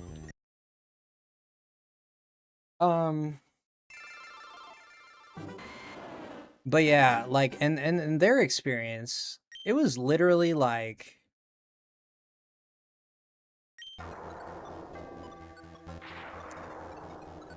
in their experience, like, if the guy is already a lonely guy, he's having trouble finding love, he has a dream of finding love. You're the only person who's ever shown him, only one female, right? That's ever shown him, like, a real conversation, a real moment, a real, I wouldn't say intimacy, but something akin to it. Like, can you really ask this guy not to fall in love? I mean, aren't we asking too much? Well, let's be honest. That's just my opinion. You might disagree. Aren't we asking too much of this guy to like not fall on you? Guys are like DNA, like guys in their DNA is almost like their bodies, their hormones are meant to love, to be attracted to desire. Like that's like human freaking 101. It's like man 101. And then you put this perfect person that says all the right things, that laughs, is beautiful, cute, adorable, nice to you, treats you well, respects you. And then you're like, yeah, just don't fall in love with me. I mean, is that really fair to ask? I'm putting the question out there. I'm not saying it is or it isn't. I just question it. Frosty, what are some tips for hard mode and rebirth? Some tips for hard mode and rebirth would have to be patience. I would get the materia as fast as I can, like fast cast materia, focus materia, the ones that boost your magic power, and I would get my spells, and I would know. I would learn the strategies for the bosses. That's very important. Every boss has a strategy that if you block right or you counter at the right time, you get the most out of it. You can stagger them quickly. So read the description of the bosses. You actually have to learn about the boss to be able to fight it. You can't just brute force swing your sword. It's not going to work very well. It might work in the end, but you're going to spend hours. Read the boss's descriptions. Learn what they're weak to. There's a boss, you know when you're climbing Mount Corel? When you're climbing Mount Corel to go to Corel, there's a boss that's an airplane helicopter thing. And you're Aerith and Aerith and Red 13, right? When Aerith is climbing the mountain, and she's like, "Oh, I can't go anymore," whatever. Anyways, that fight with that helicopter thing, if you counter his shots, it works really well, for example. But it doesn't work for every other guy. Okay? So you need to learn the boss. You learn the boss, you learn its weaknesses, and you can beat it a lot better. It is, if not everything, every quest, every materia, every assess. Yeah, and yeah, get the materias. I would say get the materias. Exploit the summons. The summons are useful. Yeah. Ration your freaking potions. Make sure you go into fights always healed. Yeah, because Rebirth hard mode is no joke. It's no joke. It is difficult. I wouldn't say it's the hardest thing ever, but it is difficult. It's difficult. Especially if you're doing the summon bosses, Joaquin, like I did the challenges with Chadley. It took me like a month or so fighting those things to get there. And people know here, I did so many Final Fantasy streams trying to beat those bosses. And it took adapting to strategy, perfect parry, master perfect parry. That is going to save your life. Learn their moves, master perfect parry. Counter, learn their weakness. That's my advice. No, if you fall for them midway, okay, fair, it happens. I get it, but it makes you feel tricked and like your friendship doesn't mean anything, and it's sneaky to go into a friendship with different intentions disregard the other person. I don't disagree with that. I think yeah, going into the friendship with the intentions is a little worse, but I don't know, man. I've done that before. But the one thing I haven't done was hide it. I've gone into friendships, but I let them know that I have feelings. And I let them know, look, we can be friends, but I'm always going to want you. I'm always going to want more. If you're okay with being friends with that, fine. We can see where this goes. But I've never, like, gone and, oh, let's be friends, but I'm going to hide my feelings. I've never really done that I can remember. Maybe I have and don't remember. I don't think I have. But usually I'll be honest because I don't want them to think that I just like them as a friend. Because then I get friend zoned. So it's either we break it or we work within my terms. Those are my rules. And if she doesn't like my rules, she can move on and I can move on. Simple as that. But if we can be friends with the chance of something else happening, sure. If I like them. If I like them. If you want to be friends and just stay friends, I can't do that. If you're like sure that forever and ever you're never gonna like develop feelings, you have no interest whatsoever, you don't see it possibly happening, you're not attracted in any way, shape, or form, then at that point I'd probably say like it's probably best for me to heal myself from these feelings, and then we can try if destiny has it that way, then we can be friends maybe. But right now you need to step away from me. Or I need to step away from you more correctly. Gilgamesh was difficult, but I beat him before chapter 13. Well, but you've been farming, beat him in what? Hard mode? You beat him in hard mode?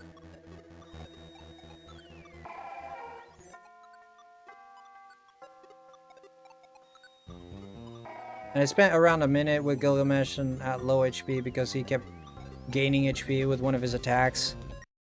You did way better than I did then. Wait, this is not hard mode. You're in normal mode. There's no way you beat hard mode that easily, man. I don't believe it. If you did, you did, but I'm not believing it.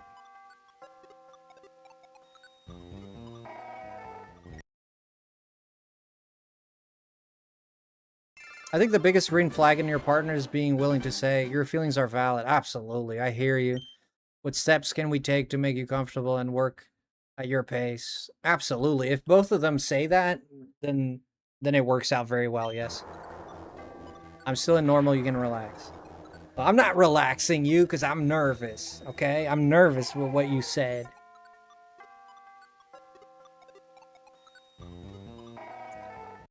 Yeah, going into hard mode is going to be much, much, much more difficult, yeah.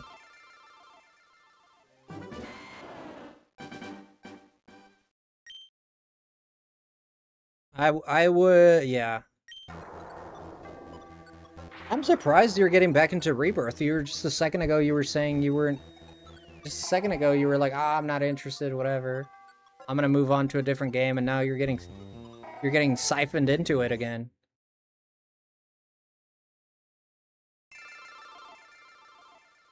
Honesty is the best way. It was just sneaky, I find hurtful.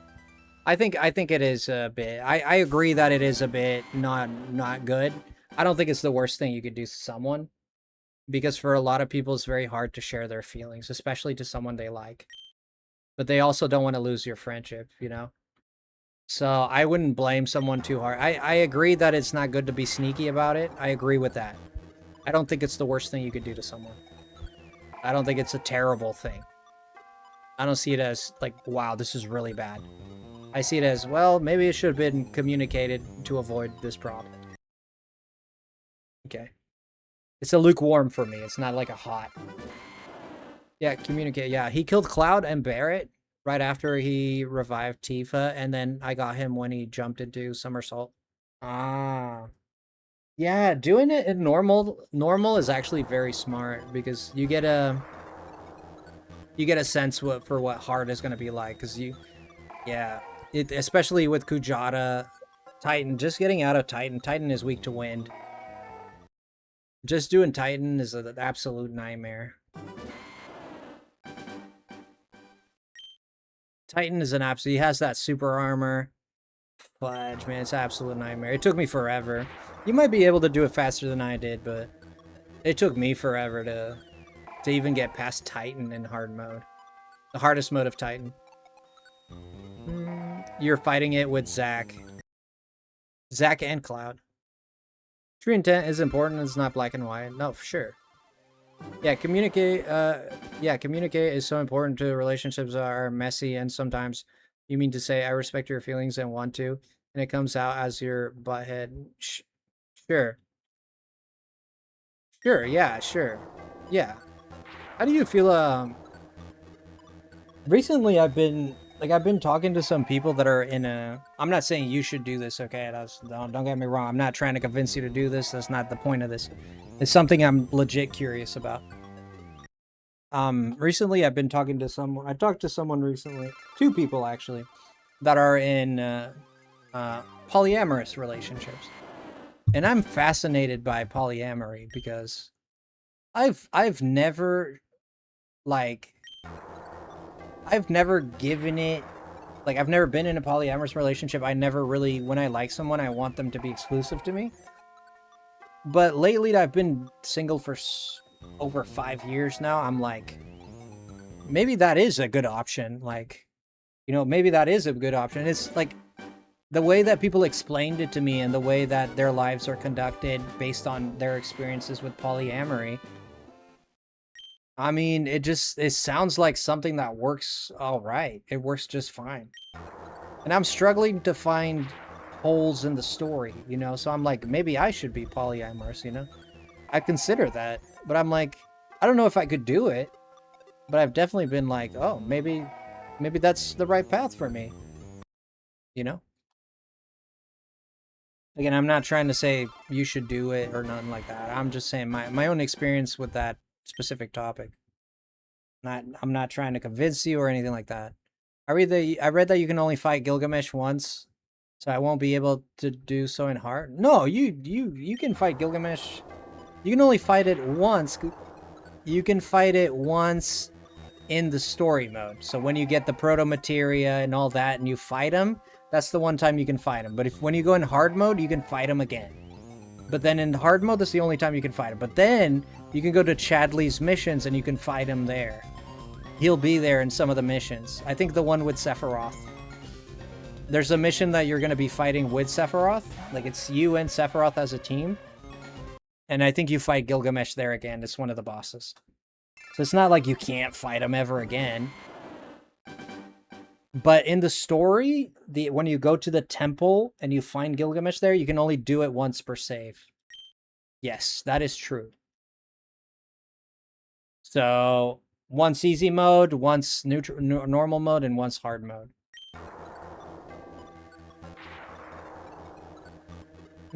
Yeah, if you want to do that specific, very specific fight again, you'd have to restart new difficulty or new game. I think they're absolutely fine. Very difficult to navigate. You think they're fine? Oh no, it's not a cult, is it? No, it's not a cult. No. No, polyamory. Yeah, I don't know. It just seems like the people who are doing it. I don't know. It just sounds.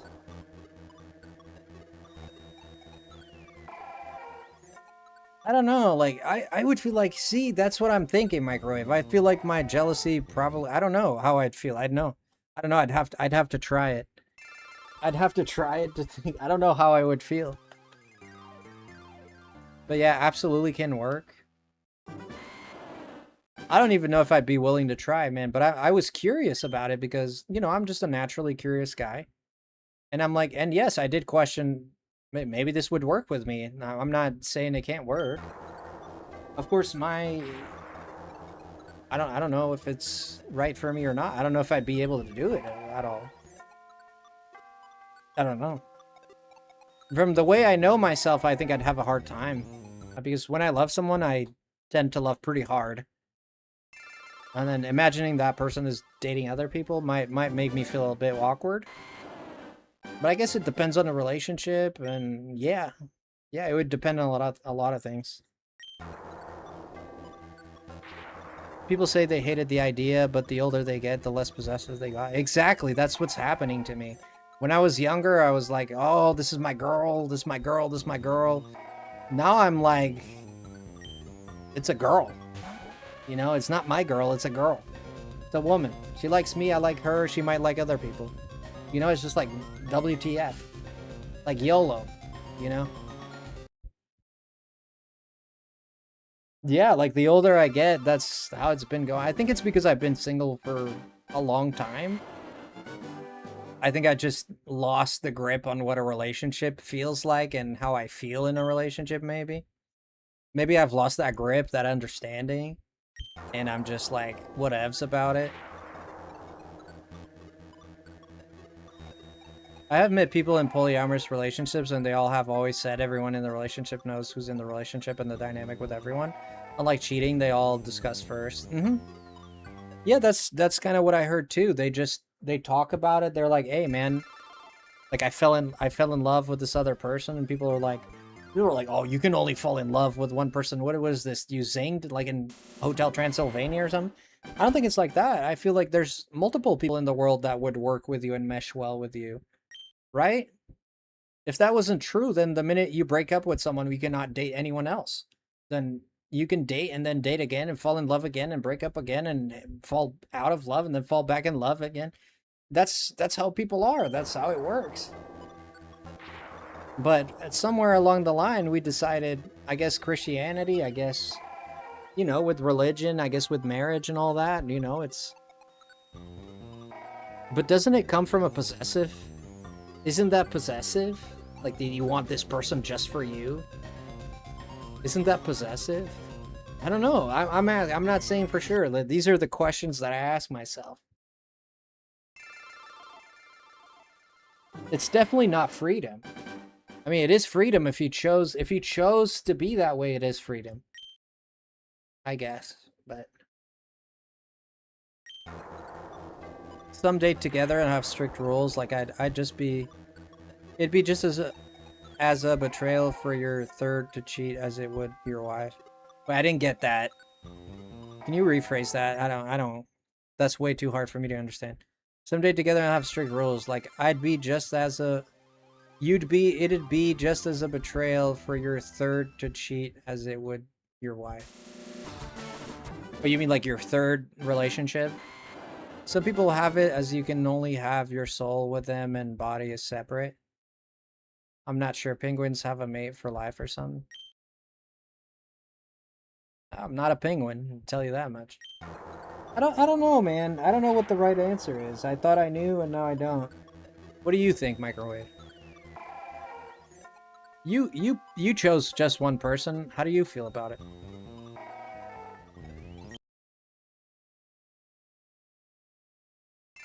I mean, I think if you think that's the right choice for you, then you're acting according to your free will and your free, you know, you're acting in accordance with your free will, you know, your free agency. So, it's your choice. And that's freedom. So, like in some poly relationships, the wife and husband will embrace another, but it has to be equal. From what the experience I have and I heard from the people that I've talked to that were poly, or one person, their experience was it's not about physical, it's about love. So they love their husband, but if someone comes along that they fall in love with, they're not going to try to avoid those feelings, right? They're just going to let it happen and talk to their husband about it. So, like, for example, if you meet someone you're attracted to, you won't just say, oh, no, I'm physically attracted to this person, but this can't be. This can't be because I'm dating someone. I got to be faithful. No, they're like, okay, I'm attracted to this person. Let's see where it goes. It's like you're permanently dating, right? You're permanently always finding love. Instead of just denying, because it happens when people are married and they feel attracted to other people. This happens. It's hard to admit, especially if you love the person, but this can happen, right? So instead of denying those feelings, you just accept that they you accept that you just feel that, you know? I guess that's their position. You just accept that they feel that way. What do you think of Ever Crisis? I played it a little bit. But I don't know. It seemed too much pay to win, Joaquin. We love the it's freedom to ask and wonder. Well, that's all it is. Like, I've never been anywhere close to being in a polyamorous relationship, okay? I do have a curiosity about it and know how it works and how it would affect me were I to try it. I'm gonna abstain from giving my personal opinions, but we are happily monogamous. Oh, okay, well, that's fine. Yeah, you don't have to share. No, absolutely fine. I just asked you because you're a good speaker, and that's it. I like the cutscenes, but I wish I wasn't locked to the mobile game. Is it just mobile? Yeah, I think it is. It's like, oh shoot. So it's like the city Duellum. It's like Duellum. I still play Duellum, but I hate that it's only on my phone. It drives me up a wall. But I have met people who are, so secondhand account if you like. Yeah, that's the same with me. Yeah, but if this makes people uncomfortable, we don't have to talk about it. We don't have to talk about it. I think it's part of society evolving, people finding love in new ways. Yeah. Like, I've been in a relationship. I've never cheated on a girlfriend. Like, I never acted on anything. But I've been in a relationship and seen a cute girl and be like, oh, that's a cute girl. I never went past that. But I've thought that, yeah. I don't consider it like, oh, I cheated on my girlfriend. No, it was like, it's a cute girl.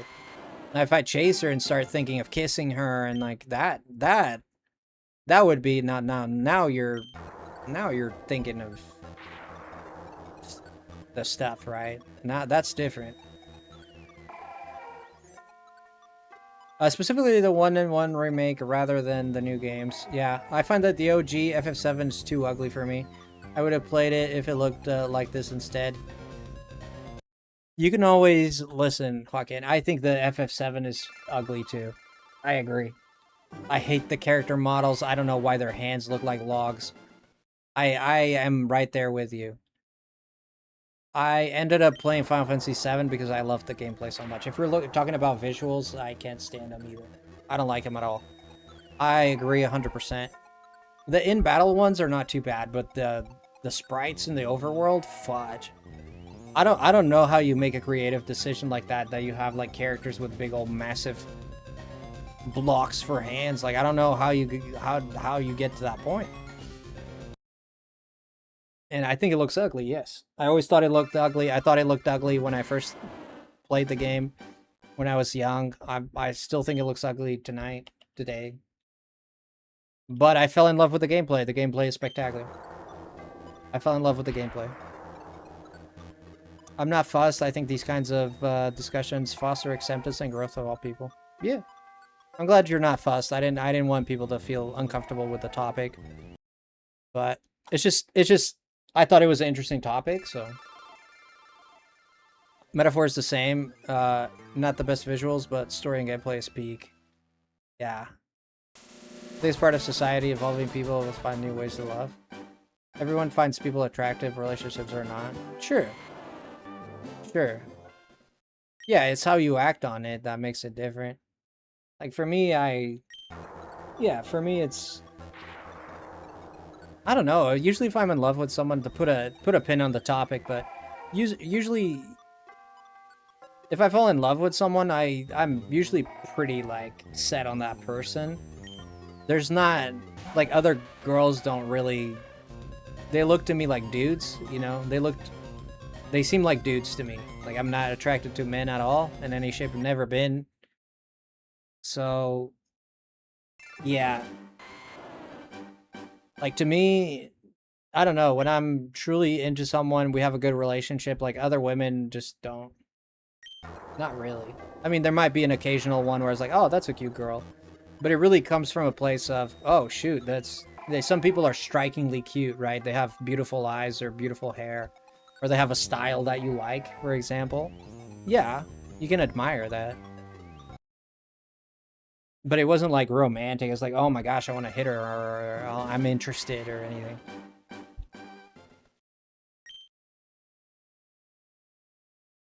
If you want to send it on DMs, you can. If YouTube is not letting you, you can send a DM if you want. If you felt like you needed to say it, yeah, feel free to send a DM. I'll read it. Yeah, Metaphor Refantasia. I'm gonna be absolutely honest. I hate the absolute crap of the enemies in Atlas. I absolutely hate their enemy design. I hate it in Persona 5. I hate it in Metaphor. They're too out there for me. There's no consistency. It's like a Picasso drawing. Like, I don't know what the fudge you're trying to do. It's like, it's too abstract. It's like trees coming out of the bottom of foots with noses, with apples coming out of noses and eyeballs coming out of hair follicles, and it's the weirdest shenanigans you could ever think of. It's like bellies that have mouths. Like, I can't find a consistency with that. There's no consistency there. It's too abstract for me. I dislike it very much, and I was honest about it. And I have been honest about it. Mr. Microwave and I can look at someone and straight say, oh, she's a cutie. Oh, that's cool. I like that. My spicy Final Fantasy VII take is that Barrett is the best character in the party, not gameplay-wise. Which Final Fantasy? Which one? 7, but 7 which? Rebirth? Barrett is the best? Not at rolling. He is a tank, so he does tend to stay alive, yeah. That's why you usually put heals on him. He does have good abilities with Lifeblood Cannon. He does have good abilities with second ammo or whatever it's called. Round something. In the remake, yeah.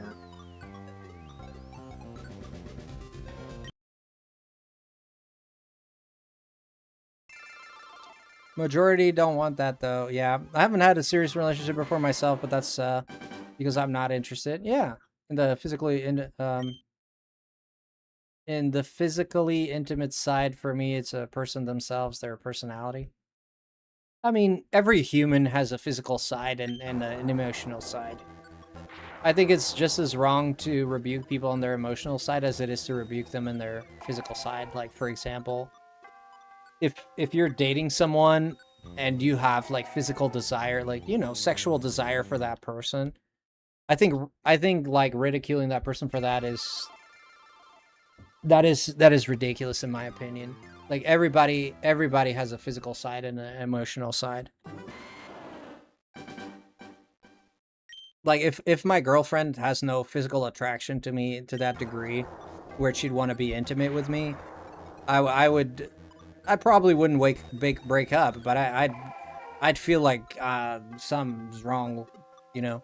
It wouldn't feel good. I'll tell you that much. He's not the best looking man on earth, and I'm not the best looking woman on earth, but we have our chats, my hoof, and our love. Well, if you're comfortable, you're comfortable. I'm happy for you, friend. I'm not trying to tell you how to think or anything. I'm just critically thinking. That's all. I just wanted your... It's called being asexual, and it's completely normal. It is normal, but I don't know how I would deal with that. I don't know how I would deal with that, right? I'm not asexual.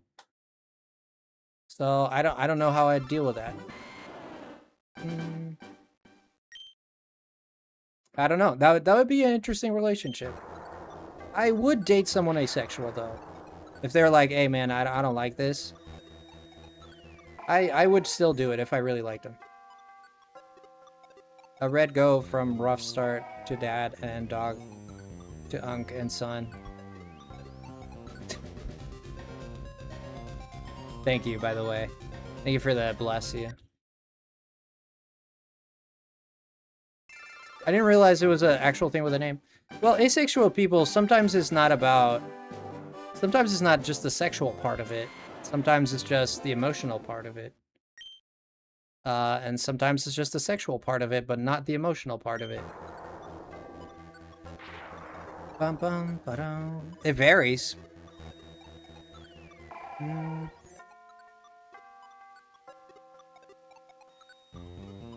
In an ideal world, you'd look for another asexual person. Sure. Sure, I think so. I think so, right? Being asexual is like, I don't think too much about it. I don't think people are messed up because they're asexual. Most people have a sexual drive. Some people don't. That's all it is. Some people like beans, some people like toast, some people like tomatoes, some people like bananas. Some people like kiwi, some don't.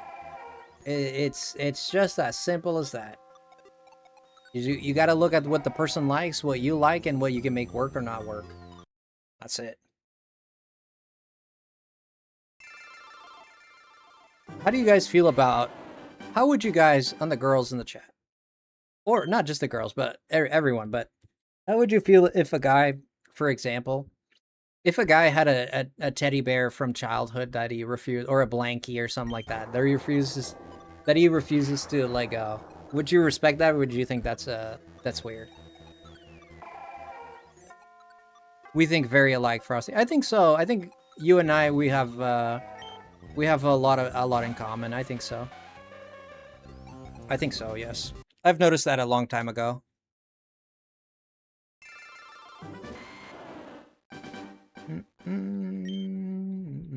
What's your zodiac sign, by the way?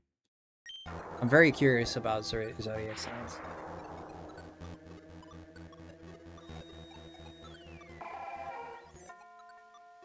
You say 100%? Nice. I won't care. You wouldn't care, Huagen? Okay. Is it Eris or Aerith? Okay, so the Japanese name is Erisu. So A-Ri and Su. So S-U. That's the original Japanese name, Erisu. But when it got translated, they turned it into Aerith. Like the TH sound, right? In Japanese, you don't have the TH sound. But normally Su can be translated to TH sound when it comes from Japanese. And because Aerith is not really a Japanese name, it's supposed to be a foreign name, right? Like Cloud is not a Japanese name, it's a foreign name. So they translated it, because it was intended to be a foreign name, they translated it into a more English-ified version, which is the Aerith TH. So both are correct. Depends on what language you're speaking.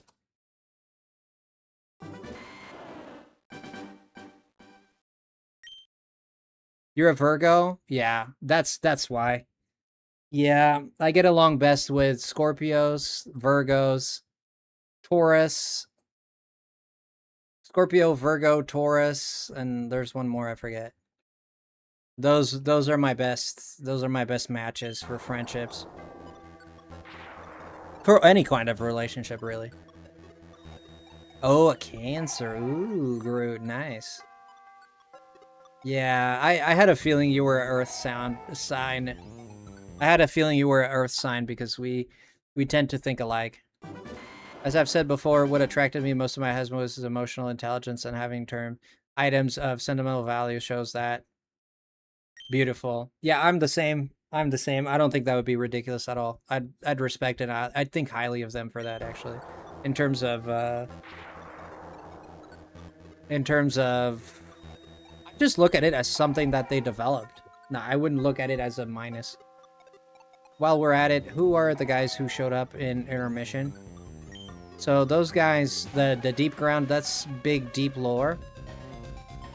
That's lore that shows up in Final Fantasy Dirge of Cerberus. Okay. So that's the lore with Vincent Valentine. And yeah. So Vincent, I don't know if you know Vincent. No, you probably do, Joaquin. He's involved with that whole... My husband is a Capricorn. Yeah, I'm a Capricorn too. Vincent is involved with the underground, right? And the underground is kind of like a substract of Shinra. And they kind of do, like, as the name implies, underground shenanigans, right? They're the secret scientists. And they create all these kinds... This is where you go for... This is where you go for the crazy science experiments, right? So in actual Shinra, you have experiments, but underground is like the wacko experiments. Like we're really going, like we're genetically fusing mice with ostriches and stuff, you know? Like the really wacky stuff goes on. So that's why in the underground you get like the crazy powers and the crazy mutants, and yeah, that's what that is. So I have to play the craft. You don't have to play it. You could just watch all the cutscenes on YouTube. Watch it as a movie. And you'll get the gist of the story. The story is beautiful. The Final Fantasy umbrella. That wouldn't be a totally incorrect description. That would be, yeah, kind of like that, yeah. They created soldiers, and some of them developed really weird abilities. Like, you played Intermission, right? You see the guy with the darkness clouds and all that?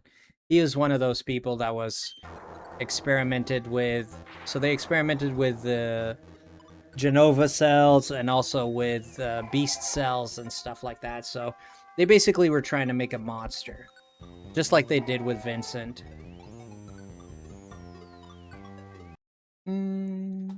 So that's why that guy is all weird. I tried to hint at our type of relationship before, but Frosty was too innocent. What do you mean? You're a Leo, Alpapa? I love Leos. Strong mind. What do you mean by that? Sorry. I can't remember her name, but the lovely lady that helps with Pocopia got it. Now, who is Glenn? Glenn is complicated because Glenn is from the past. Glenn is one of the original... Glenn is the original soldier. He was the first one to get to be officially a soldier. Okay? So Cloud is a soldier, Zack is a soldier, Sephiroth was a soldier. Glenn is the first one.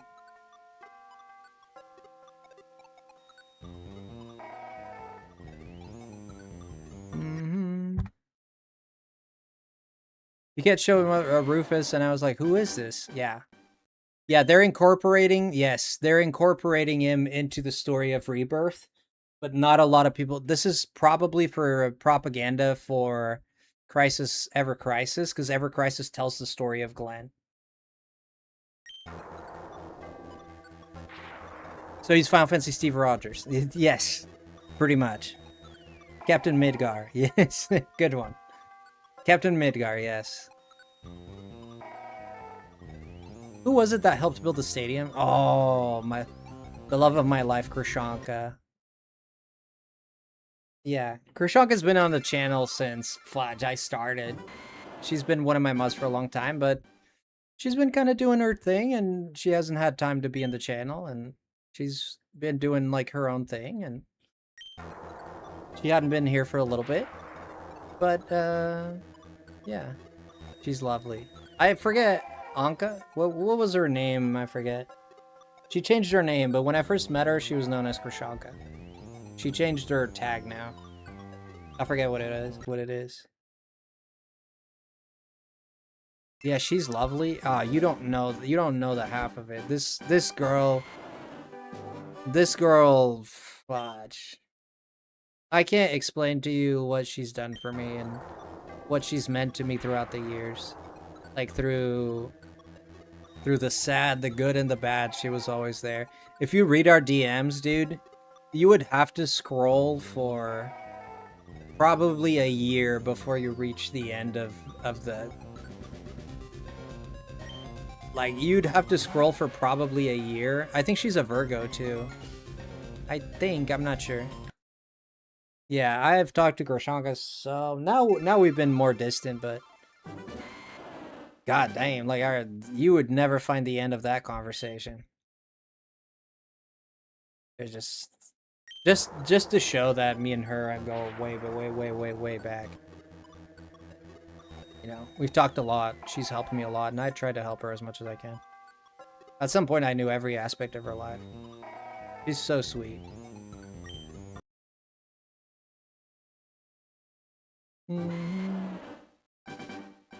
While I mention him, Rufus is the best fight in the game. I think it is. Like, even in Remake, when I fought Rufus for the first time on Remake, it was glorious. Because he's not a sponge, right? He has mechanics to him, right? Like most fighters, like Rude and Elena and the Turks, they're a sponge. Like, you're sitting there, you're swinging, and they're just like sitting there, like, right? Like, Rufus is different. You swing, you're screwed, right? So it makes it a lot of fun. Like, you have to be careful when you swing. It feels like an actual fight. It doesn't feel like you're just hacking, slashing at something. It feels like a fight. You have to be smart about it. You need to know when to attack, when to defend, when to dodge. I agree. I think Rufus is the best mechanically. Yeah, mechanically speaking, I think he's the best fighter for sure. Best battle. I agree. He's very weak to Braver. I don't know if you knew that. It's very hard to hit him with. He has to be reloading, and you have to time it very well. You have to time it extremely well to be able to hit Rufus with Braver. Because Braver has a little bit of lag. And when he's reloading is when you have to do it. He only reloads for about 1.5 seconds. So there is time, but you have to preempt it. Rufus was a sponge in Remake. I don't think he was a sponge in Remake. I don't think he was. No, if you hit him, he would always like shoot you back. Yes, when you stagger him, he was a sponge, yeah.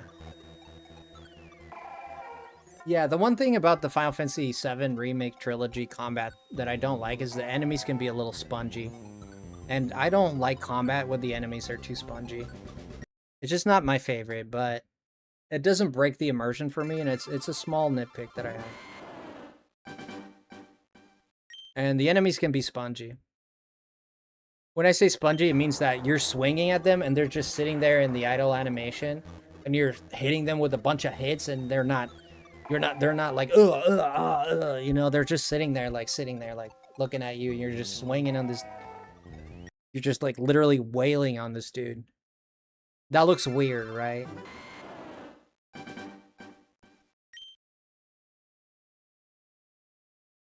Once I knew his gimmick, I staggered him with Braver and one-shot him with Ascension. Ooh. I think the idea that they mostly want you to do is go for Dark Star. Like, go for the dog. That's what I did, and when I first fought him, I went for the dog.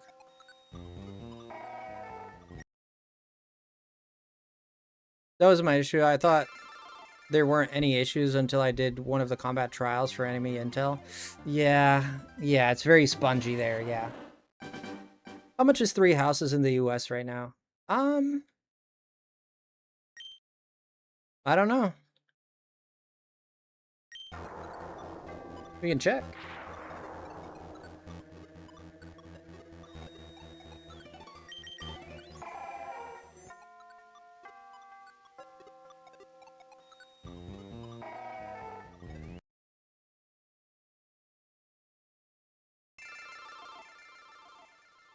Well, I could check. 3 houses. I don't know why everybody says that 3 houses. I can't imagine that this game is this good. I always feel like you guys are exaggerating. That's why I'm curious to play it.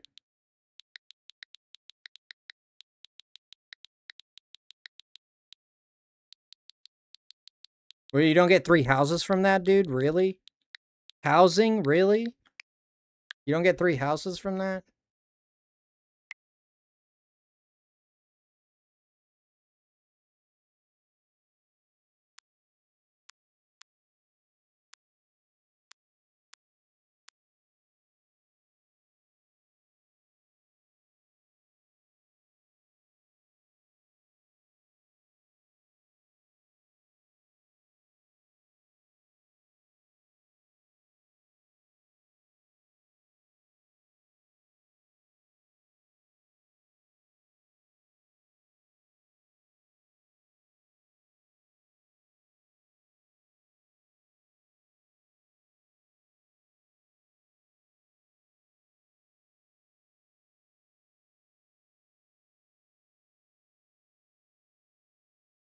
$42.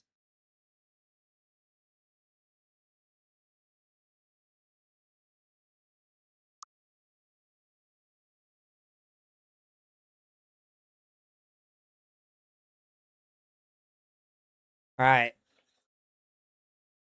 You guys swear by this game. You guys swear by this game. Tell me I'm gonna like. You guarantee me that I'm gonna like this game. Promise me that I'm gonna like this game. You guarantee to me that I'm gonna enjoy this game. I'll love it.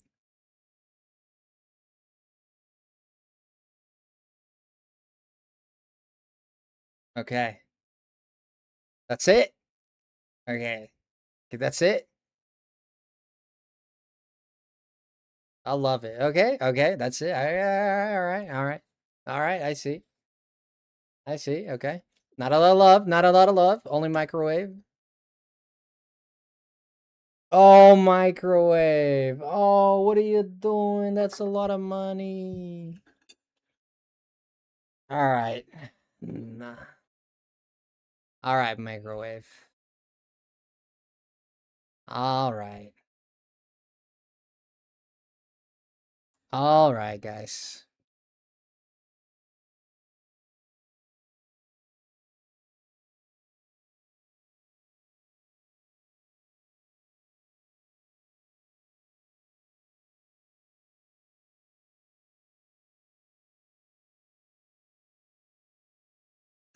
Thank you, microwave, so much for that. Thank you so much for that. Thank you for the 5, friend. That's a lot. Thank you so much.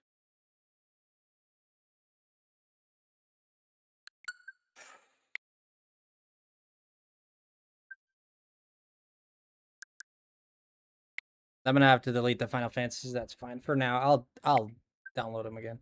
It doesn't take long. Thank you, microwave. I appreciate that a lot.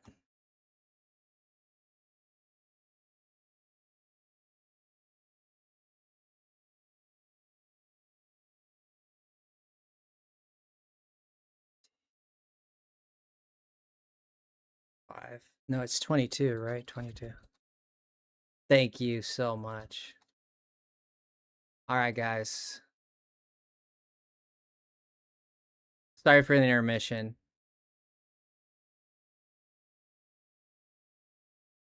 I played Engage. Yeah, I loved Engage. It's not as big as you'd like. Oh, you did enough, friend. That's a lot, friend. You're currently sitting at $12 in our competition. You're sitting at 12 in our competition. That's a lot. That's a lot. Thank you. I played Engage. Where's Joaquin? Where's Joaquin? How come Joaquin is not talking? I can't believe this guy. I can't believe this guy. I buy the game and he leaves. Can you believe this guy? Can you believe this guy?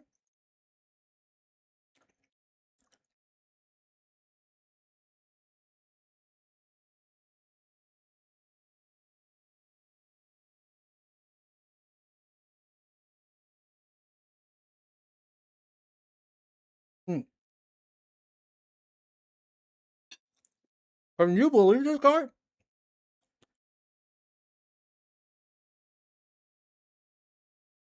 Hmm. Beautiful.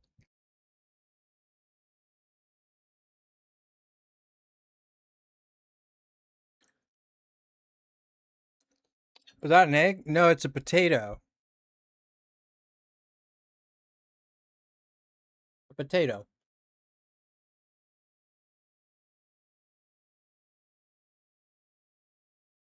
A big potato. It's a big potato. It's a baked potato. Chili Joaquin. I know. I buy the game, the guy leaves. Wow.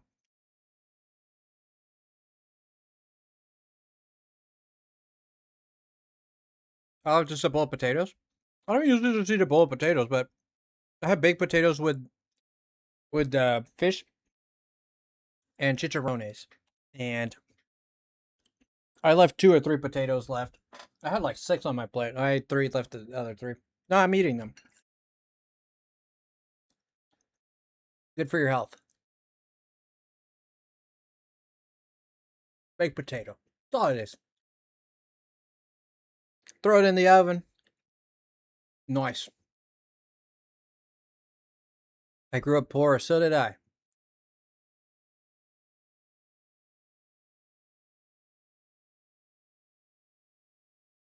What's your favorite poor people food? For me, it's tuna salad.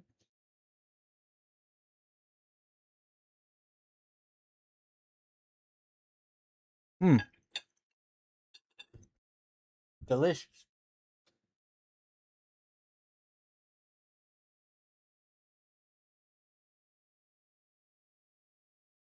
Yes, Lady Null, we've reset it 2,801 times.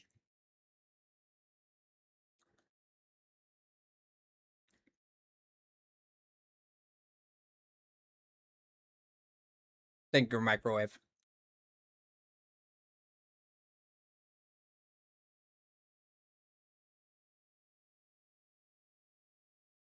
I know I talk about my husband all the time. Oh no. Talk about him as much as you like.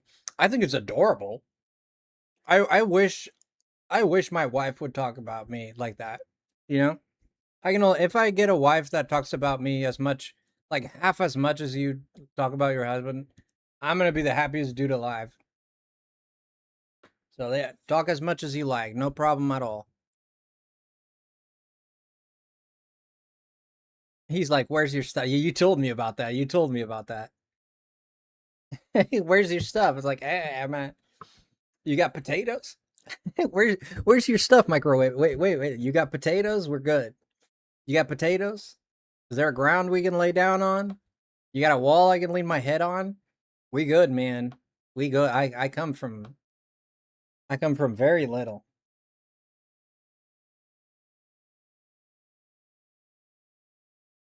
I never sleep on the ground, but like we had a bed. We'd have enough to for a bed and stuff. But I was never rich by any. I was never rich by any means. My dad had a good. My dad got paid pretty good, but we lived humble lives. And he, excuse me, He spent most of his money on other stuff anyway, so. My favorite poor people food, soup. You can get a soup pack on deal, like chicken, and freeze it after making up a batch. I mean, sure.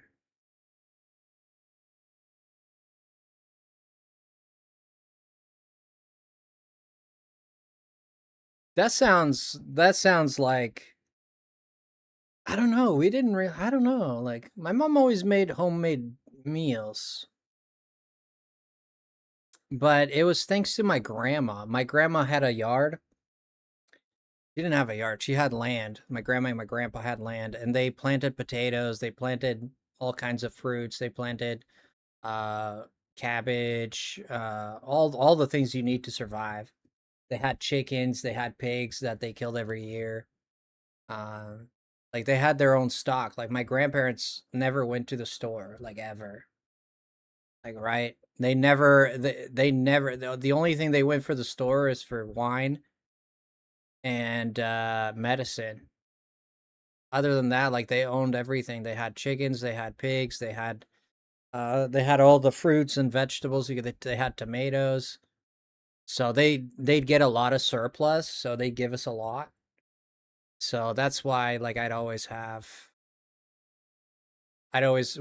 food at home even if my dad didn't buy anything cuz he was the bread maker, but my grandma would give us a lot of food that would last. She would give us like 3, 4 plastic bags full of potatoes that will last us like a month or two, maybe more than that.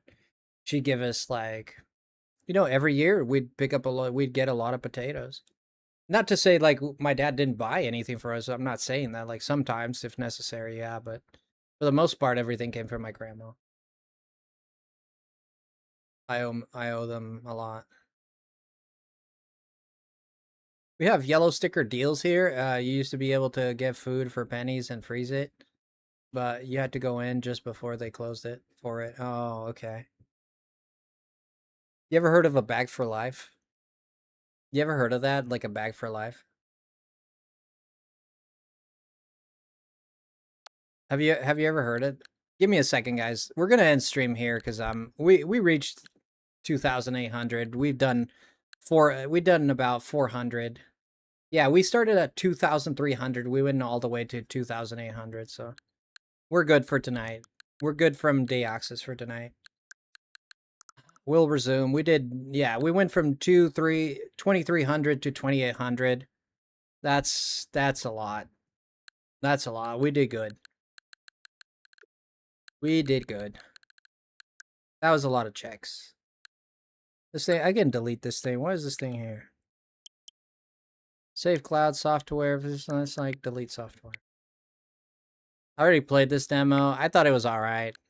I don't think it was different enough from the first one, from the N64 one, to even get me interested in it. So it's a what if. It's a whatever. Not what if. Whatever. It's a whatever. We have them here, but they just plastic bags that you meant to keep reusing for the economy. Yeah, but you had to go in just before they close it. I guess we're gonna be playing 3 houses in the channel. So I guess that's a thing now.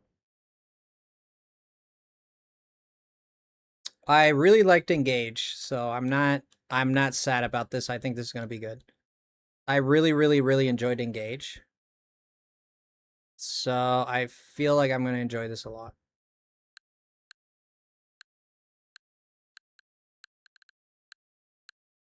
We're also doing the Adventures of Elliot, which I want to get back to. I gotta come up with a.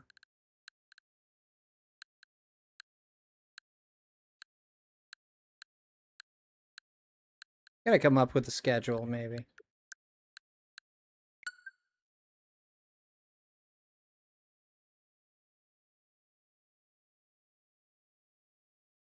Maybe I should come up. I've always been against doing a set schedule, because if I don't feel like playing that game that day that I set myself out a week before to play, and I'm like, now I don't want to play this, and I don't like that feeling, right? And then I'm forced to play it because I already said I was gonna play it. I don't have that in me, man. I'm an inspiration guy. Like, if I feel the inspiration, I go for it. But maybe I shouldn't just be an inspiration guy. Maybe I'm thinking, you know, brainstorming here. Maybe I should do it. Maybe it'll teach me a lesson I haven't learned. You know, there's maybe because I always do the same things, I never reach new heights. So maybe I should do something I'm not used to. Maybe I should try something I'm not quite fond of. See, maybe I'll grow as a person. Who knows? This might be a good thing for me, actually. I'll give it a shot. I'll give it a shot. If I don't like it, we'll stop it.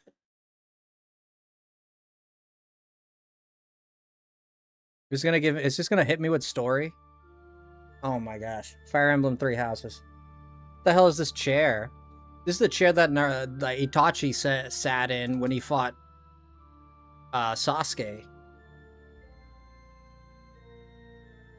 I agree, new schedule, Fire Emblem every day. I tell you what. Probably not gonna happen. Tell you what. I might really fall in love with this game. I have a feeling I will. But I don't think we're gonna play it every day. I agree, new schedule, Fire Emblem, yeah. Probably gonna do some... I gotta throw in some Pokemon in there.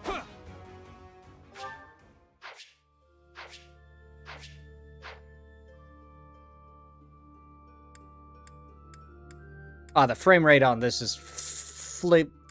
Oh, the frame rate on... Oh my god. Oh, Jesus Christ.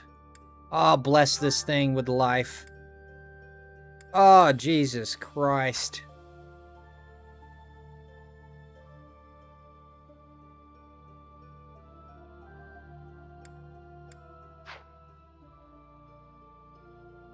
The frame data on this is horrible. The frame rate.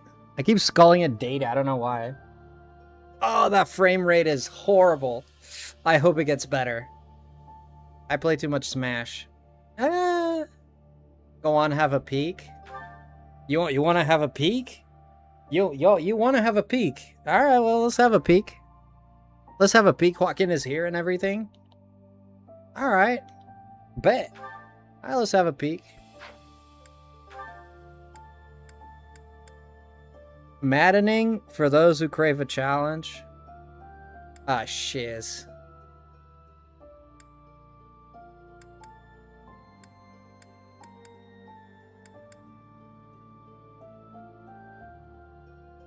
The music is gorgeous. I think I'm going with maddening. We're gonna be here for a while, aren't we? I think hard might be our go-to. Maddening, I think it's really the challenge. Like, it's unfair. Hard, it's difficult, but if you think it through, you might make it, right? I think maddening is really just it's just unfair so you can get a challenge out of it. Yeah, I think we're going hard.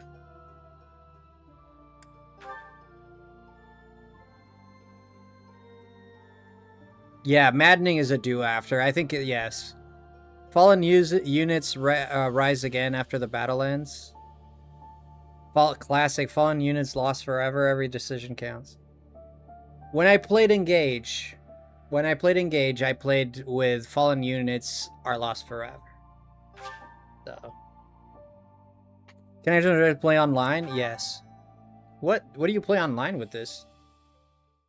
How happy are you, Joaquin? How happy are you? Imperial Year 91. Oh, shoot. Oh, no. Oh, shiz. Oh, that's a lot of motherfluffers. Frame rate is looking very bad. Horrible. Absolutely horrible. The animation is beautiful, but the frame rate is horrible. Oh!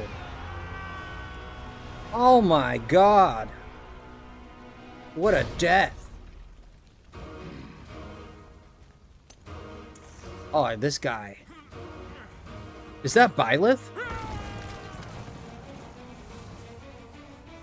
What the fudge?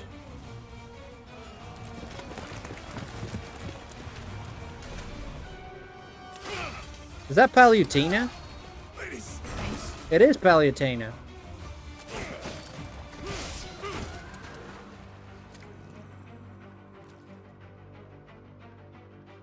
Are they enemies? Oh, these are the leaders of the 3 houses, aren't they? This is the red leader, the green leader, and then the blue dude's gonna show up, right? The blue dude's gonna show up any minute. That's Bilo's sword, by the way.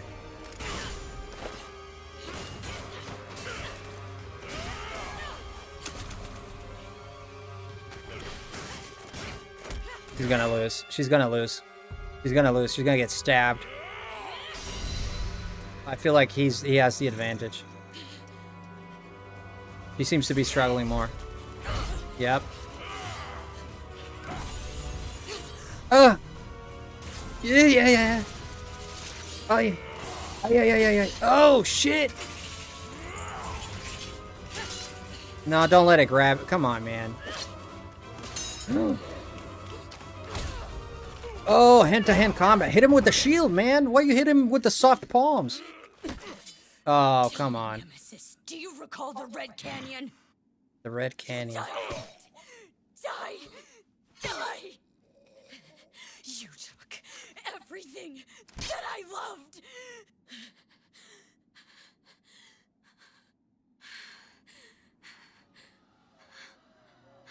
Oh my god. Did she really?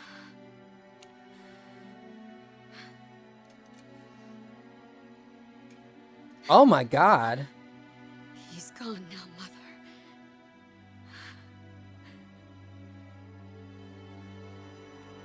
Holy shit.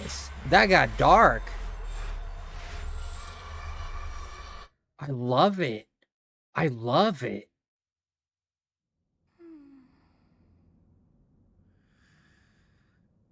A Nintendo game that is realistic? Who the fluff are you? Who the... Huh? What could have brought you here? $42? Eh. I wonder how you got in here. Huh.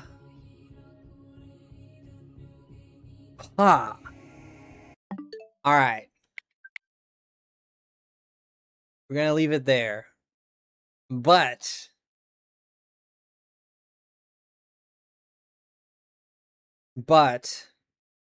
we'll continue it, okay? We're gonna leave it there. But we'll continue. If you want to see the rest, be here for the next stream. Be here for the next stream and you'll see it, okay?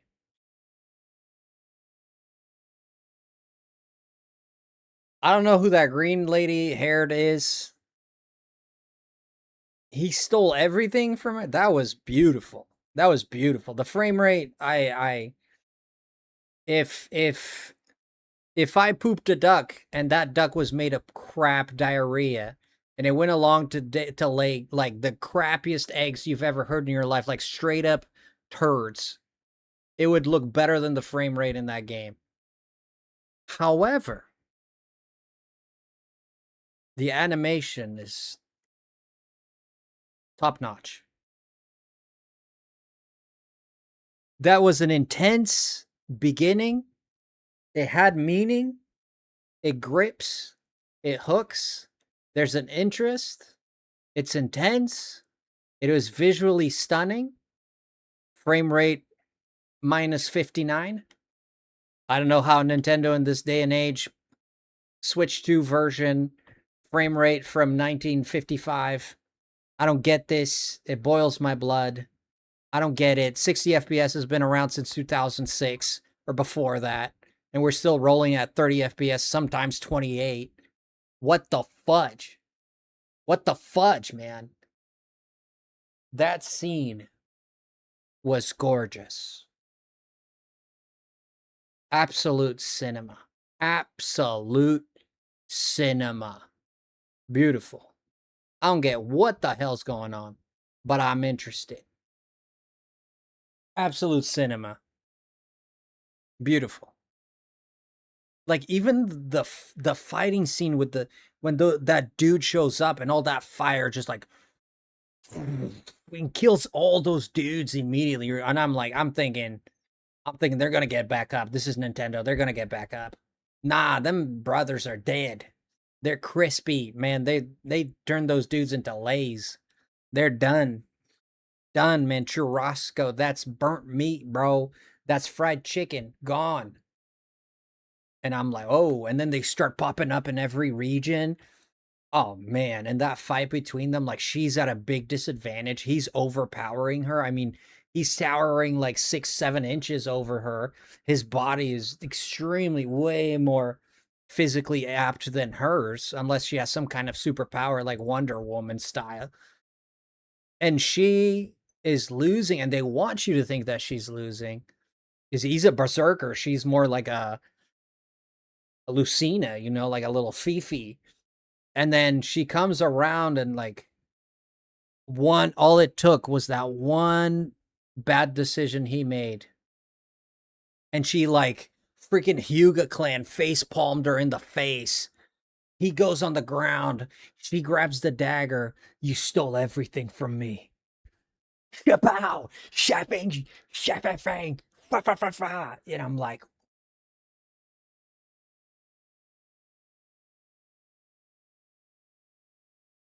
well, I guess he really did steal everything from you. God damn.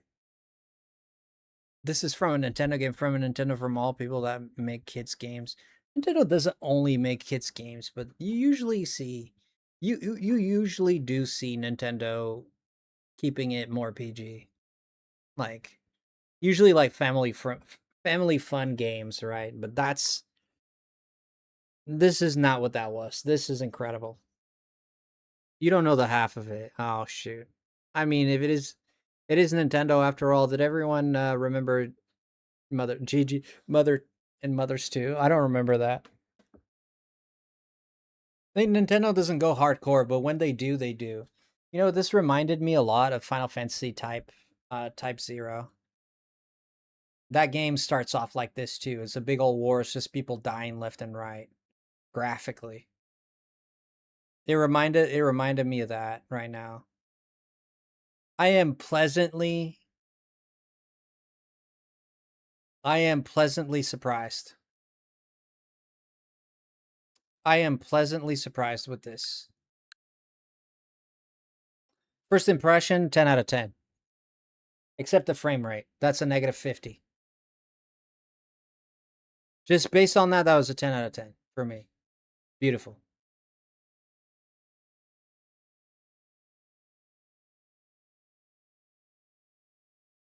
Well, we still have the whole game to go, Microwave, so don't get too happy.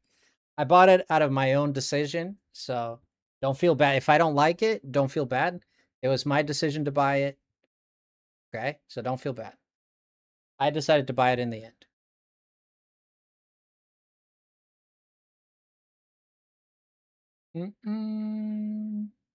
You'll like it? I have a feeling I will.